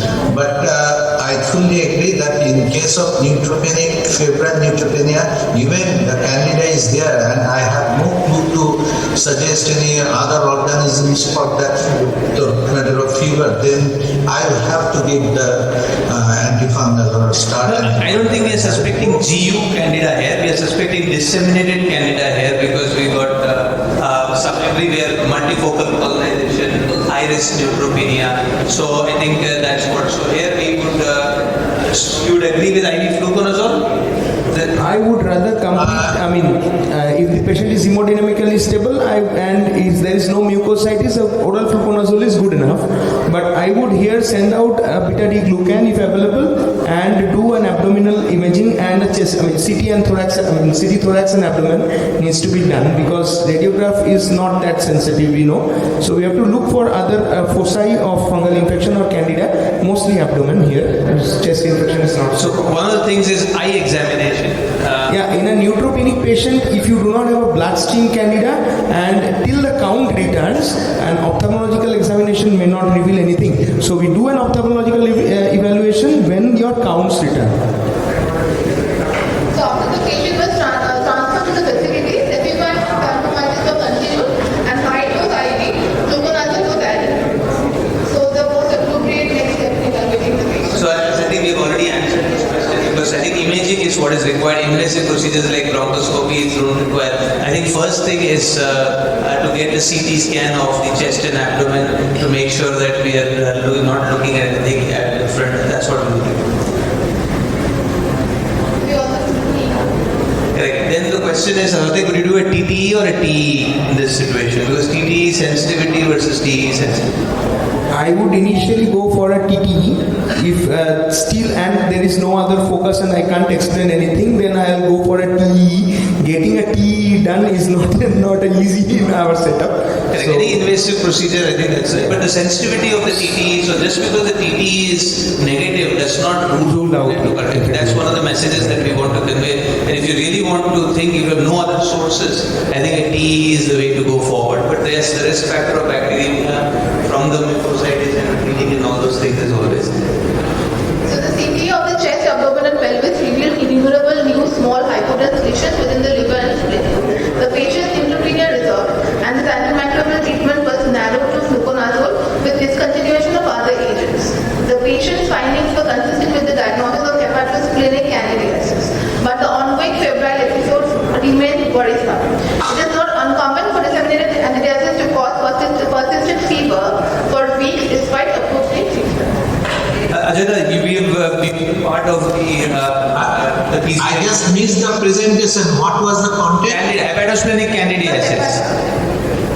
So the liver and spleen are started with hypodense foci, suggestive of hepatitis.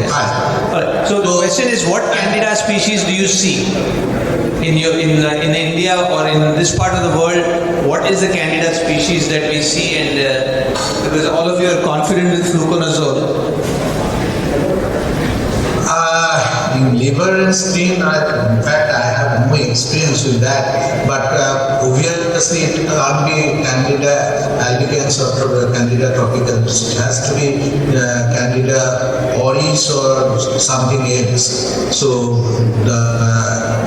I think the study from PGI, which included Calcutta and which included Apollo hospitals, has shown that Candida non-albicans species are high, but it's mainly tropicalis which is there. So 80% of our Candida are still fluconazole sensitive. So it's fair enough when you have a patient who doesn't have the risk factor or is not dying on you to do a fluconazole therapy. And I think that's the message that should go. But it's high dose fluconazole, not a 150 milligram once daily use. I think that is. Parasynopsis? a paracellulosis? Because high dose will need to give high dose of fluconazole. So depending on the species, we would change the antifungals. Yes. So culture from, directed biopsy and culture, the culture may not yield anything. That is one of the dilemma. So what we can do is we can initially, as per recommendations, we start this patient on amphotericin B, and from there we see the improvement. And if we can get any culture positive, we direct accordingly. If otherwise the patient is stable and improving and gaining his counts, we do an echo and the ophthalmological examination and transition him to oral fluconazole. Antifungal needs to be prolonged unless all the lesions resolve. Otherwise, there is a high chance of relapse. So this is an illustrative case where it's oncology, critical care, and infectious disease need to work together. We, because of lack of infectious disease doctors, sometimes act like ID doctors, but I can surely say that we don't have the knowledge or the ability to do it. But yes, we need to learn, and we need to learn ID specialists how to go about it. And I think the diagnosis was well picked up. The fact that it is hepatosplenic candidiasis. But I think that's all I had to convey. If there are any questions from the audience, we would love to have.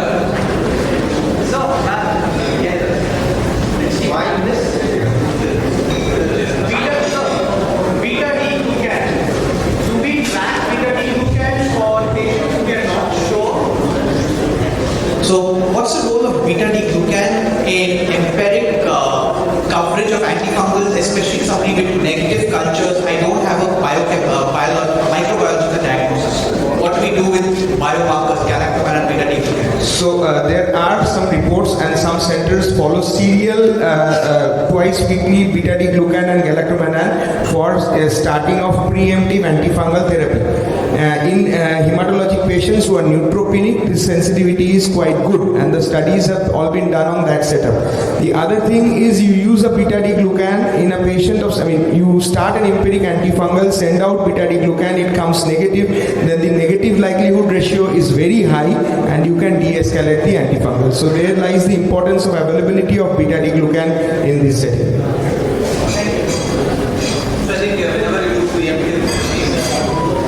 Very much. I would like close if there are no further questions or comments. Just one comment, Suresh. Yeah, please go ahead, Professor. Can I say something? Yeah, please go ahead. Regarding TOE and transthoracic echo, because if you have a septic patient, we don't have any clue where is the source, or febrile patient, we do transthoracic first, and after having an antibiotic course, and if you find that patient is still febrile, then we need to go for another culture, and if you find that culture is still positive, then possibly TOE is must, because in repeat culture, bacterial, we do repeat culture in case of gram positive. In gram negative, there is no indication in the first place unless you are having endocarditis. So that is one of the indirect way of doing TOE, find out what is there. That is my seeding of distant organs is very important, and that's why we need to be aware of this. And this is a good illustrative case to present that, and especially when they recover from neutropenia is when they. And I think the suspicion of infective endocarditis is very important. You need to have clinical examination, clues for infective endocarditis. You need to see your urine for microscopic hematuria. You need to keep your eyes open and the threshold very low for diagnosing infective endocarditis. Otherwise, we miss. We recently had one patient who had enterococcus bloodstream infection, treated, sent home, planned for transplant, persistent fever, came back, had it again, and then echo was done, and we found that patient was having infective endocarditis. Thank you very much for all your kind attention.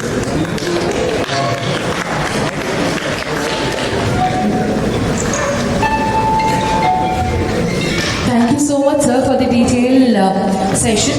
Now, may I request the presence of Dr. Shashwati Sinha and Dr. Mohit Kharbanda, sir, to please come up on the stage for the gratification ceremony. Requesting the gracious presence of Dr. Shashwati Sinha and Dr. Mohit Kharbanda to please come up on stage for the gratification ceremony. And And now I will request sir and ma'am to hand over the mementos. I will request Dr. Suresh Ramasubban sir to please be in the middle of the stage so that we can have a picture perfect moment, sir. Requesting Dr. Suresh Ramasubban sir to please be in the center of the stage so that we can complete the gratification ceremony for wonderfully moderating this topic and this subject. What a picture perfect moment we have.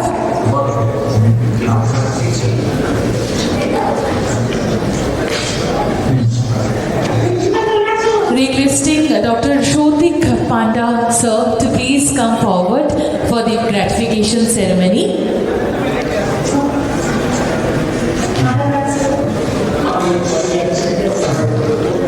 Picture perfect moment. Requesting Dr. Shomadip Chatterjee to please come up for the gratification ceremony.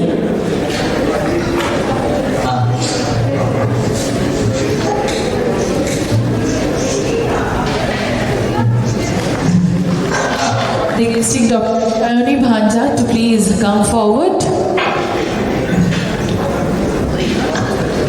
Our case presenter for this topic, Dr. Shayoni Bhanja.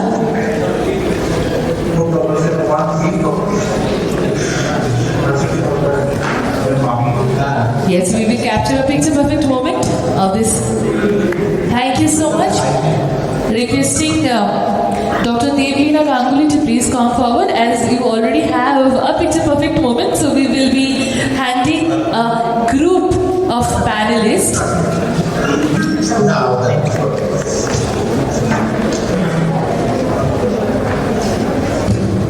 And extending thankful to Dr. Ajoy Sharkar for being online and supporting us digitally. Thank you so much. Thank you so much. And now, may I request Dr. Shashwati Sinha and Dr. Mohit Kharbanda sir to please stay back in the stage as we are going to start off with a very amazing thing. So I will request Dr. Shashwati Sinha and Dr. Mohit Kharbanda to please come in the stage. May I also request Dr. Suresh Ramasubban sir to please again join the stage. May I request Dr. P.N Mahapatra sir to please come up on the stage. Dr. Asif Iqbal sir to please join the stage. Dr. Anupam Chakrapani to please join the stage. So I will request all the members of the organizing committee to please be in the stage and joining the organizing committee. I will request Dr. Shashwati Sinha, Dr. Mohit Kharbanda and Dr. Suresh Ramasubban to please join this frame.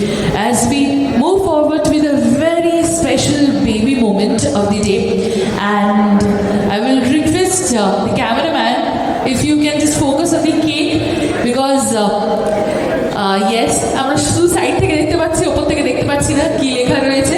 So যারা যারা পিছনে রয়েছে, let me just tell কি রয়েছে, এটা কি লেখা। So this is okay, megafungin sodium for injection 50 mg, mighty fungin. So yes, you have already heard যে কি লেখা রয়েছে কেকের ওপর। So we will have a lovely video for 90 seconds on the screen. So I will request all the doctors to glue your eyes to the screen that we, LED screen that we have, and with that we will be having the launch ceremony of Mighty Fungin right here in front of you from Freshness Kavi. And ladies and gentlemen, can you please join your hands with a huge round of applause. We start off with the cake cutting ceremony, a very baby moment for the day. And here we are with the cake cutting ceremony. Thank you so much, and thank you to all the excellencies. Thank you so much for being the part of it. Thank you so much. And now we move on to the next subject, and the next subject is surgical oncology. And the topic, we have only one case in this surgical oncology subject, and the only case that we have is invasive fungal infection in oncology patient. And to moderate this topic, may I request Dr. Mohit Kharbanda to please come up for moderation of this topic. And now may I request all the excellencies to please come up on stage. But before, let me give a quick introduction of our moderator, Dr. Mohit Kharbanda, Director and Consultant, Critical Care, Disan Hospital and Heart Institute. And the panelists that we will be having for this particular topic, may I request the following excellencies to please come up on stage. May I request Dr. Amrita Bhattacharya, Consultant and in charge Respiratory Unit, C.K. Birla Hospital, to please come up on the stage for the panelist position. May I request Dr. Shashwati Sinha, Senior Consultant, Critical Care, Amri Hospital, Kolkata, to please join the stage. May I request Dr. Sandeep Kumar Bhattacharya, Nephrologist, Senior Consultant, Apollo Multispeciality Hospital, to please join the stage. May I request Dr. Shoro Bhave, Consultant, Department of Hematology, Tata Medical Center, to please join the stage. And with us on this topic, online will be Dr. Shorab Kole. With that, may I request Dr. P.N Mahapatra, Director Medical Oncology, Apollo Cancer Center, Kolkata, Apollo Hospital, to please come up on the dais for the panelist panel. We start off with the next segment, totally different subject, surgical oncology, topic invasive fungal infection in oncology patient, moderated by Dr. Mohit Kharbanda. I would like to thank the organizers for inviting me here to learn on this topic of oncologists and other sector colleagues. So, invasive fungal infections in oncology patients. Now, I would first like to know from the oncologist, say, Dr. Saurabh, would you tell me which patients are you more worried that they are likely to get fungal infections, patients who are more severely immunosuppressed, which are more likely to get post-allogenic bone marrow transplant. Post-allogenic bone marrow transplant, acute myeloid leukemia. So these are the two groups of patients who are most likely to get fungus. Sometimes an ALL patient, when they are on in induction or in the dexamethasone phase, they may get, but mostly the allogenic transplant and the acute myeloid leukemia patients is the major risk group. I don't treat solid organs. I think Mahapatra sir Hello, actually it all depends upon the duration of neutropenia. The hematological malignancy patient, the duration of neutropenia are more actually, and the steroid use. And our patients actually, the duration of neutropenia is much less. Actually we use GCSF and duration of neutropenia is less. But if somebody has a prolonged neutropenia or a cancer patient hospitalized, there we come across fungal infection is a differential diagnosis. Right, so let's start with our first case. 60-year-old male case of CLL with a 15-day history of cough, 15 days history of intermittent fever, and 1 day history of hemoptysis. He's tachycardia, tachypneic, and hypoxic on presentation. His counts are high, CRP is high, and the rest of the biochemistry seems to be normal. The initial imaging is done, and this is the radiological picture. Dr. Amrita, would you like to comment on the radiological picture and how would you proceed from here? What would be your approach to this patient if this patient had the Yes, so as you can see, they are not exactly what you would call a bacterial lobar consolidation. Neither is it something more like a bronchopneumonia. we can see several cavities. I cannot see any cavity. I wouldn't say I see something like a cavity that has any fluid content, any air fluid level. And yeah, something you could maybe call it a halo sign with the cavities with the surrounding consolidation. So yes, I'd definitely be very, very conscious that because this could be a fungal infection, and if it is so, I would also it's a pretty disseminated fungal infection, so I would definitely also go for a blood culture or something to detect whether there is any invasive bloodstream fungal infection. So would you think of this primarily as a bloodstream infection, or could this be something else? No, I would definitely not think of this. I would say it is a multifocal consolidation. I wouldn't think of it as a bloodstream infection initially. I wouldn't be thinking of a bloodstream infection definitely initially. No, I'm talking about the pneumonia. Yeah, I would think it's a multifocal consolidation. So I would read about it as a primarily lung infection rather than a bloodstream. Right. So primarily lung infection, multifocal consolidation. But yes, it could be bacterial because of the immunosuppressed state. Sometimes bacterial infection can also present in this way. Plus, you would also have to think of fungal infections like maybe aspergillosis and maybe mycosis. Can I say something? Yeah. This patient of CLL already immunocompromised because of the disease. Second, ibrutinib, which itself makes the patients more immunocompromised. So ibrutinib has a tendency for platelet dysfunction. Third, very, very short history, and patient has hemoptysis. So we have not seen so many bacterial pneumonia causing hemoptysis. They come with tachypnea and all those things. So I think fungus is much higher. Yes, and probably this is aspergillus. And also the it is behaving like aspergillus, typical. That's what I would suggest, and straight away put on voriconazole plus antibiotics. So you would straight away start on any diagnostic workup which would proceed with the diagnostic workup. Yeah, we will do diagnostic, but many times you don't get anything. We don't get much out of it. What we routinely do is we send PCRs for aspergillus and candida, which are routinely available, and mannan and galactomannan. That's what we do routinely in our setup. Blood culture as a part of routine, but it will not yield most likely in this patient. And if possible, a bronchoscopy. But if the patient is so tachypnic, doing a bronchoscopy without intubation will not be easy. So I would give antibiotics and voriconazole. So that will happen. Dr. Shashwat, would you like to add? I think definitely with the kind of a background and the kind of a CT picture with hemoptysis, invasive fungal infection would be very high on the priority.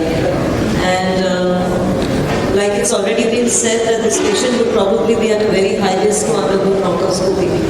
So I would also start straight away with antifungals, and again would prefer voriconazole with the standard antibiotic which we would give for this particular patient.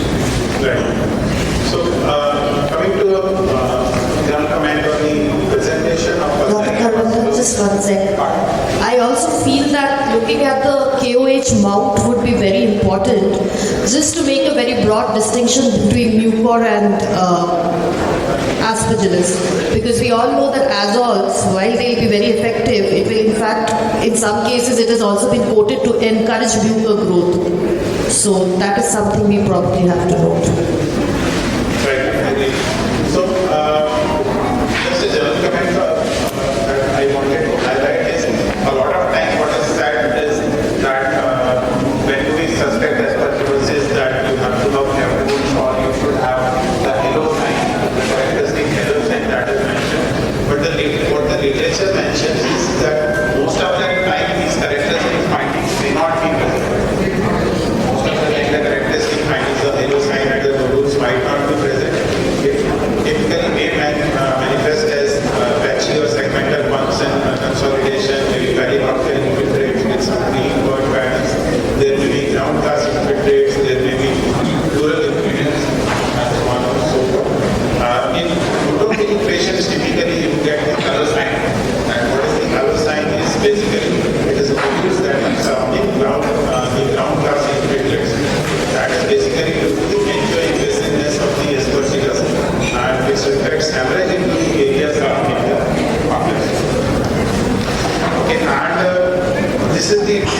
picture that you may get, this is the upper one shows the chemical halocene, the central consolidation and the surrounding phase, and the lower one is the reverse presence sign.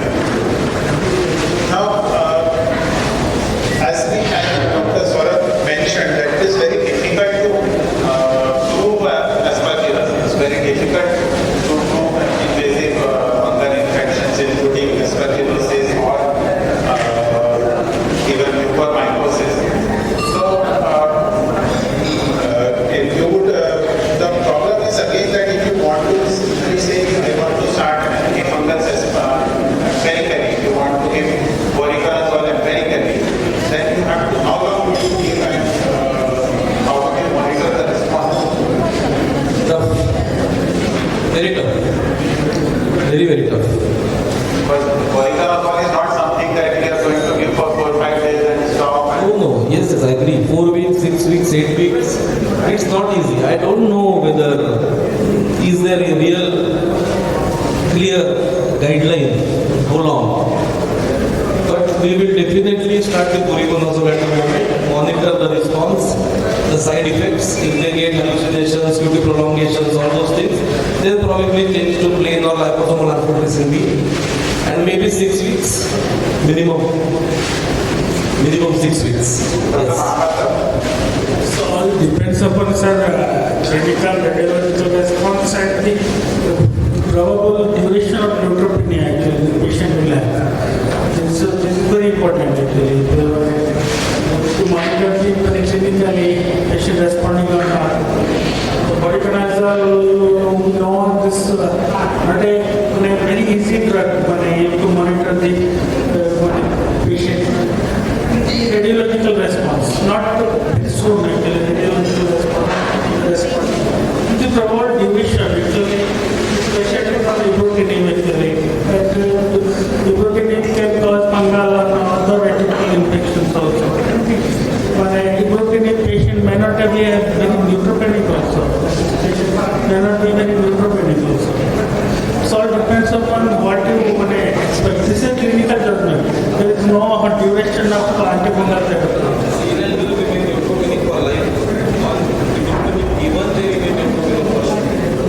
So that is one of the problems with aspergillus actually, that contrary to what other like say for candidiasis, we think it happens during the period of candidiasis. Generally present, the fever may present as a febrile period of fever starts even when the patient is neutropenic. While contrary to that, aspergillus can happen even after the counts have come up. The onset may have been earlier. The onset may have happened when the period when the patient was neutropenic, but the symptoms may appear when the counts have actually gone up. The features may appear when the counts have gone up, the counts have gone up. So you have to take that history, prior history, whether there is any prior history of prolonged neutropenia, and the patient may be presenting later on into that. Now the only way to prove invasive fungal infection is to actually get a histopathological diagnosis. You need to get a histopathological sample from the lung lesion or the sinuses lesion or anywhere else where you are thinking of. So the only way to prove invasive fungal infections, including mucor, is that you need to get a histopathological sample from there and prove that the fungus has been present there, the sample at that point. But what we get most commonly is what is probable aspergillosis. Probable aspergillosis or a probable invasive fungal infection, in which case what we get is generally the scenario would be there that the patient is immunosuppressed. And on top of that, the patient may be getting features which are suggestive of an invasive fungal infection, with some biomarkers being positive for invasive fungal infections like beta-D gluten. And on top of that, you may get some sample from the say BAL or sputum. But BAL or sputum positive does not mean that the patient has a definite invasive fungal infection. It may just be colonization also. So would beta-D gluten help in differentiating between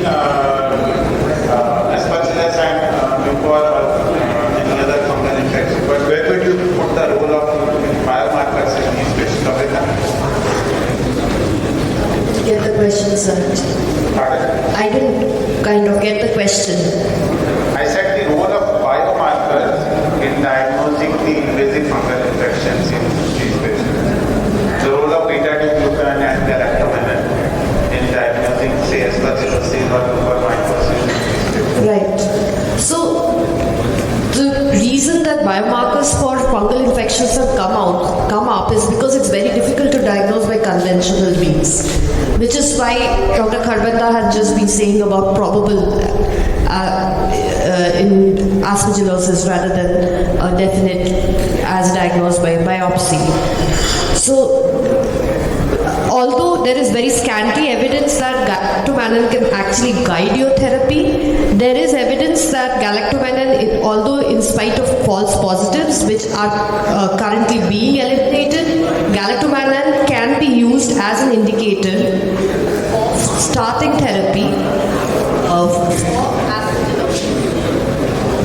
for aspergillosis. So that would be the role of galactomannan. While in case of that it won't be so in case of mucor. And as for beta-2-glucan, it is something that is not really that for diagnosing invasive aspergillosis because they are not aspergillosis as such. Glucan is a component of the cell wall of a number of fungi, including Aspergillus and can also PCJ. So that would be my take. Yeah. So one interesting thing is that beta-glucan can also be used to differentiate between aspergillosis and mucor, because it will be negative in a patient with mucor. So if you have a similar picture with this type of fungal infection in the lung or anywhere, or in say the sinuses also, and we are not sure by histopathological or the microbiological diagnosis whether it is aspergillus or mucor. The beta-glucan might help to differentiate also. It will be negative with the mucor, but it will be positive with the aspergillus. So apart from that, the role is more stronger if you get a bronchoscopic fluid and you do a galactomannan sample from there. The positive predictive value is again much more higher. Now, coming to the management of these things, for example, you have a probable invasive fungal infection in a patient with a say background of malignancy and plastic disease and immunosuppressed patient. Now you are not sure, if you are not, as Dr. Swaran mentioned, that most of the cases we are not very sure whether it is an aspergillosis at all, or if it is aspergillus, or nowadays even mucor is coming up very rapidly. So how would you treat these patients, Dr. Shashwati, and what would be the duration of treatment? So if the patient is heavily immunosuppressed and we are not sure, probably go with a much broader spectrum, which would not be offered by just voriconazole. So if I have even a suspicion that mucor could be a possibility, would go with amphotericin B and try to get a diagnostic workup as much as possible. And if we are able to identify it definitely as aspergillosis, then we could narrow down the spectrum. But to start with, if there is a suspicion of mucor, I would go with amphotericin B. And if we are able to confirm it as aspergillosis, how long should we treat this patient? Aspergillosis, I think we would at least have to treat for 4 to 6 weeks. Definitely. Actually, the therapy may go on longer to say 12 weeks. Yeah, sometimes even longer. Difficult to treat organisms, especially in patients who are immunosuppressed. So you may need to give a standard therapy of 12 weeks or so. So I think it's important in that way that we try to work up as much as possible. We try to establish the diagnosis microbiologically as much as possible, because giving a drug such as voriconazole for 12 weeks, and again we know that it has so many interactions with various other drugs. We interact with the other chemotherapeutic drugs also. So better to get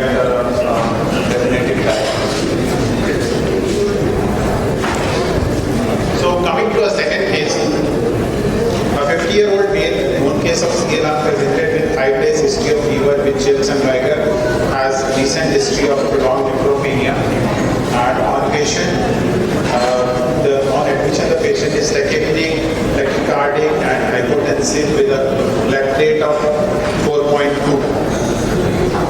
Now these patients typically would present first to the oncologist. I think Dr. Mahapatra, how do you go about approaching these patients?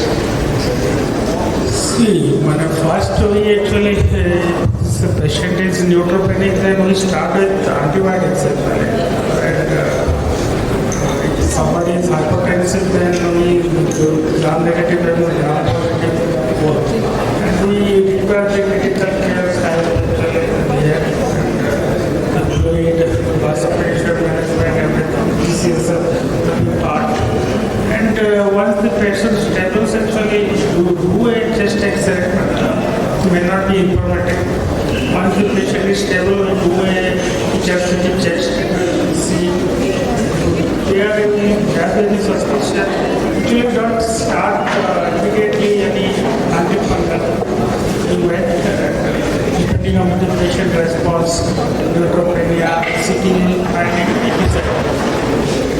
So how long after, say, you would consider starting an antifungal?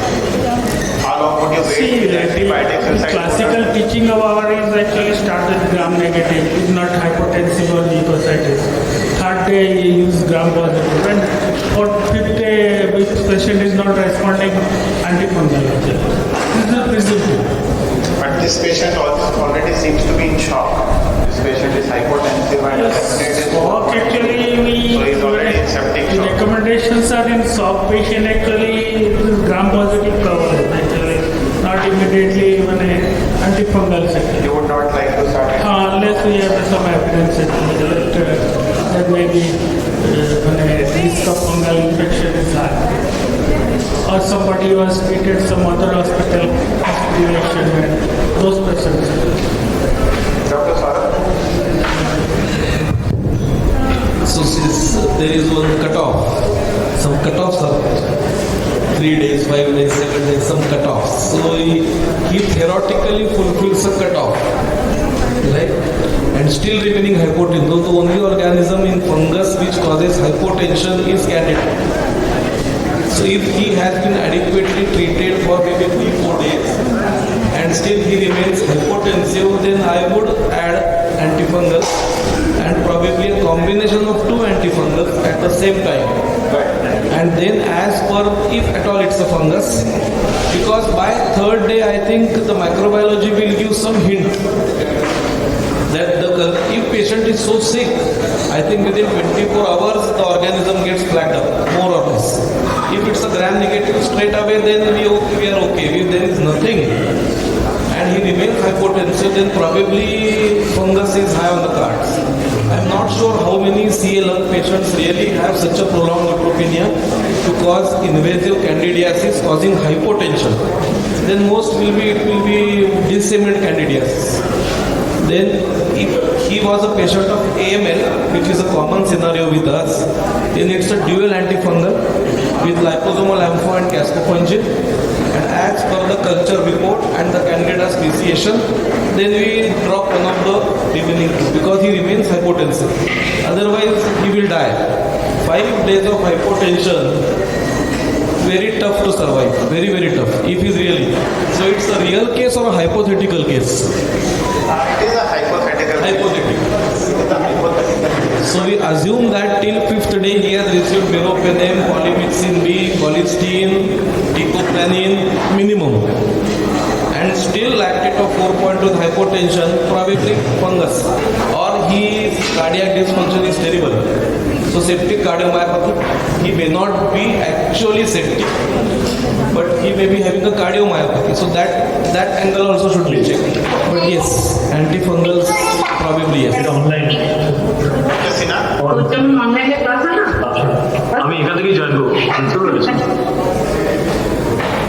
The initial would be antibiotics, but if this patient is again on 4th day, if the patient still remains febrile and in shock, then definitely antifungal.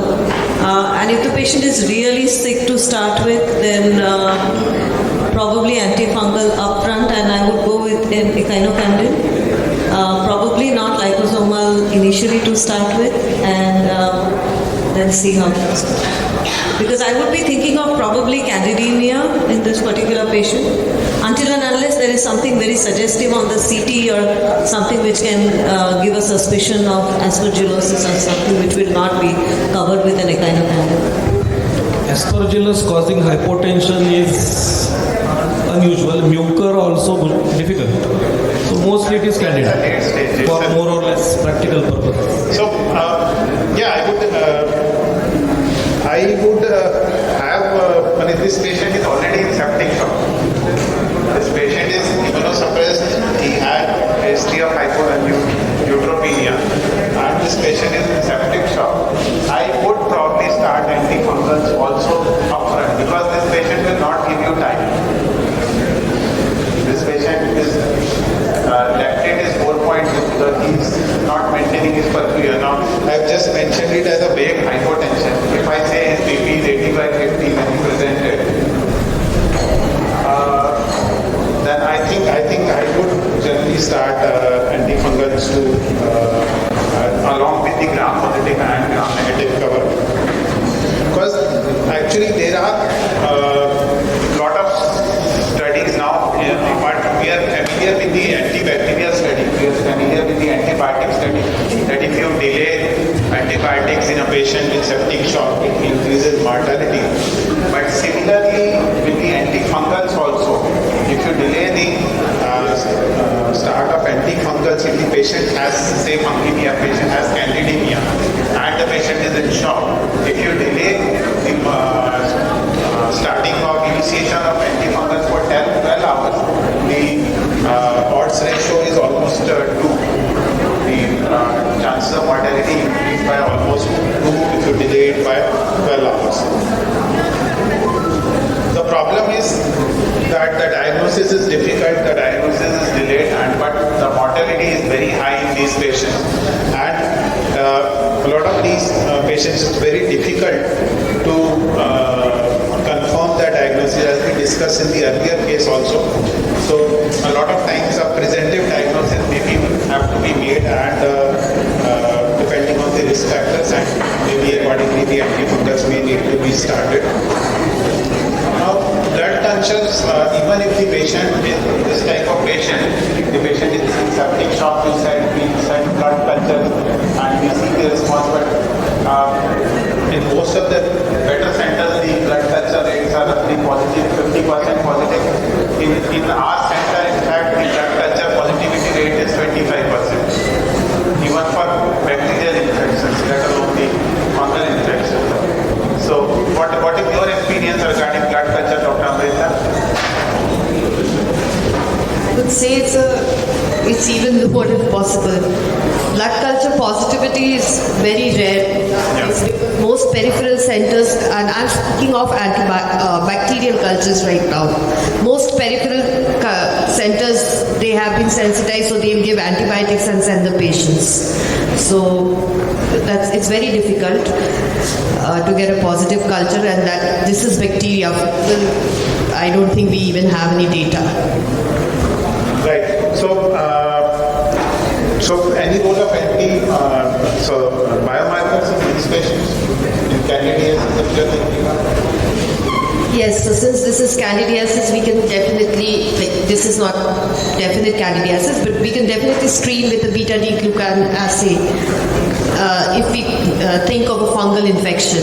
So, or maybe a galactomannan, if there is a respiratory source. Otherwise, there is no respiratory source, and it's simply hemodynamics the issue. I would screen with a beta-glucan. Yes, so a lot of biomarkers have been studied, including the mannan, antimannan, the beta-D-glucan, etc. But again, the definitive diagnosis is difficult. The negative predictive value is high, but the positive predictive value still remains difficult to predict. And there are a lot of caveats also, because various other antibiotics, usage of azoles and other things will decrease the predictive value of beta-glucan further. The definitive diagnosis can be made fast with one of the methods that is coming up with the polymerase chain reactions, and that can, in a blood sample, that can give a report within 24 hours. Within 24 hours you can get a positive or negative report with a suspected sensitivity also. Now, we also need to remember that Dr. Chakrapani, would you consider your local epidemiology while choosing the drug of choice for your patient?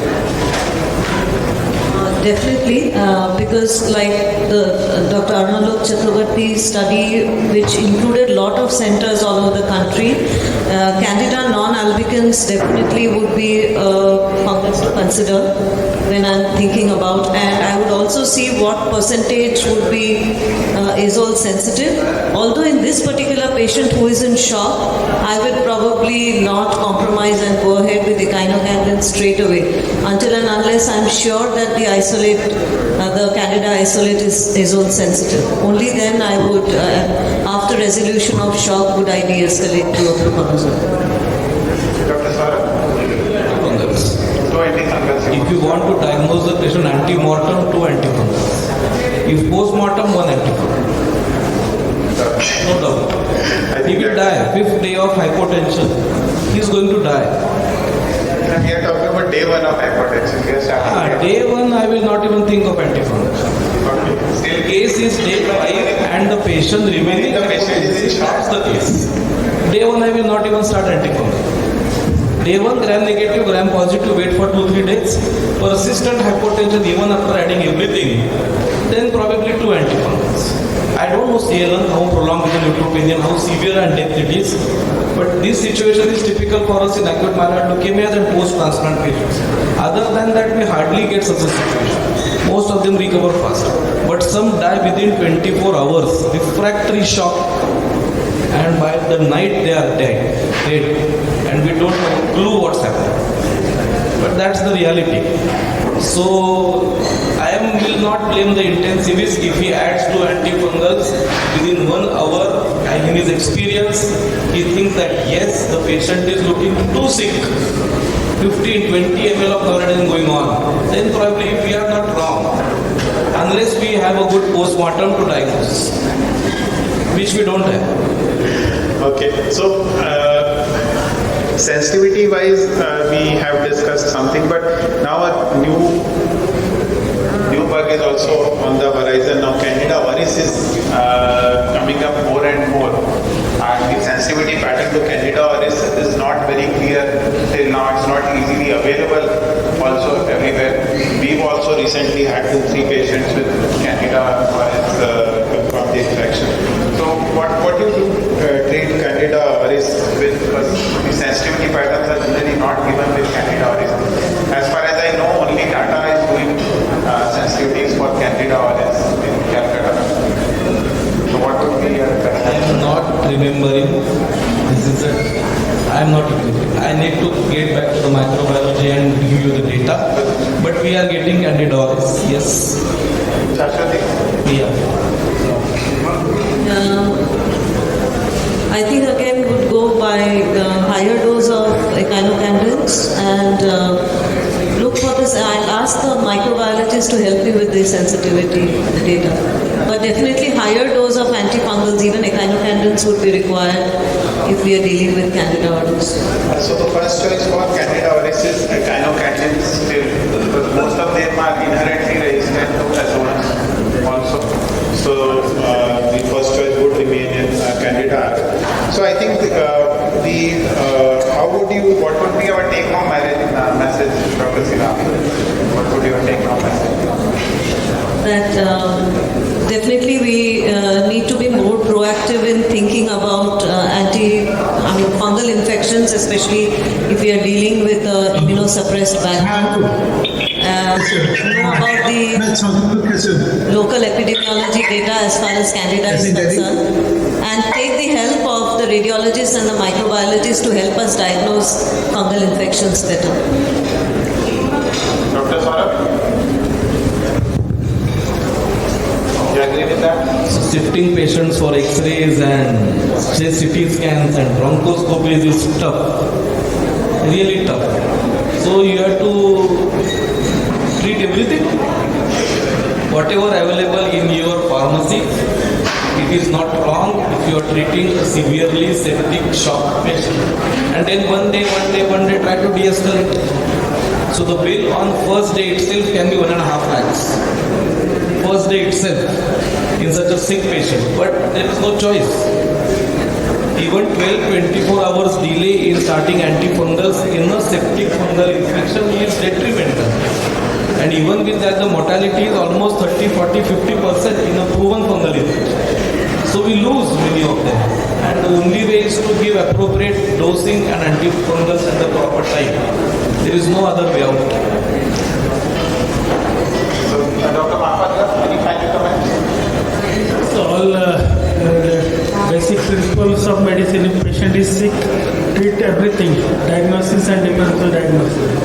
Patient not sick, diagnose and treat.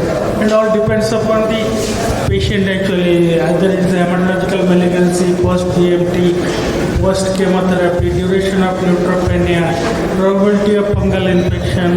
This is the clinician and the oncologist or hematologist with the critical care help and discussion to decide. Right. So, Asif has been signaling me to finish off the discussion quickly, so I'll finish it off here. The bottom line, I think, is that when the patient has the correct risk factors, you have to have a high suspicion. Try to work up as far as possible.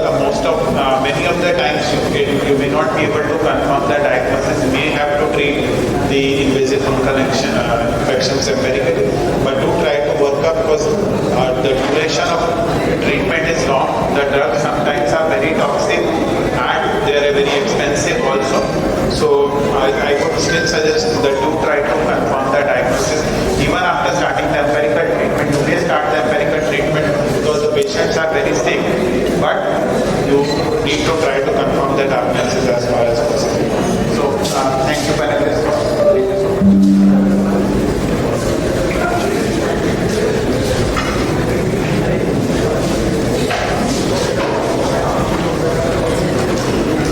So much everyone. I will request all the panelists to please stay on stage as we have captured some beautiful moments of this session, and I would like to have all of you as a memento. But before that, may I request the presence of Dr. Manish sir to please come up on stage so that we can start off with the gratification ceremony.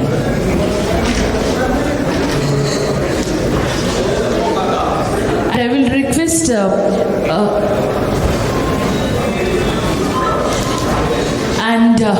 we start off with Dr. Mohit Kharwanda sir. The gratification, we start off with the gratification ceremony, and I will request Dr. Mohit Kharwanda to please come forward and accept the gratification. Thank you so much. Requesting Dr. Saurav Bhave sir to please come forward for the gratification ceremony. Requesting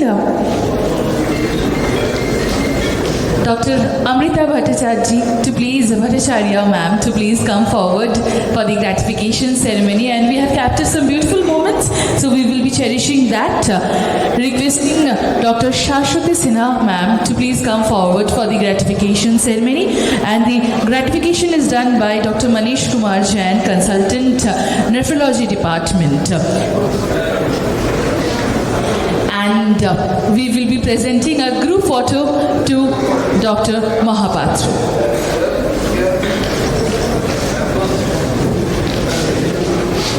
And this whole session was sponsored by Isuvas, the brand of Isavuconazole from the house of Glenmark Critica. So again, we move on with the next session, and the next session that we have is on Hemato Oncology. And we have only one case, and the case is anuria and arrhythmia in a newly diagnosed high-grade lymphomia burkitt in a young boy. And to moderate this particular topic, may I request the presence of Dr. Devmallu Bhattacharya, Consultant Department of Hematology and BMT, Apollo Multispeciality Hospitals, Kolkata, India, to please be on stage.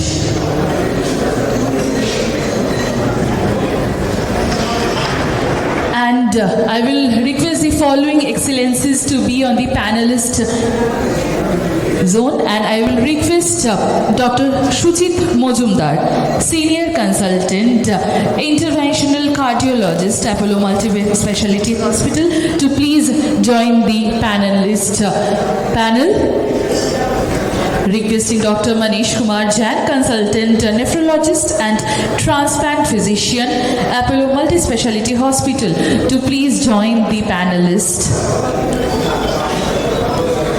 Requesting Dr. Tirthankar Mohanty, Consultant Nephrology, MBBS and MD General Medicine, TM Nephrology, Apollo Multi-Speciality Hospital, Kolkata, to please join the panelist panel. Requesting Dr. Nidhi Dikshit, Associate Consultant, Clinical Hematology and AMP BMT, Apollo Multi-Speciality Hospital, Kolkata, to please join the panelist.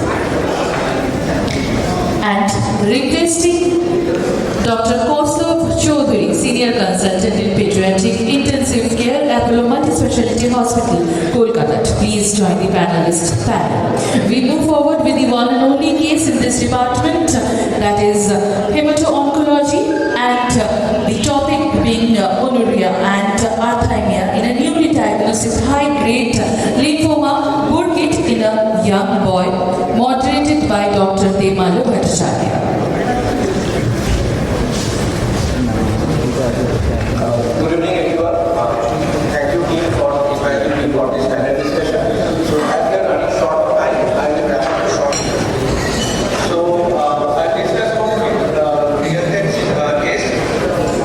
So, this is a case about a 8-year-old boy who presented with generalized lymphadenopathy and abdominal distension 1 month. He visited pediatric OPD before, and the pediatrician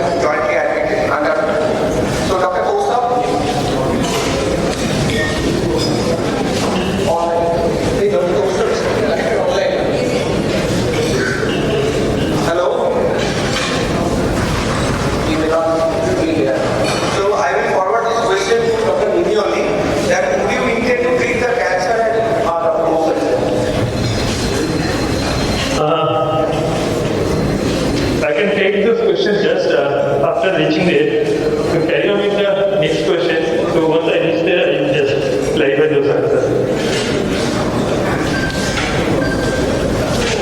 Would you intend to treat the cancer at this time or a bit later because of that?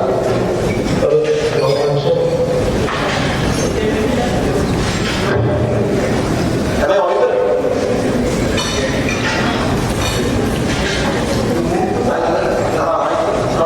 Dr. Nidhi, would you intend to treat the cancer at this time? Or a bit later? A bit later. Yes, because it can cause further aggravation of the TLS, which may cause death of the child. And regarding the vascular access, would you like to do peripheral veins or do a central line? So I'm skipping this slide. There is a criteria called chiropractic criteria for diagnosis of TLS. So these are the different symptoms which we face during managing any TLS patients. That there will be bradycardia, tachycardia, heart block, cardiac arrest, and which is most prominent symptoms are neuromuscular symptoms, weakness, lethargy, confusion, convulsions.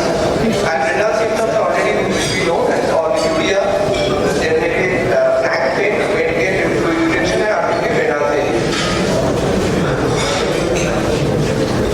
So my next question to Dr. Tirthankar is that you received a distress call from Dr. Onco from as with the child's rate is 1.5 and very much decreased urination. So what do you suggest regarding the management of hyperkalemia and hypocalcemia from the initial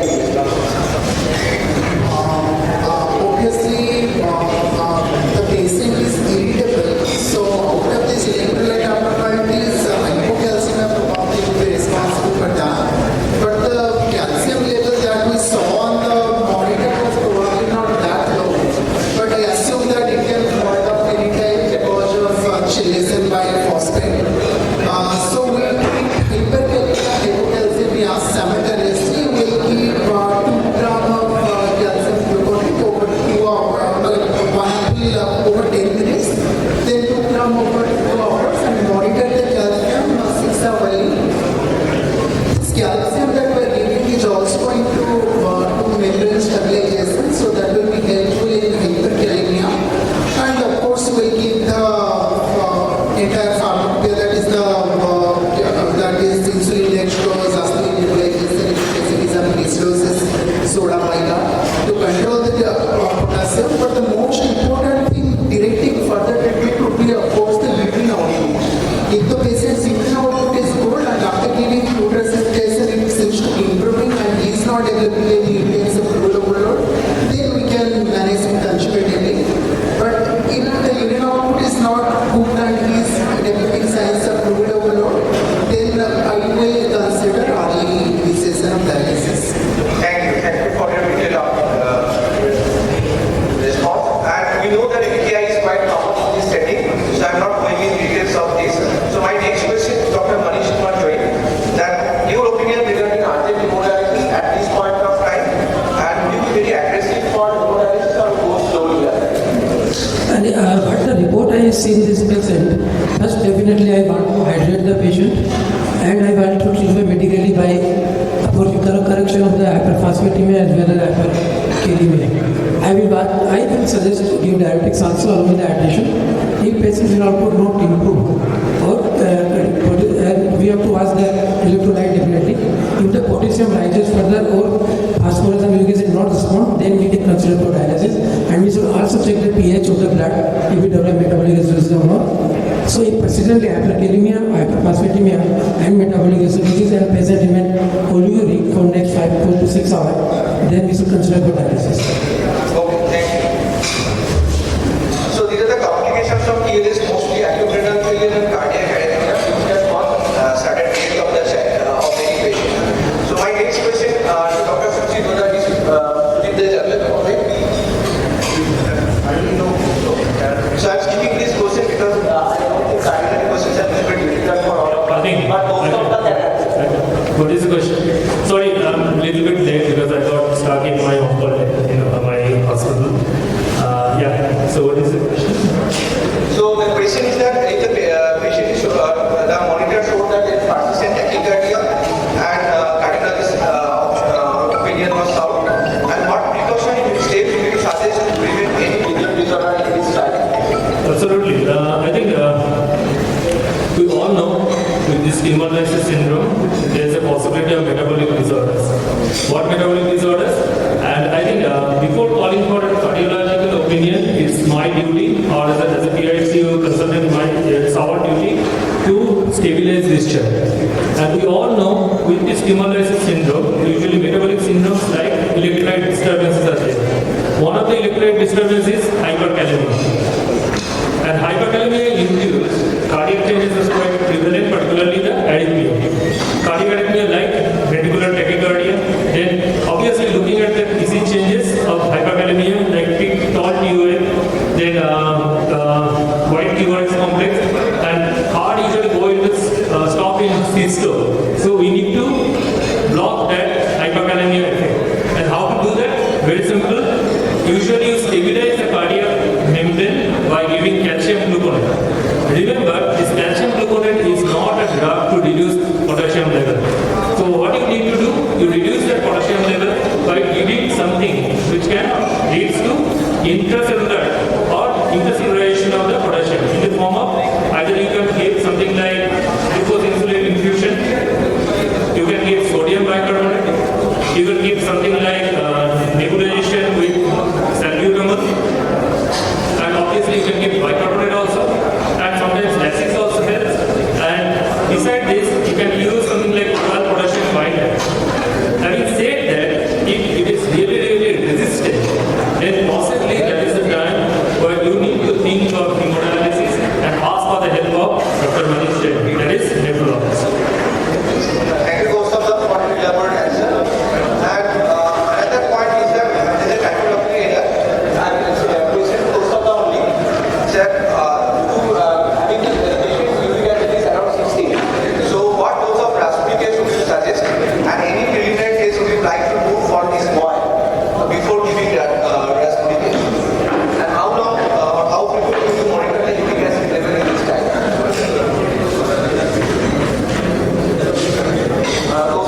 This is your question. So, would you like to do any case about this time before giving rasputicase? Okay, it's a very relevant question, and as a pediatric intensivist, again, my job is to stabilize this child as early as possible, and we are always looking at the electrolyte imbalance as well as metabolic derangement due to hemolysis syndrome, and one of the derangement is uric acid level. High uric acid level itself is an independent risk factor for developing AKI. And what we found that actually it is a preventive cause. And what is the preventive role?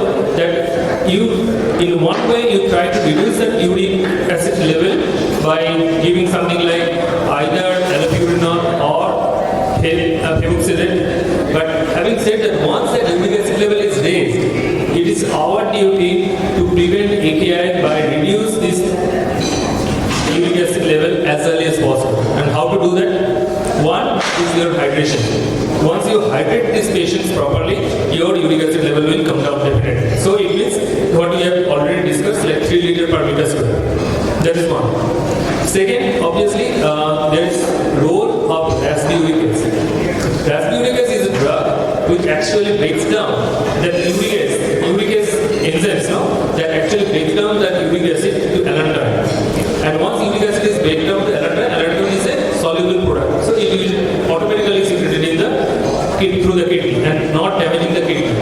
What has been found is that when we are talking about AKI, if you properly use rasbutic acid, not only you prevent that AKI, and as well as AKI can be reversed. Once it has already been developed, so AKI can be reversed with rasbutic acid.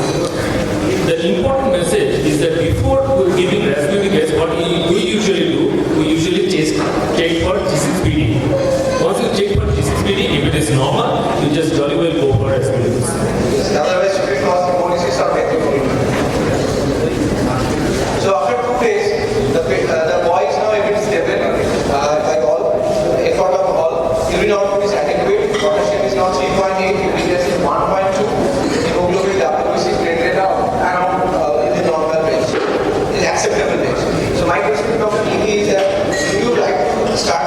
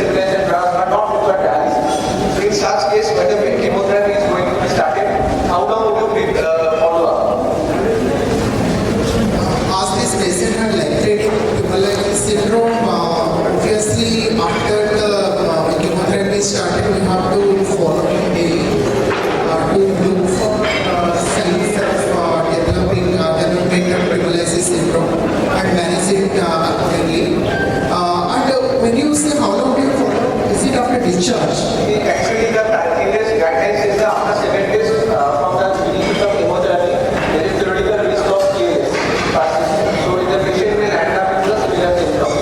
Okay. So my next question is Dr. Manish Kumar saying that what are the possibilities of long-term kidney injury in such cases? Is there any possibility with pediatric age group? And if the patient has been on dialysis, so how long would they require dialysis, or is it possibility of CKD or long-term persistent damage? Yes, definitely a patient who develop AKI have 10% chance that he may develop chronic kidney disease later on. So it is difficult to predict, but we have to follow the patient by regular urine examination as well as the treatment.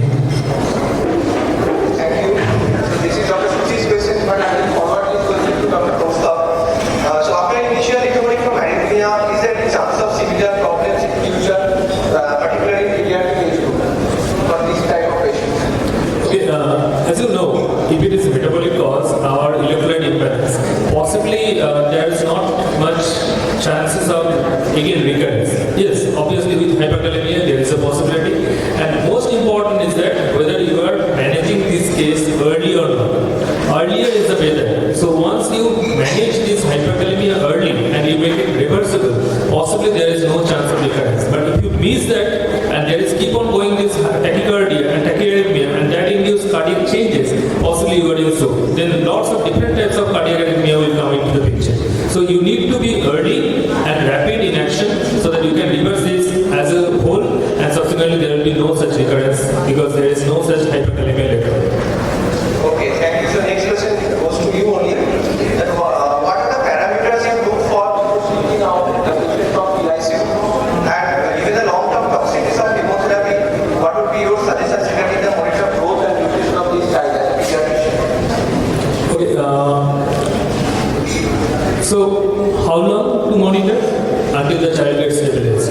So what stabilization we are asking for is that one is your electrolyte disturbances that should be normalized, which in this patient already has done. Second, important thing, this child is on hyperhydration. It's almost like 3 liters per meter square, almost like more than 2 times of whatever maintenance you are giving. That means 1.5 to 2 times maintenance. That means, and with this tachyarrhythmia, with the drug, which a chemotherapeutic drug has got obviously cardiac toxicity also. So there is always possibility of fluid overload that you need to keep in mind. So once you are clear about that input, output, balance, without any evidence of fluid overload, without any evidence of cardiac dysfunction, so possibly this child is out of danger. Once it's out of danger, you can send this child to ward and then subsequently monitor over there.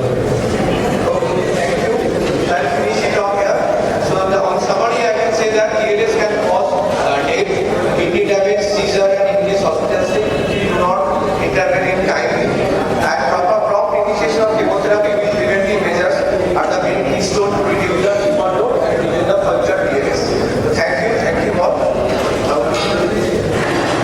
Thank you, Hemato.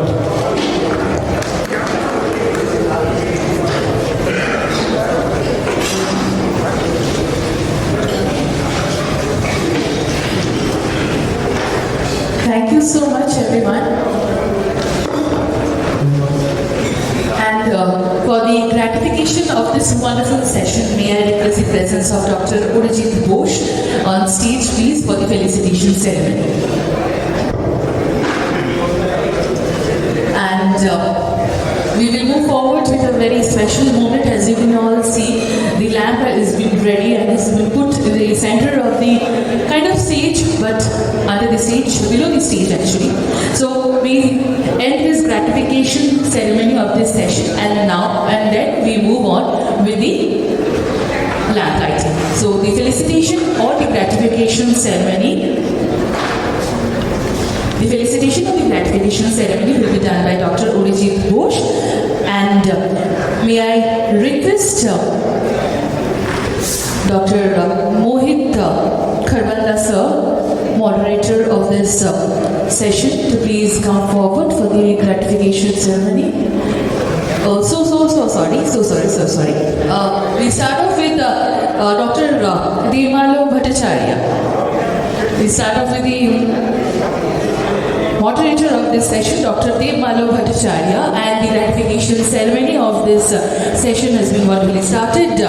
And now we move forward. May I request Dr. Nidhi Dikshit to please come to the ratification ceremony.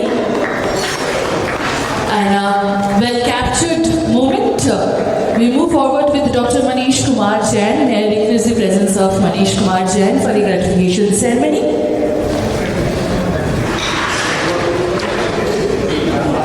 May I request Dr. Tithankar Mohanty, sir, to please come forward for the gratification ceremony.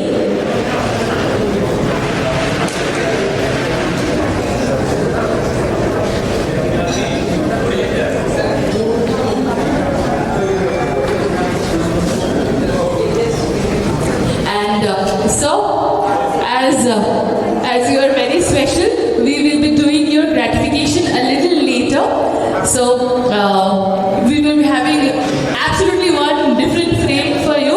Yes, we will just capture a good moment here, but the gratification process we will be moving forward with a little later. Now we move forward with the much anticipated event, that is the lamp lighting ceremony. कहते हैं कि বাঙালিতে মধ্যে আছে প্রদীপ প্রজ্বলন যেটাকে বলে বা lamp lighting ceremony. This eradicates all the evil power that we have, and we know and we worship all the doctors like gods, and when we worship you, we always keep this lamp, this light as our side, so that we get that power, eradicate all the evils that we have, and this gives us the energy. For the lamp lighting ceremony, may I have the honor and privilege of calling upon Dr. Shoren Panza from Critical Care to please come up for the lamp lighting ceremony. May I request Dr. Orijit Bosch from Emergency Medicine to please come forward for the lamp lighting ceremony. May I have the presence of Dr. Aishan Ahmed, Critical Care, to please come forward for the lamp lighting ceremony. May I request Dr. Manush Shah, Oncology Department, to please come forward for the lamp lighting ceremony. And now I will request and have the privilege of calling upon all the members of the organizing committee, Dr. Asif Iqbal sir from Critical Care, Dr. Saikat Gupta from Oncology Department, Dr. Anupam Chakrapani from Oncology Department again, and Dr. P.N Mahapatra from Oncology Department again, to join this very auspicious yet the much awaited event of this day indeed, that is the lamp lighting ceremony.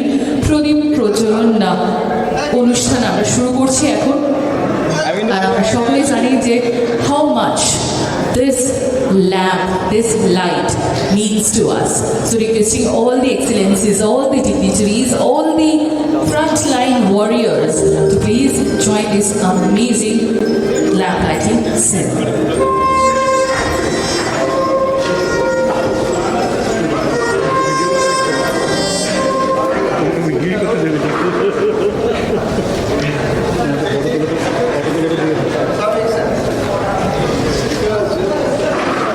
And with this very, very, very compact baby frame, the inauguration frame, I must rephrase.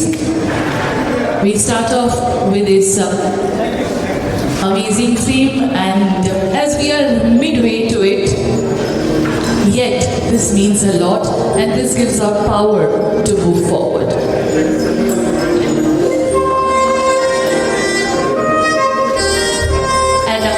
We move on to the next session, and the next subject that we will be covering is Hemato Oncology. This is the second case. We have already covered one case of Hemato Oncology.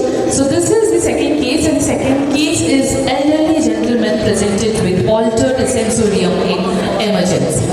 And to moderate this particular topic, may I have the privilege of calling upon Dr. Anupam Chakrapani, who is also a member of Onco Critical Care Summit Organizing Committee, that is today's summit, and also Senior Consultant, Clinic Hematology and Program Coordinator, P.N Multi-Speciality Hospital, to please come up on stage to moderate this particular topic. And I will request all the excellencies, the below excellencies up on stage to join the panelist panel. May I have the privilege of calling upon Dr. Ehsan Ahmed, the Assistant Professor and ICU in charge, ABC Medical College and Hospital, to please be on stage. May I request Dr. Urijit Bose, Specialty Emergency Medicine, Apollo Multi-Speciality Hospital, to please be on stage. May I request Dr. Sushil Agarwal, who will be joining this session online with us.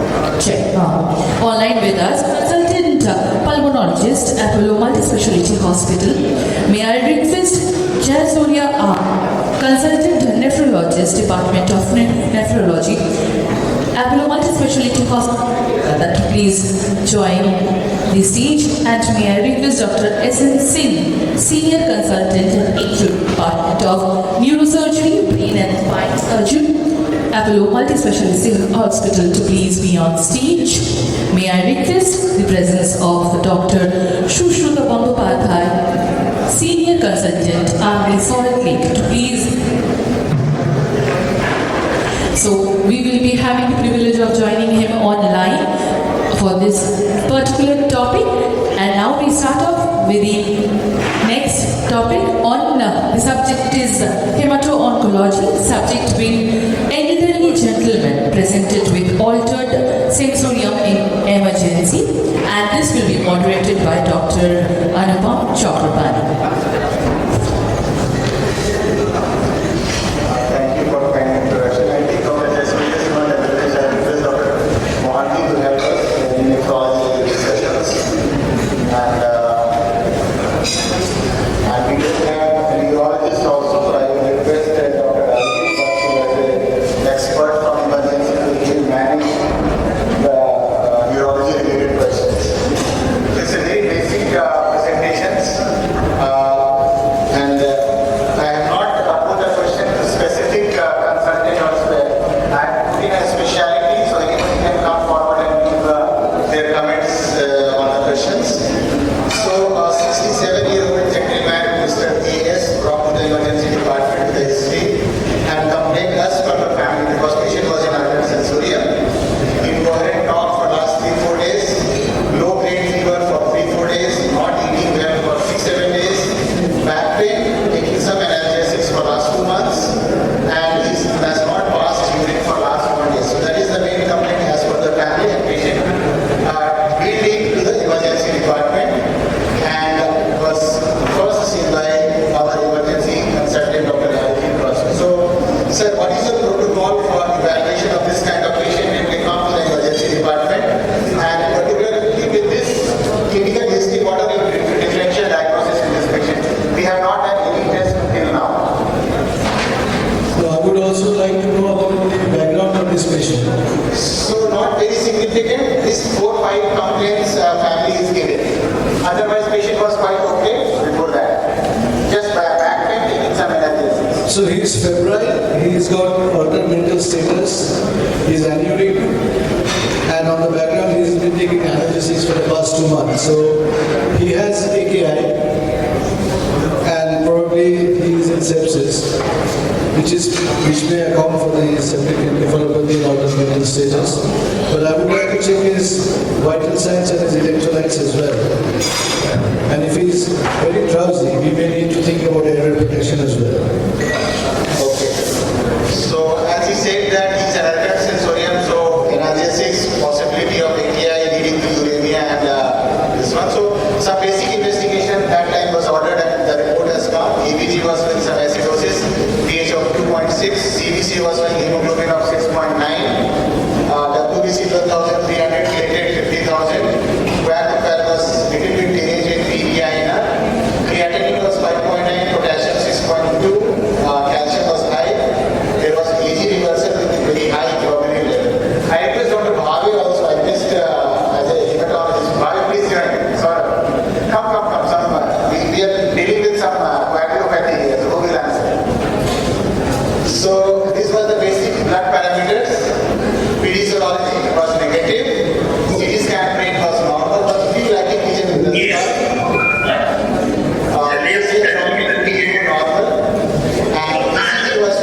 prolongation with all delays. So I request from a critical care consultant to when you get this kind of patient in emergency department with information, what is the management protocol? Still we don't have a diagnosis, just some parameters we have. Sick patient in the emergency department. So the first issue, the first problems are one is altered sensoria, second is renal failure, third is anemia and coagulopathy both, and is hypercalcemia. So possibly I will start with the fluid rehydration for severe hypercalcemia, and also possibly there may be some hypercalcemia as well because there is renal failure. So first these two issues I will address first, and also we will assess the sensorium whether he needs to give any endotracheal tube to protect his airway or not. So that will depend upon the GCS. So first thing is fluid resuscitation. That is the main component of the therapy. So next question is that now we have a uremia in the differential. So any more tests we want to do for his altered sensorium? CT scan was done, that was normal. So you want to do any more tests, Dr. Basu, from emergency point of view? For altered sensorium evaluation, you want to do some tests, or you are okay with the hypercalcemia and uremia as the cause for it? There is a structural lesion in the CT scan brain. That would proceed to resuscitate him, correct his calcium levels, and probably address the AK and the sepsis as well. Okay, so the patient was airway was secured in the emergency department and shifted to ICU, and consultation was given to the nephrologist and hematologist because the creatinine was high and there was easy reversal and cytopenia. So question to nephrology, Dr. Mohanty, that how, just elaborate your opinion regarding management as per the nephrology point of view about polyuria, high creatinine, high potassium, high urea level in this patient. So what is the protocol of suggestions? Just few points. The emergency things that we have to manage urgently is obviously hyperkalemia. Second is hypercalcemia, and of course that we initially do with giving insulin, dextrose, aspirin nebulization if the patient is having acidosis, soda bicarb, etc. And he is having hypercalcemia, and hypercalcemia causes nephrogenic diabetes insipidus. So he will be bound, he is bound to be dehydrated. So we give him normal saline boluses, and we try to ensure that he is passing at least 120 to 150 ml per urine per hour. Okay, and the patient is having a hemoglobin of 6.3 when he is dehydrated, so his actual hemoglobin is very low. And given an elderly gentleman, we would like to know about his cardiac comorbidities, whether we can actually give so much of fluids. And if in an hour or two I don't see any urine output improvement, then of course I will definitely consider doing an early dialysis, which will take care of many things. We can transfuse blood during that period. And another thing that I would like to point out is globulin is actually 9. So there is a possibility that he might be having hyperviscosity, and which might be contributing to the altered sensorium. So fluid is that will also help in that, but probably we'll have to do extra-topical therapies for hyperviscosity later. I would ask for an optimal opinion to look for any retinal diseases. So now Dr. Mohanty wants to do a dialysis line, but the patient is on coagulopathy, low platelet count. So as a hematologist, Dr. Saurabh, how you are going to guide this patient for invasive procedures? So in the hematologist is called, it must be hematological malignancy, right? You have been called for low platelet and high PPI, and you want to do a marrow, but everybody is taking coagulopathy and will not do the marrow. So how are you going to give confidence with that? I think we are dealing with myeloma, anemia, renal failure, calcemia, renal tumor, backache. Most of the things fit into myeloma rather than any other thing. In my understanding, there is no malignancy which has all the features in one single patient at any point in time. No other malignancy. So I would treat him as myeloma for all practical purposes. The question is that I will not do bone marrow. for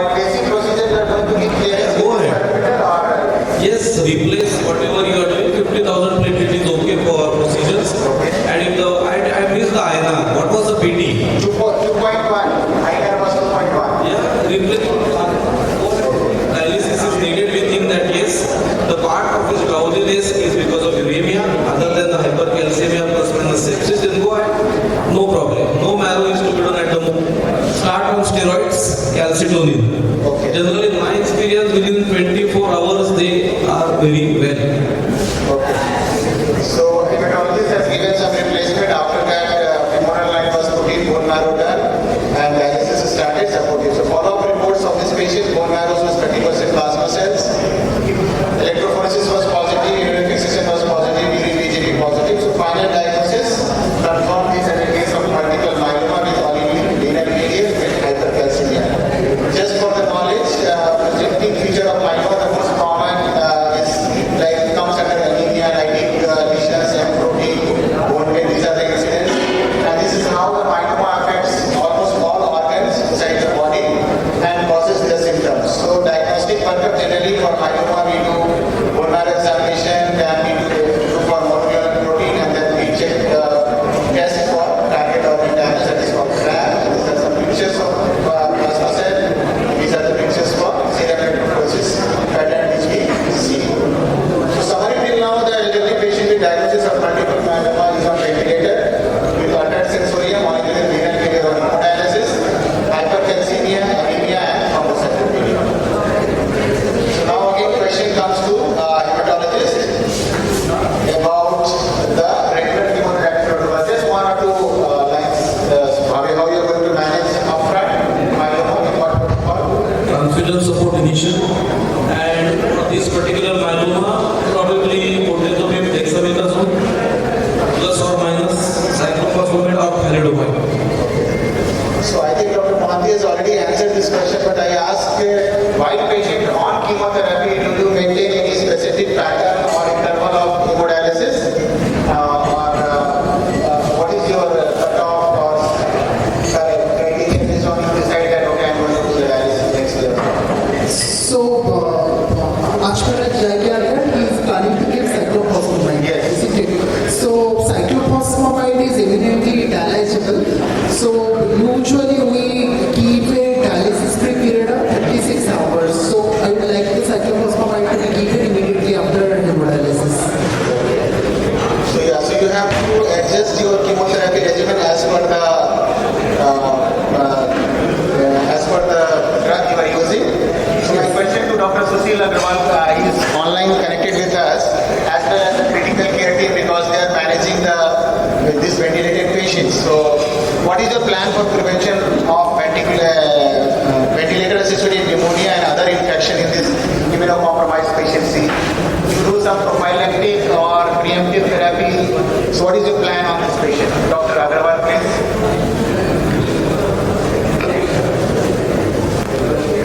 You are not audible. Dr. Sushil Agrawal, you are not audible. Anupam, can you hear me? Yeah, I can hear you now. Yes.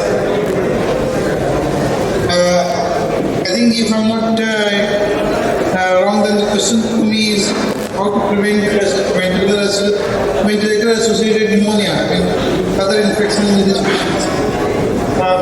This patient is clearly immunocompromised. We need to approach him with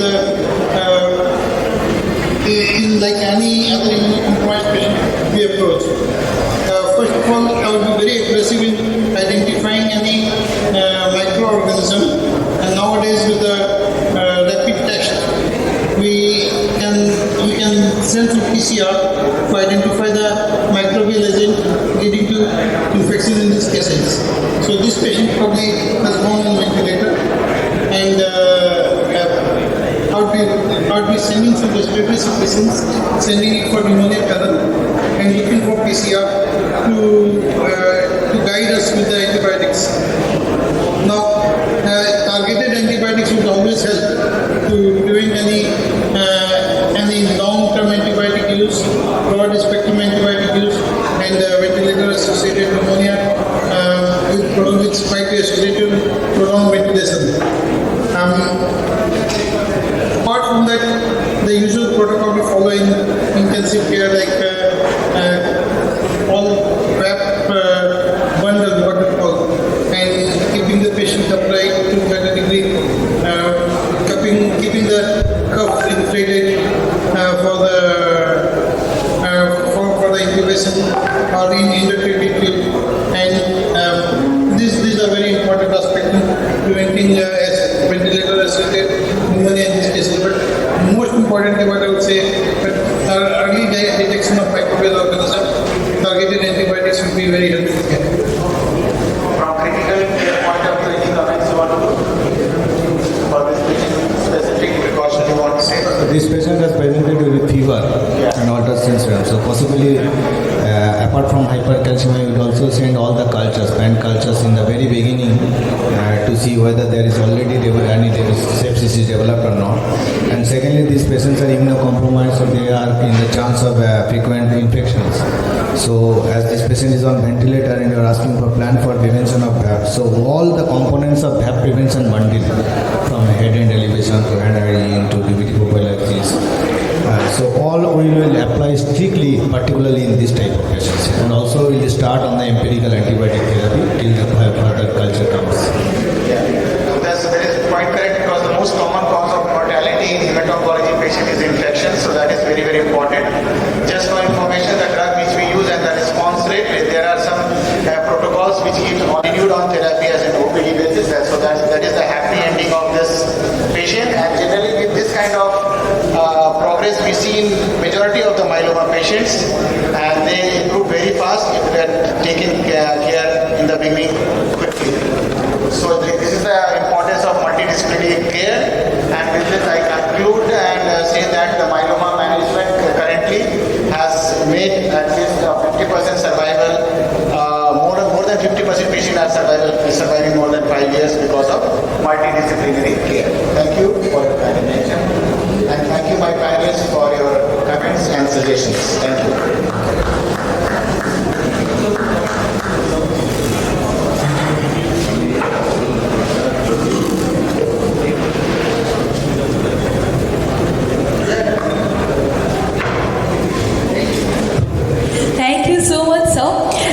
As we wrap up this session for the gratification ceremony, may I request Dr. Saikat Gupta to please come forward for the gratification ceremony. Requesting Dr. Saikat Gupta to please come for the gratification ceremony.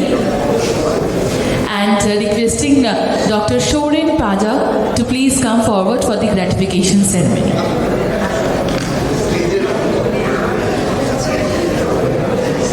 So we move forward with the gratification ceremony, and post that we will be having a live session on screen. So,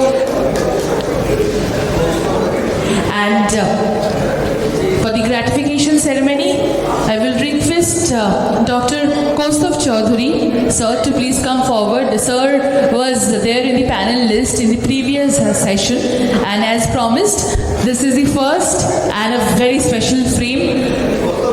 Dr. Kaustav Chaudhary, sharing a very special frame.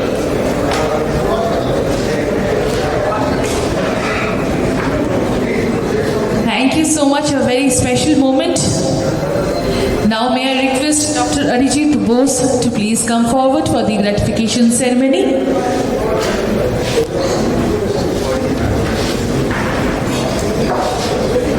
Now may I request Dr. Ehsan Ahmed to please come forward for the gratification ceremony.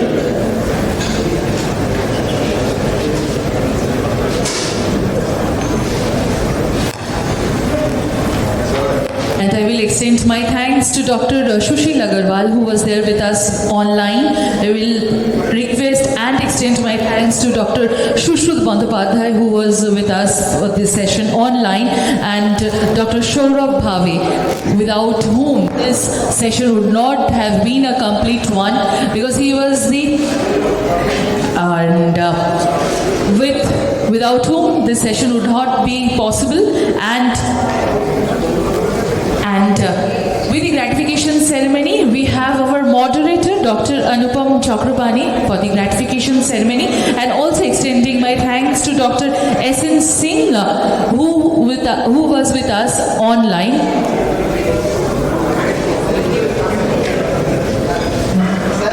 So we will extend our gratification to Dr. S.N. Singh in the next session, as we will again have a very special moment.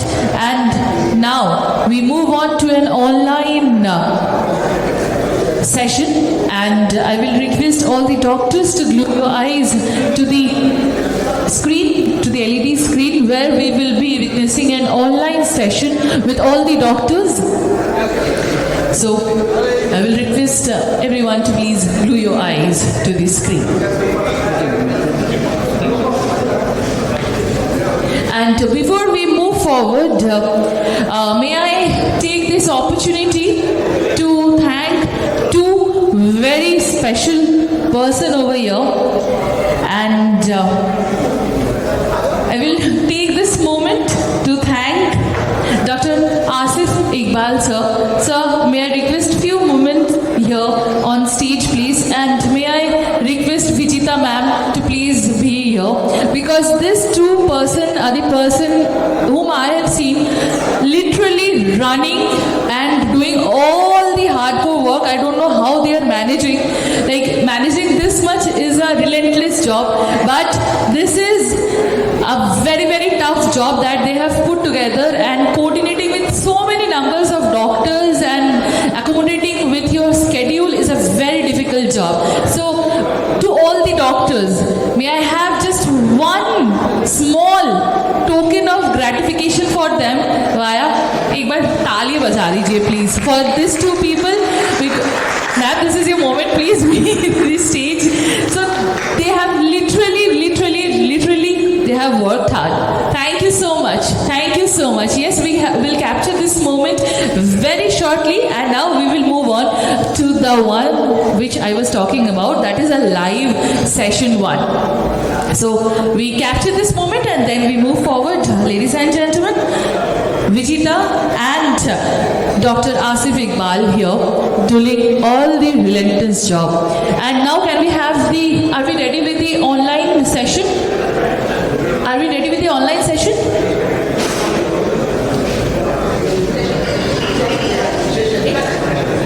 Okay, so we move on to the last session for the day, and the subject is surgical oncology, and the topic is management of anastomotic leak-based approach.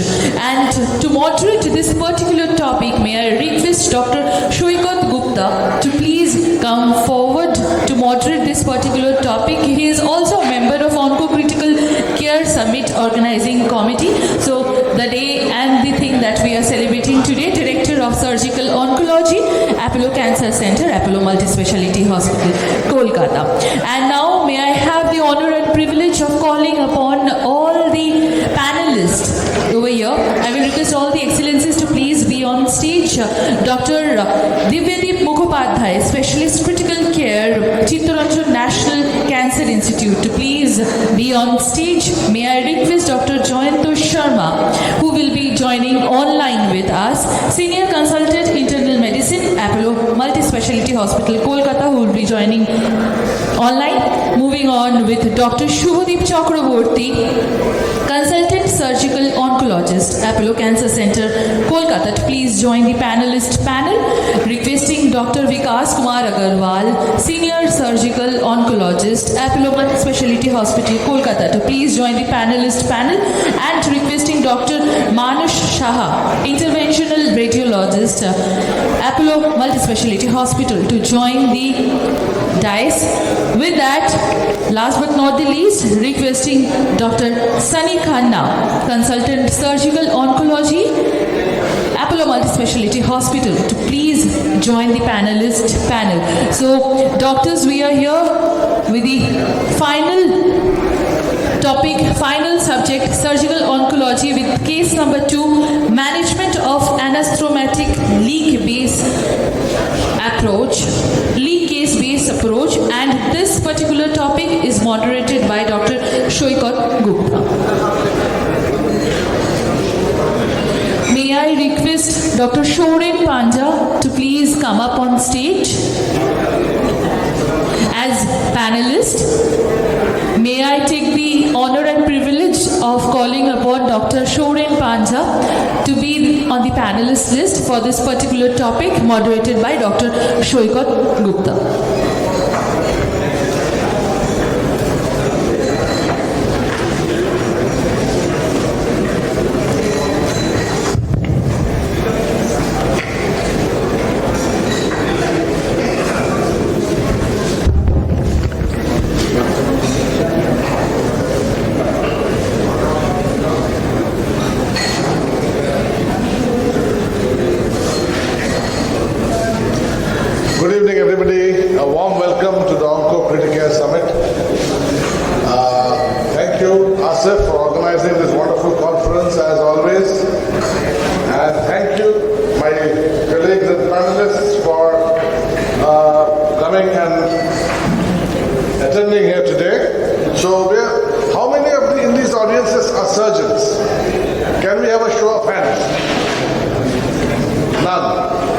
Physicians and critical care?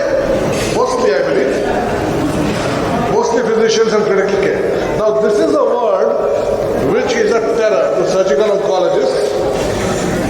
Being an Onco Critical Care Summit, surgical oncology is a very, very important part of oncology care. And in surgical oncology, GI and thoracic cancers occupy a large part of our work. And GI and thoracic cancer surgery consists of joining bowel to bowel, anastomosis. And if they leak, then we have a big problem on our hands. The patient almost invariably goes to ICU. And the reason surgical patients, oncosurgical patients are in ICU, apart from immediate postoperative period, is usually because of a surgical complication. And the commonest surgical complication is a leak. So today we discuss leaks. We'll try to keep it as less surgically based as possible because we have two surgeons, two critical care specialists, one interventional radiologist and one internal medicine physician with us online. So let's start with the leak which the surgeon fears most, and the intensivist also is equally concerned. So patient of pancreatic cancer, Whipple's operation done. Post-op day 3, we routinely measure the drain amylase of the patient. Amylase is the enzyme which pancreas secretes, and in the leak, in the drains, the amylase level is elevated. So any of the two surgeons can take this question. Patient is fine, the drain amylase is elevated. What do you do? So, initially, to consider the pancreatic leak, there were multiple criteria. The days are evolving. In the old days, low risk, intermediate risk, high risk. Now we have converted into comparing the values of serum amylase versus the drain amylase. If it is 3 times, that means there is a leak. Now we have to quantify, is it visible leak in the form of drains pouring about large amount of drains or not? Or is it a low leak? If it is a very small amount of invisible leak, no other symptoms, no peritonitis, we can go on for conservative after doing some radiological CT scan to rule out any collection inside. Drain might be blocked, but there might be collection painting up into the retroperitoneum. Okay. So if it is a grade A leak, observe. Grade B leak or 4, move the investigations and intervene with the... Do you use octreotide, sandostatin analogs to reduce pancreas? So when I was doing my MS, that time octreotide came in a big way. It was marketed as a wonder drug. So nowadays studies show that octreotide without doesn't affect. Only the thing is that you have to maintain a nutritional status of the patient and you have to compare it. Just if there's a rising trend on day 3 onwards, then it's a matter of concern. Okay. So the patient on day 3 you saw the drain amylase was normal, patient okay, vitals fine, febrile, abdomen soft, settled. Gradually the drain amount is increasing, the drain is turning increasingly bilious, patient develops tachycardia, the abdomen looks a little distended, day 5. So we have a leak. So how will you now proceed with this patient? Any of the... So once the abdomen is distending, tachycardia is a leak, as you correctly said. Now we have to quantify by doing even a serum levels of infective markers, at the same time radiologically to evaluate any retroperitoneal collection or majorly caromyopathy. Okay, so we have referred the patient to Dr. Shorin Pajak, saying Dada, the patient has, is not quite stable, tachycardia, abdomen distended. Do you think this patient should be shifted to ICU? So what will you look at the patient and what will your decision be based on? As we have already discussed the leak, at this moment the most important for us is basically the patient, because of the leak, if the amount of leak or the drain is too much, so there is a possibility of patient sometimes may get dehydrated, electrolyte imbalance. This is a very common problem. So that is one side. So we should basically optimize these things.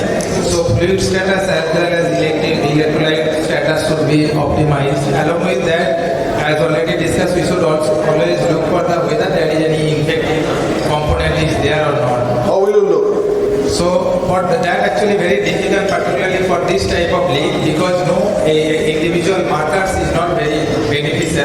So we have to judge on a clinical background of the patient as well as how is the abdomen, is it soft or not. Not only that, along with that, we should also send some markers like C-reactive protein, co-calcitonin sometimes, but there are not many fallacious results, and we cannot just simply say these values or that value. What we can do sometimes, the level, whether it is increasing gradually over time or not, so the delta change in the co-calcitonin or C-reactive protein may give some idea. But along with that, we have to have some clinical judgment in terms of the hemodynamic status as well as how is the softness of the abdomen and character of the fluid, whatever is coming. So these are some of the indirect indicators that we should take into account for whether there is any infection is there or not. And obviously along with that, the drain fluid which is supposed to be relatively sterile, that should be sent for the ground stain culture.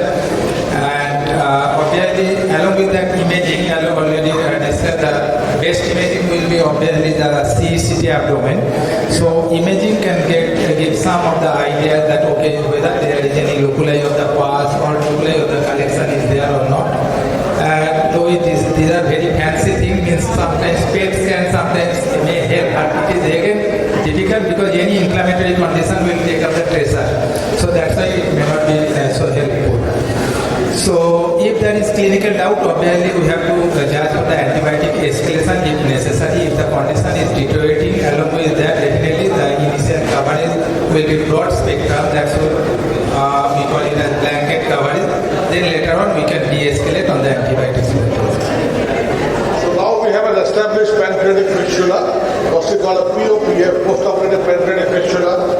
The patient is deteriorating, there's increased drain output, abdomen is not sucking, CT scan has been done as Dr. Paja said.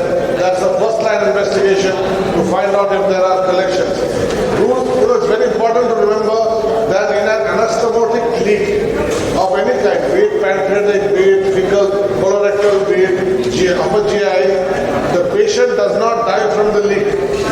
The patient dies from the collection and the resulting sepsis. So it is very important to drain the collection.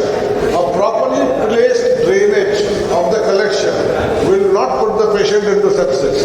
Those are the fistulas or leaks which we surgeons call controlled leaks. But this patient is not going into a controlled situation. He is developing a high output fistula. Patient is tachycardic, is hypertensive, patient has been shifted to ICU. Then suddenly there's fresh blood in the vein. Shubham, in your patient, day 7 now, day 10, we have detected the leak on day 3, bleeding profusely from the drain side on post-operative day 10. Yes, sir. Like we have an excellent intervention radiologist, so we can do a CT angio and go for an embolization. That is, if the condition is not there. Second thing, exploration again will have high morbidity. You have to explain to the patient if you want to do, because if you want to go inside, you should be ready to go and do a complete pancreatectomy or a near total or 90% pancreatectomy. Then again with drain and high output, with again a chances of it being leading re-leaking again, because pancreatic, the fluids are very corrosive. So the tissue, when you go inside, it will be like a soponification of momentum and everything. So that is high risk matter. So when your patient starts bleeding from a leak, you give a call to Manoj. And Manoj, what do you do? It depends on how much bleeding is going on. If it's a profuse bleeding, possibly we directly shift to the cath lab. And if it is still manageable, we would like to have the CT angio. For see the anatomy and possible site of bleeding. Whether it's a distal branch, some gastrointestinal, distal, retroanastomotic areas leak, or there is a proximal gastrointestinal block. So for the audience, you have done a CT angio, or you have taken the patient directly to cath lab, and you have identified a source of bleeding, which is ripples, or pancreatic surgery is usually from the gastroduodenal artery, or branches of the superior mesenteric artery, rarely from hepatic artery. What do you do? To stop the bleeding, do you call the surgeon? Who? Me? Yeah. Not really. Okay, so what do you do? Why should I? You called me and guess what I want to hear. What do you do? Okay. if it is a leak, depends from where it is leaking and what is the position of the leak, and whether we can sacrifice the branch. If it is a pseudoaneurysm or fistula, it all depends. What is the most of the time it is a stump pseudoaneurysm. Most of the time. So if you have available hardware with you, you can put a stent graft across it because that branch is anyway not there, gastroduodenal artery. So you can put a stent graft if possible to salvage that branch, or else go into that pseudoaneurysm, violate, or from anywhere other branches. It all depends from where it is leaking and whether you can sacrifice. But we would always like to trap the branch. Trapping means both the forward and back. Both the doors has to be closed by Manush does an angiography and embolizes the bleeding vessel. Most of the time that succeeds in arresting the secondary hemorrhage. Sometimes it does not. So Dr. Mukherjee, the patient has come back to ICU. He has embolized. Next morning, there's fresh blood in the drains again. Patient's dropping his blood pressure. Okay, now hemodynamics becomes a major problem of the patient. So in this case, we would, from the ICU part, we would go for supportive care. We would actually communicate, because this is a multidisciplinary care. So we would actually like to communicate about the transfusion strategies too, about whereas the anastomosis and what part and all. So we would basically prefer to go with a restrictive transfusion strategy to maintain the hemodynamics, keep the blood pressures just near perfusion levels. And also the thing is, after maintaining the hemodynamics, we need to take care of the pulmonary complications also with that. And if any patient is dropping the saturation. So we would, the next part we get the blood gases done, and then we must be ready with the invasive ventilation and all, so that we can get the patient bridge till the bleeding is secured.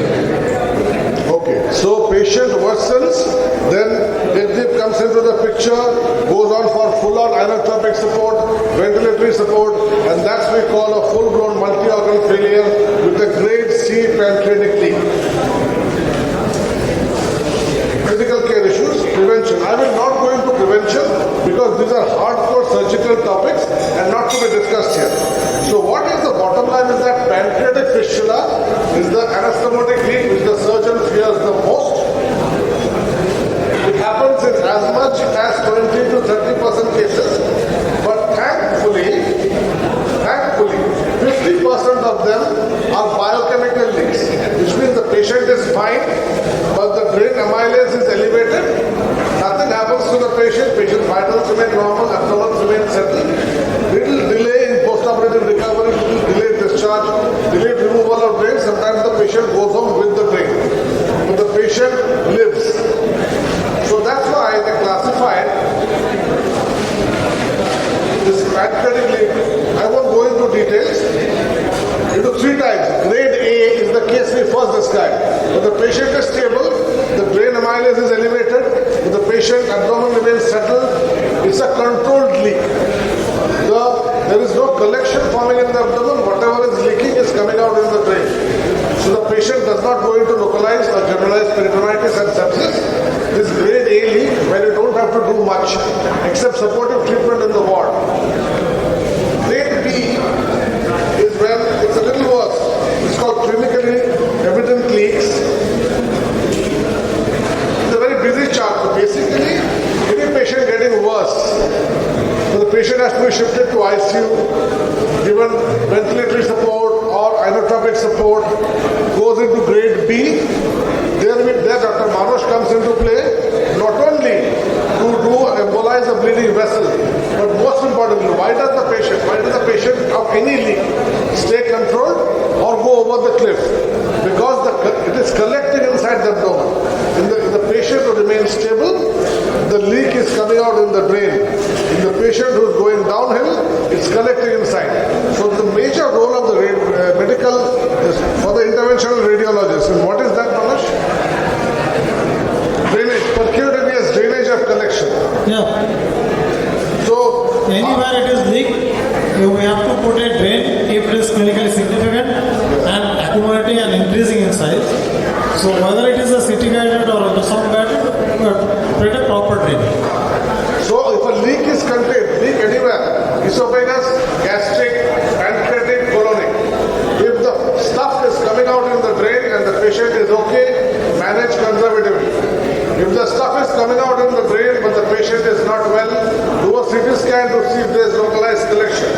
If there is a collection, obviously the drain the surgeon has placed is not draining. So we need more drains inside, which the interventional radiologist puts. In spite of that, if the patient keeps on going downhill, the critical care specialist comes into play, patient goes into ICU and may need re-exploration. Now, re-exploration for a Whipple's is very complicated, I won't go into that. Those are hardcore surgical topics. But suffice to say, I won't go into it. There are various types of anastomotic techniques, preventive. There are somatostatin analogs which we use. Some people don't do an anastomosis, just tie up the pancreas, but we don't do that. Nobody does that over here. Various technical issues which no surgeons being in the audience, I will not go into.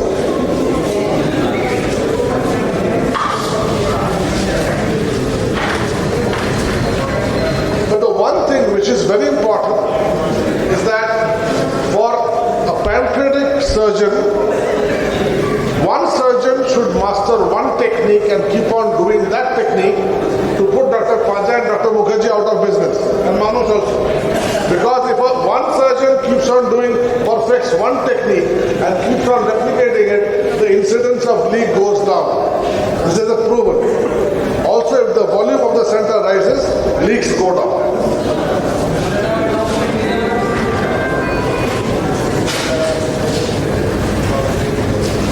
Somatostatin analogs have been used to reduce pancreatic exocrine secretion, but have not really been shown to benefit. So basically, this is what we managed. Now, what is more commonly seen, pancreatic leaks happen only in big centers. But everybody, all of you have seen fecal fistula, colorectal leaks. This can happen after a colectomy or after colonic surgery or after anterior resection or low anterior resection in rectal surgery. Where post-colectomy there is turbid or purulent or crepulent brain output. And in the anterior resection case also, there is feculent drain output. Now, Shubhadeep, in a post-op case, be it a colectomy or an anterior resection, what gives you the suspicion that there is a leak? First of all, tachycardia, or a rising temperature. That will be my first cause. Second will be if there is tenderness around the suture.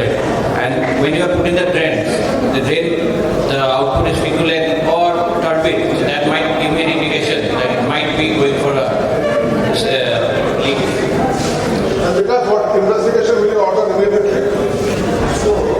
Apart from what Subodhip said, clinical evaluation would be the first key, and if tachycardia or temperature or CBC and CRP, the inflammatory markers are rising out of proportion compared to the amount of leak, as you correctly said, any leak, if it is controlled in the form of coming out in the drain, you are good. Hemodynamically stable, okay. Hemodynamically unstable, drains not draining, biochemical and parameters are showing higher trend, go on for a CT scan to rule out collection painting up inside in the form of the pelvic collection or retroperitoneal collection and manasal. So you would do a CT abdomen? Yes.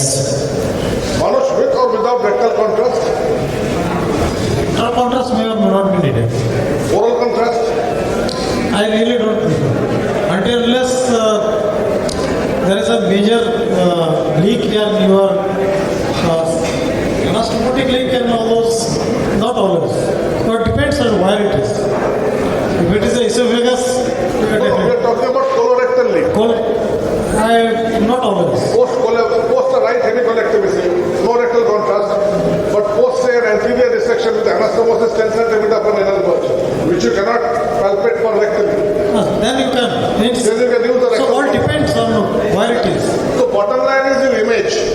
you suspect a leak again in colorectal cancer, you image the patient. And again it boils down to the same thing. If it's a controlled leak with the material coming out into the drain, now we look at many things there. Not only that the leak is controlled and the stuff is coming out in the drain, you also look at the patient. Can this patient tolerate a second surgery? What is the performance status of this patient? What is the financial background of this patient? Based on all this, we take a balanced decision. Whether if you do conservative treatment and observe a leak, then the hospitalization duration increases.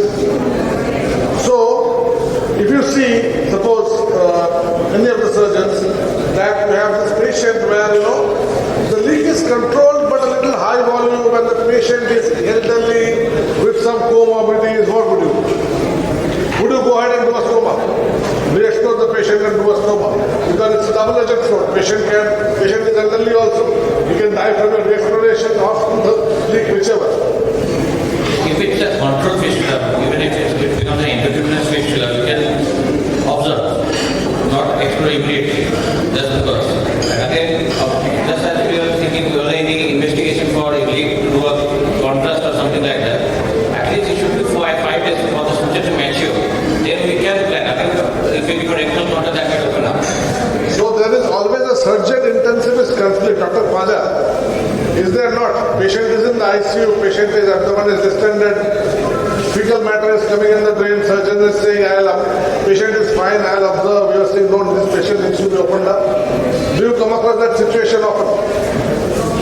Actually, most of the time, if the drain is patent and it is coming out, and patient is not deteriorating, so then there is no point unnecessary exploration or any other thing.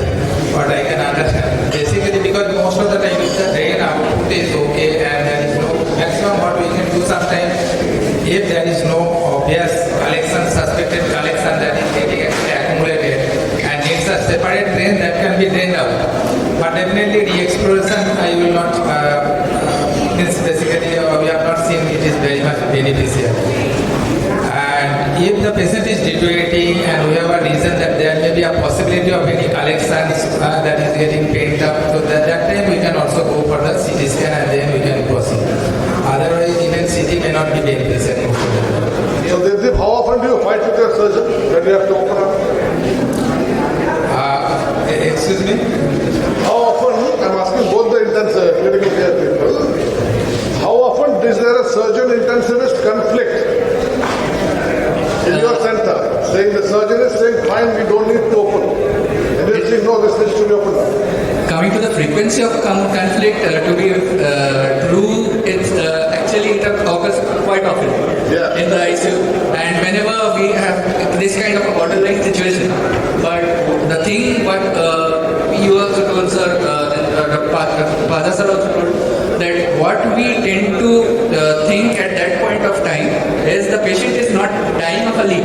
We take sepsis into the primary consideration, and if we are clear and means we know it for sure that the source is controlled, it's draining, then we are quite okay with the conservative approach. But as other studies have also shown, means diagnosing a leak and how fatal it could be, it basically belongs to the whole clinical picture of the patient.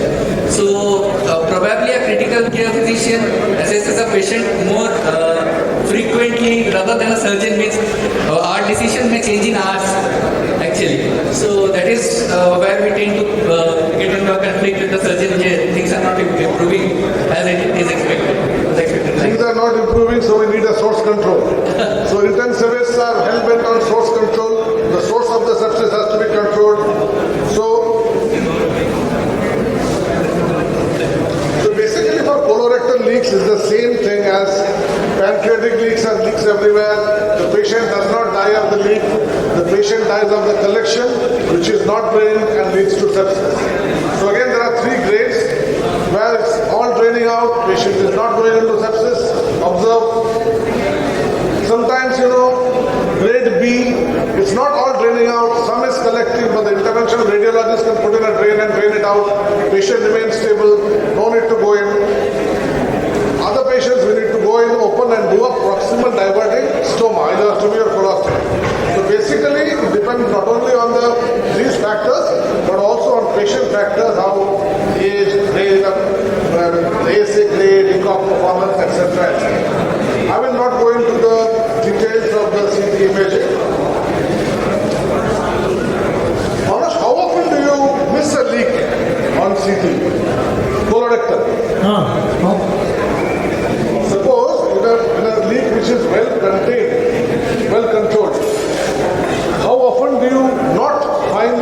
on CT. I mean, stool is coming in the drain, if you feel rectal contrast. If it is everything draining out, it's a low output, it's quite possible that you might miss. You might miss. But high output, yeah, almost always, certainly. Okay, thank you. I think actually, what happens if it is not properly done, CT scan, you miss more.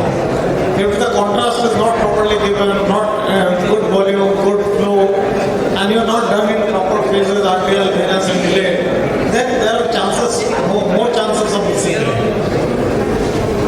Okay, so I think we will wrap it up. I just take a few. We have 5 more cases. One is gastric duodenal blowout. Next is a gastrojejunostomy leak. There is an esophagus which has been anastomosed. Total gastrectomy with the esophageal ulcers in the abdomen. Leak of that. Then a neck anastomosis, stomach tube, esophagus, neck anastomosis leak, and intrathoracic anastomosis leak. In all of them, basically the principle remains the same. If it's a controlled leak, fine, you can manage the patient conservatively. You can send the patient home with the drain. If you have a feeding tube, like a feeding jejunostomy or a nasojejunal tube, you can continue the tunnel feeding. The patient stays home. Invariably, the leak seals off after some time, after a few weeks, 1 month, 2 months. But if that happy thing doesn't happen, if it keeps the collection keeps on collecting inside, you have to drain it. If your surgically placed drain is not draining, then the intervention radiologist has to put percutaneous drains. But even in spite of that, if the patient is going down, the last report is obviously to explore the patient. But in most other situations, apart from colorectal, re-exploration does not improve the situation when the patient has already gone into multi-organ failure. And therein comes the role of the critical care specialist as there is an Onco critical care doctor. Thank you.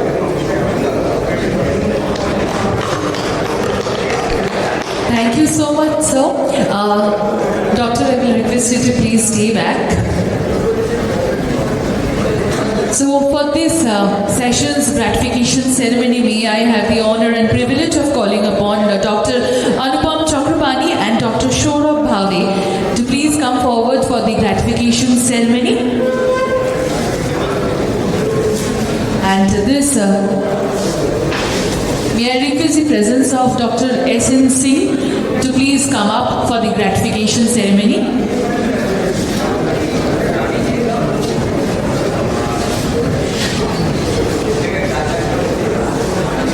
So we are just waiting for all the doctors for the gratification. So as soon as all the doctors come, and we are already started off with the gratification, and first gratification that we had is of Dr. Saikat Gupta, the moderator of this topic, wonderfully carrying us through all this session. Now we move forward with Dr. S.N. Singh. We are here with the gratification of Dr. S.N. Singh. A very picture-perfect moment. Now we move forward, and I request Dr. Soren Panja to please come forward for the gratification ceremony.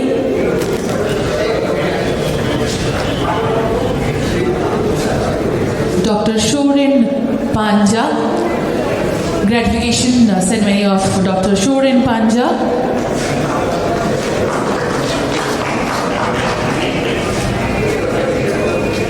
May I request Dr. Vikas Agarwal to please come forward for the gratification ceremony.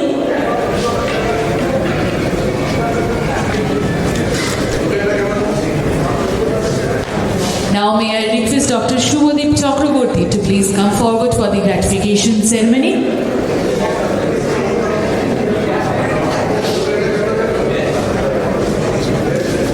May I request Dr. Joyanto Sharma to please come forward. Okay, so we have Joyanto Sharma online, so we will be, I think, delivering the same.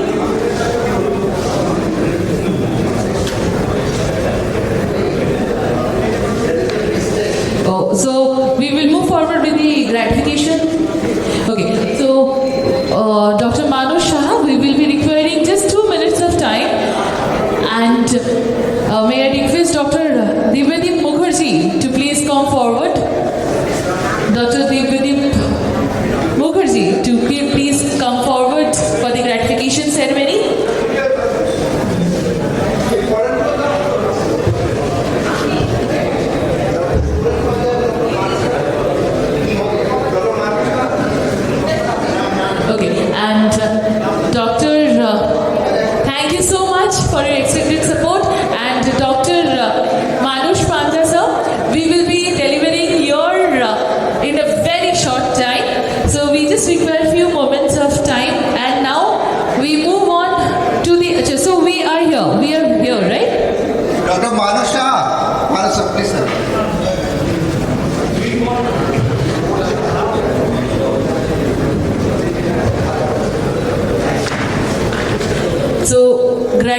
inauguration ceremony of Mr. Dr. Manu Shah. And now we move forward with the day-long summit that we are here to actually acquire knowledge.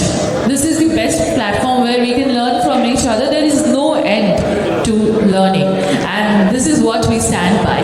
So now before we move forward, may I request all the officials from FIRS Auxiliary Academy to please come forward, and we will have this privilege of taking a group photo. And also to join the frame, may I request Dr. Asif Iqbal sir and Vijita to join the frame. Now we have the whole team of FIRS Auxiliary Academy on this Onco Critical Care Summit. They have been a huge support and part of it. So this is a very, very, very perfect, picture perfect moment, as I might say. All the team members, all the officials from FIRS Auxiliary Academy, right here in front of you, and completing the frame we have Vijita and Dr. Asif Iqbal sir. And in a very short time, we are not completed yet. We have an online session. I will be guiding everyone through. But I would like to extend my thanks for supporting this Onco Critical Care Summit. First of all, without whom it would simply not be possible.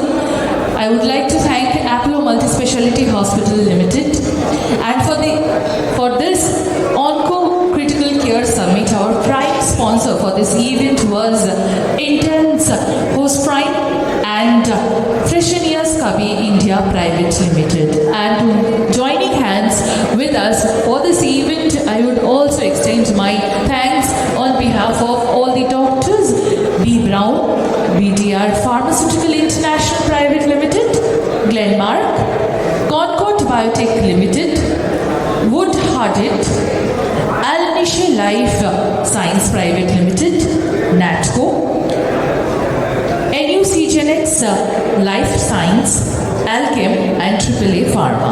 And with that, I complete my vote of thanks to all the pharmaceutical companies, to all the doctors who have made time from their busy schedule, and they have attended and made it a huge, huge success. But I am no one to give a vote of thanks, so to formally give a vote of thanks to each and everyone present here, may I have the privilege of calling upon Dr. Asif Iqbal sir to give a formal vote of thanks to everyone present. Thank you all. Thank you my juniors, my colleagues, and my seniors, those who made today this evening is successful. Special thanks to Dr. P.N Mahapatra sir, Dr. Anupam Chakrapani sir, and Dr. Saikat Gupta sir. They have given full support to organize this type of program. And I also thank all the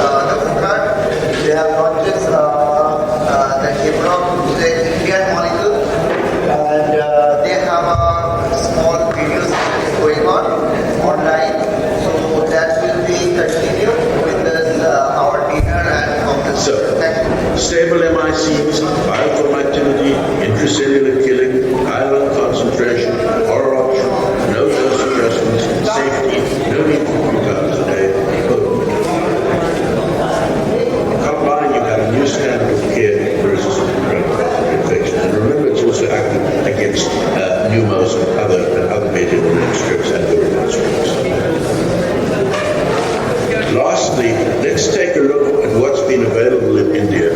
Vanc, 1994, followed by Tyco, London IV, London oral daptomycin.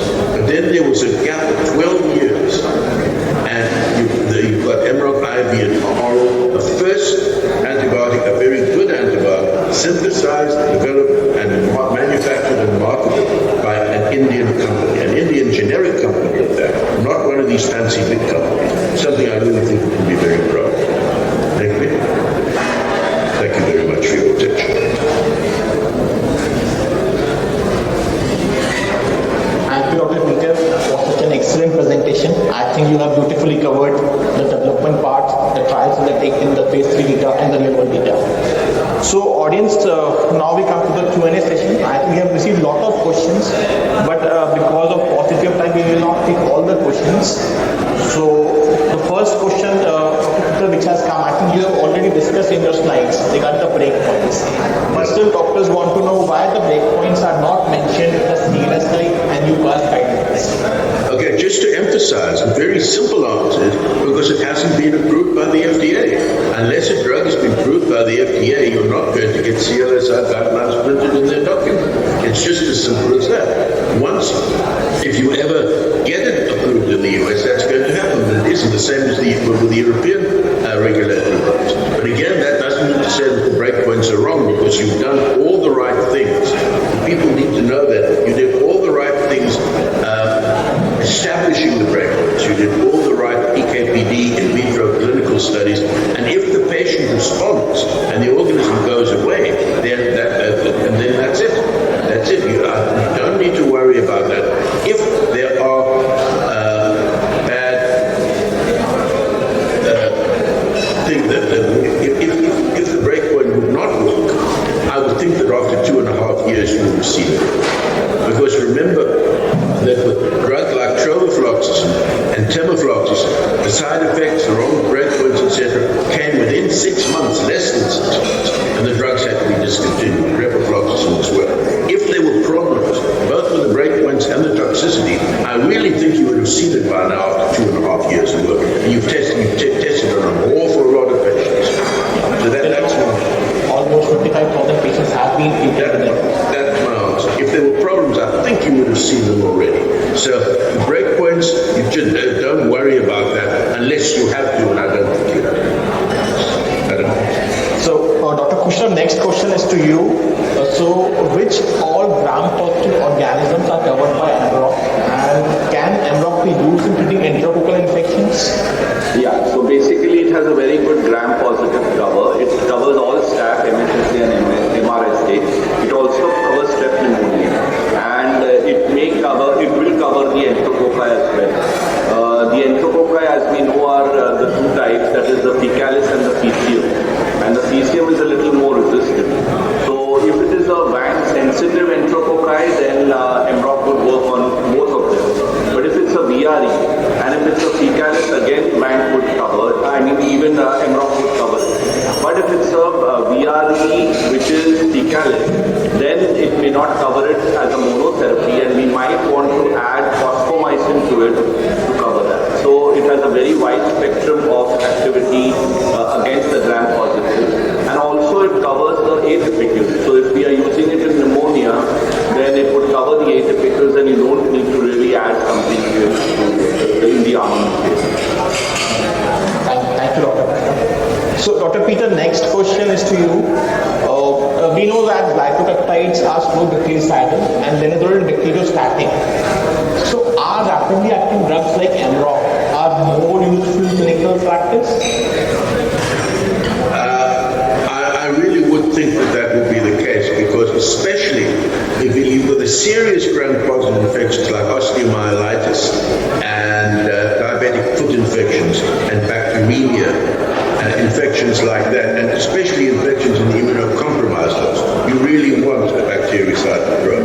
And the trouble is with linezolid, you can only give it for about 2 weeks, because then you get myelosuppression. And in many cases, we don't have any other drugs. The thing about MROC is you can use it for up to 6 weeks, and it's bactericidal, so that's the best of all possible worlds. If you have a choice between a cidal and a static drug, and you have got that choice to treat a staph infection, no clinician would choose a static drug. The only reason that they chose vancomycin all these years because it was the only drug that was available.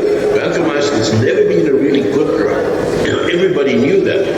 When I was a medical student 100 years ago, and many years after that, it was the only drug available. Young clinicians don't realize that. It was the absolutely only drug available, the last choice for resistant Staph aureus infection. It was never really good. It's toxic. It had to be monitored, and it's very slowly bactericidal. If you can use a cidal drug, use it. Dr. Peter, just a continuation of this question, how do you see the utility of a bactericidal drug? Maybe for serious ICU infections, do you feel that cidal drugs are more useful and they're faster acting as compared to slow-acting drugs? So, in real data, cidal is definitely better than static, but we have used all the other four anti-staph cover, anti-gram-positive cover, and if you do it wisely, then I think you can tide over the problem. But now we have something in our armamentarium, and I think we can look into it as in the future. What I would say, and to answer your question, is where would I place it empirically in serious infections? And to answer that, yes, always use it in staph and this is without any proven bacteria. So this is empirical use. I would definitely use it in skin and soft tissue infections. I would also use it in community-acquired pneumonias or even VACs, because if I suspect MRSA in my unit, then I would be definitely covering it with MROC. The idea of using MROC in community-acquired pneumonias is that it has very good penetration. The PK/PD in the endothelial lining fluid is very high with oral and IV levodopa, and therefore I would use it there. I would, because of its biofilm activity, I would use it in a central line induced bloodstream infection. I would be a little wary and need a little more data on usage in bloodstream infections which does not arise from the central line. Though I might, with more and more confidence in 2 years, I've started using it a bit in patients even when they are serious. And I would definitely not use it in urinary tract infections and meningitis, because only 5% of the drug is excreted. So I should know when I use a drug where it works, what is the PK/PD, and I don't pay so much attention to the cidal and the static, because they finally over a day or so they land up working clinically on the patient. But PK/PD matters a lot for me in deciding where and what is the source of infection. Peter, you want to add on that? Peter, your comments on that? No, I agree entirely. I always thought that as long as the drug is active, you can use static or cidal. But again, if you've got the choice and the drug is safe, then I would have no problem with that. Meningitis, of course, you're right. Remember, even vancomycin doesn't penetrate well into the receptors. There's a problem. Okay, now it's okay. Thank you, Dr. Peter. Thank you, Dr. Pushta. So, doctors, because of paucity of time, we will not take more questions. All your questions will be answered and they will be sent on your mailbox. For the next session, now we move ahead, and for the next session, I would like to first introduce our lead scientist at R&D, Dr. P.N Mahapatra, and he will take us through about the pipeline of Wockhardt that the pipeline Wockhardt has for antibiotics. So Dr. Sachin, over to you for your talk. Dr. Kapil, thank you very much for this session, and this is a pleasure to share the antibiotics that are going to come up from the Wockhardt research program. As we discussed in this session and in the past as well, that we have launched 2 novel antibiotics 2 years back, and they have been received very well by the Indian clinicians based on the safety and the efficacy, as well as the differentiation that MROC and MROCO brings in as compared to the older drugs that were available. However, it should not be misconstrued that we are going to end our drug discovery program with just 2 antibiotics. We have a length of pipeline highly enviable in the international context, and I will just give you a little bit of brief of Vocad antibiotic portfolio. So, a background on what Vocad has been doing over the last 25 years. There was a very strategic focus on novel antibiotics because antimicrobial resistance was always going to be increasing over time, which has been proved correct.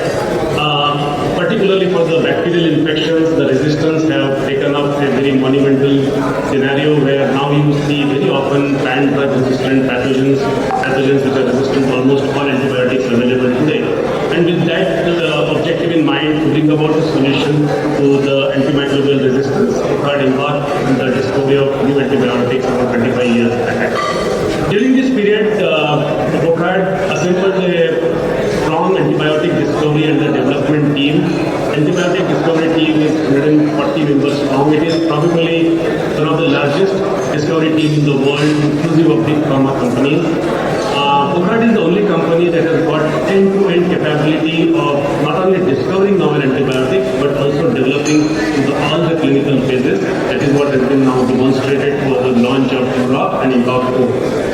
However, the journey has been tricky and very painful in the sense that we evaluated close to 8,000 new chemical entities, entirely new, that were designed by our chemists. And through these screening programs, we took these 8,000 molecules to select the pipeline of 6 clinical stage antibiotics that I will share with you in the next slide. Having worked on almost all the classes of antibiotics over 2.5 decades, we were able to discover an entirely novel antibacterial class called as beta-lactam enhancer, which is also going to be the part of our pipeline that we are going to show you. It is an entirely novel mechanism of action with an ability to overcome almost all the known gram-negative resistance today. Vocad's discovery program has also been basically very well received by US FDA, wherein US FDA has given a QIDP designation to all the 6 clinical stage antibiotics of Vocad.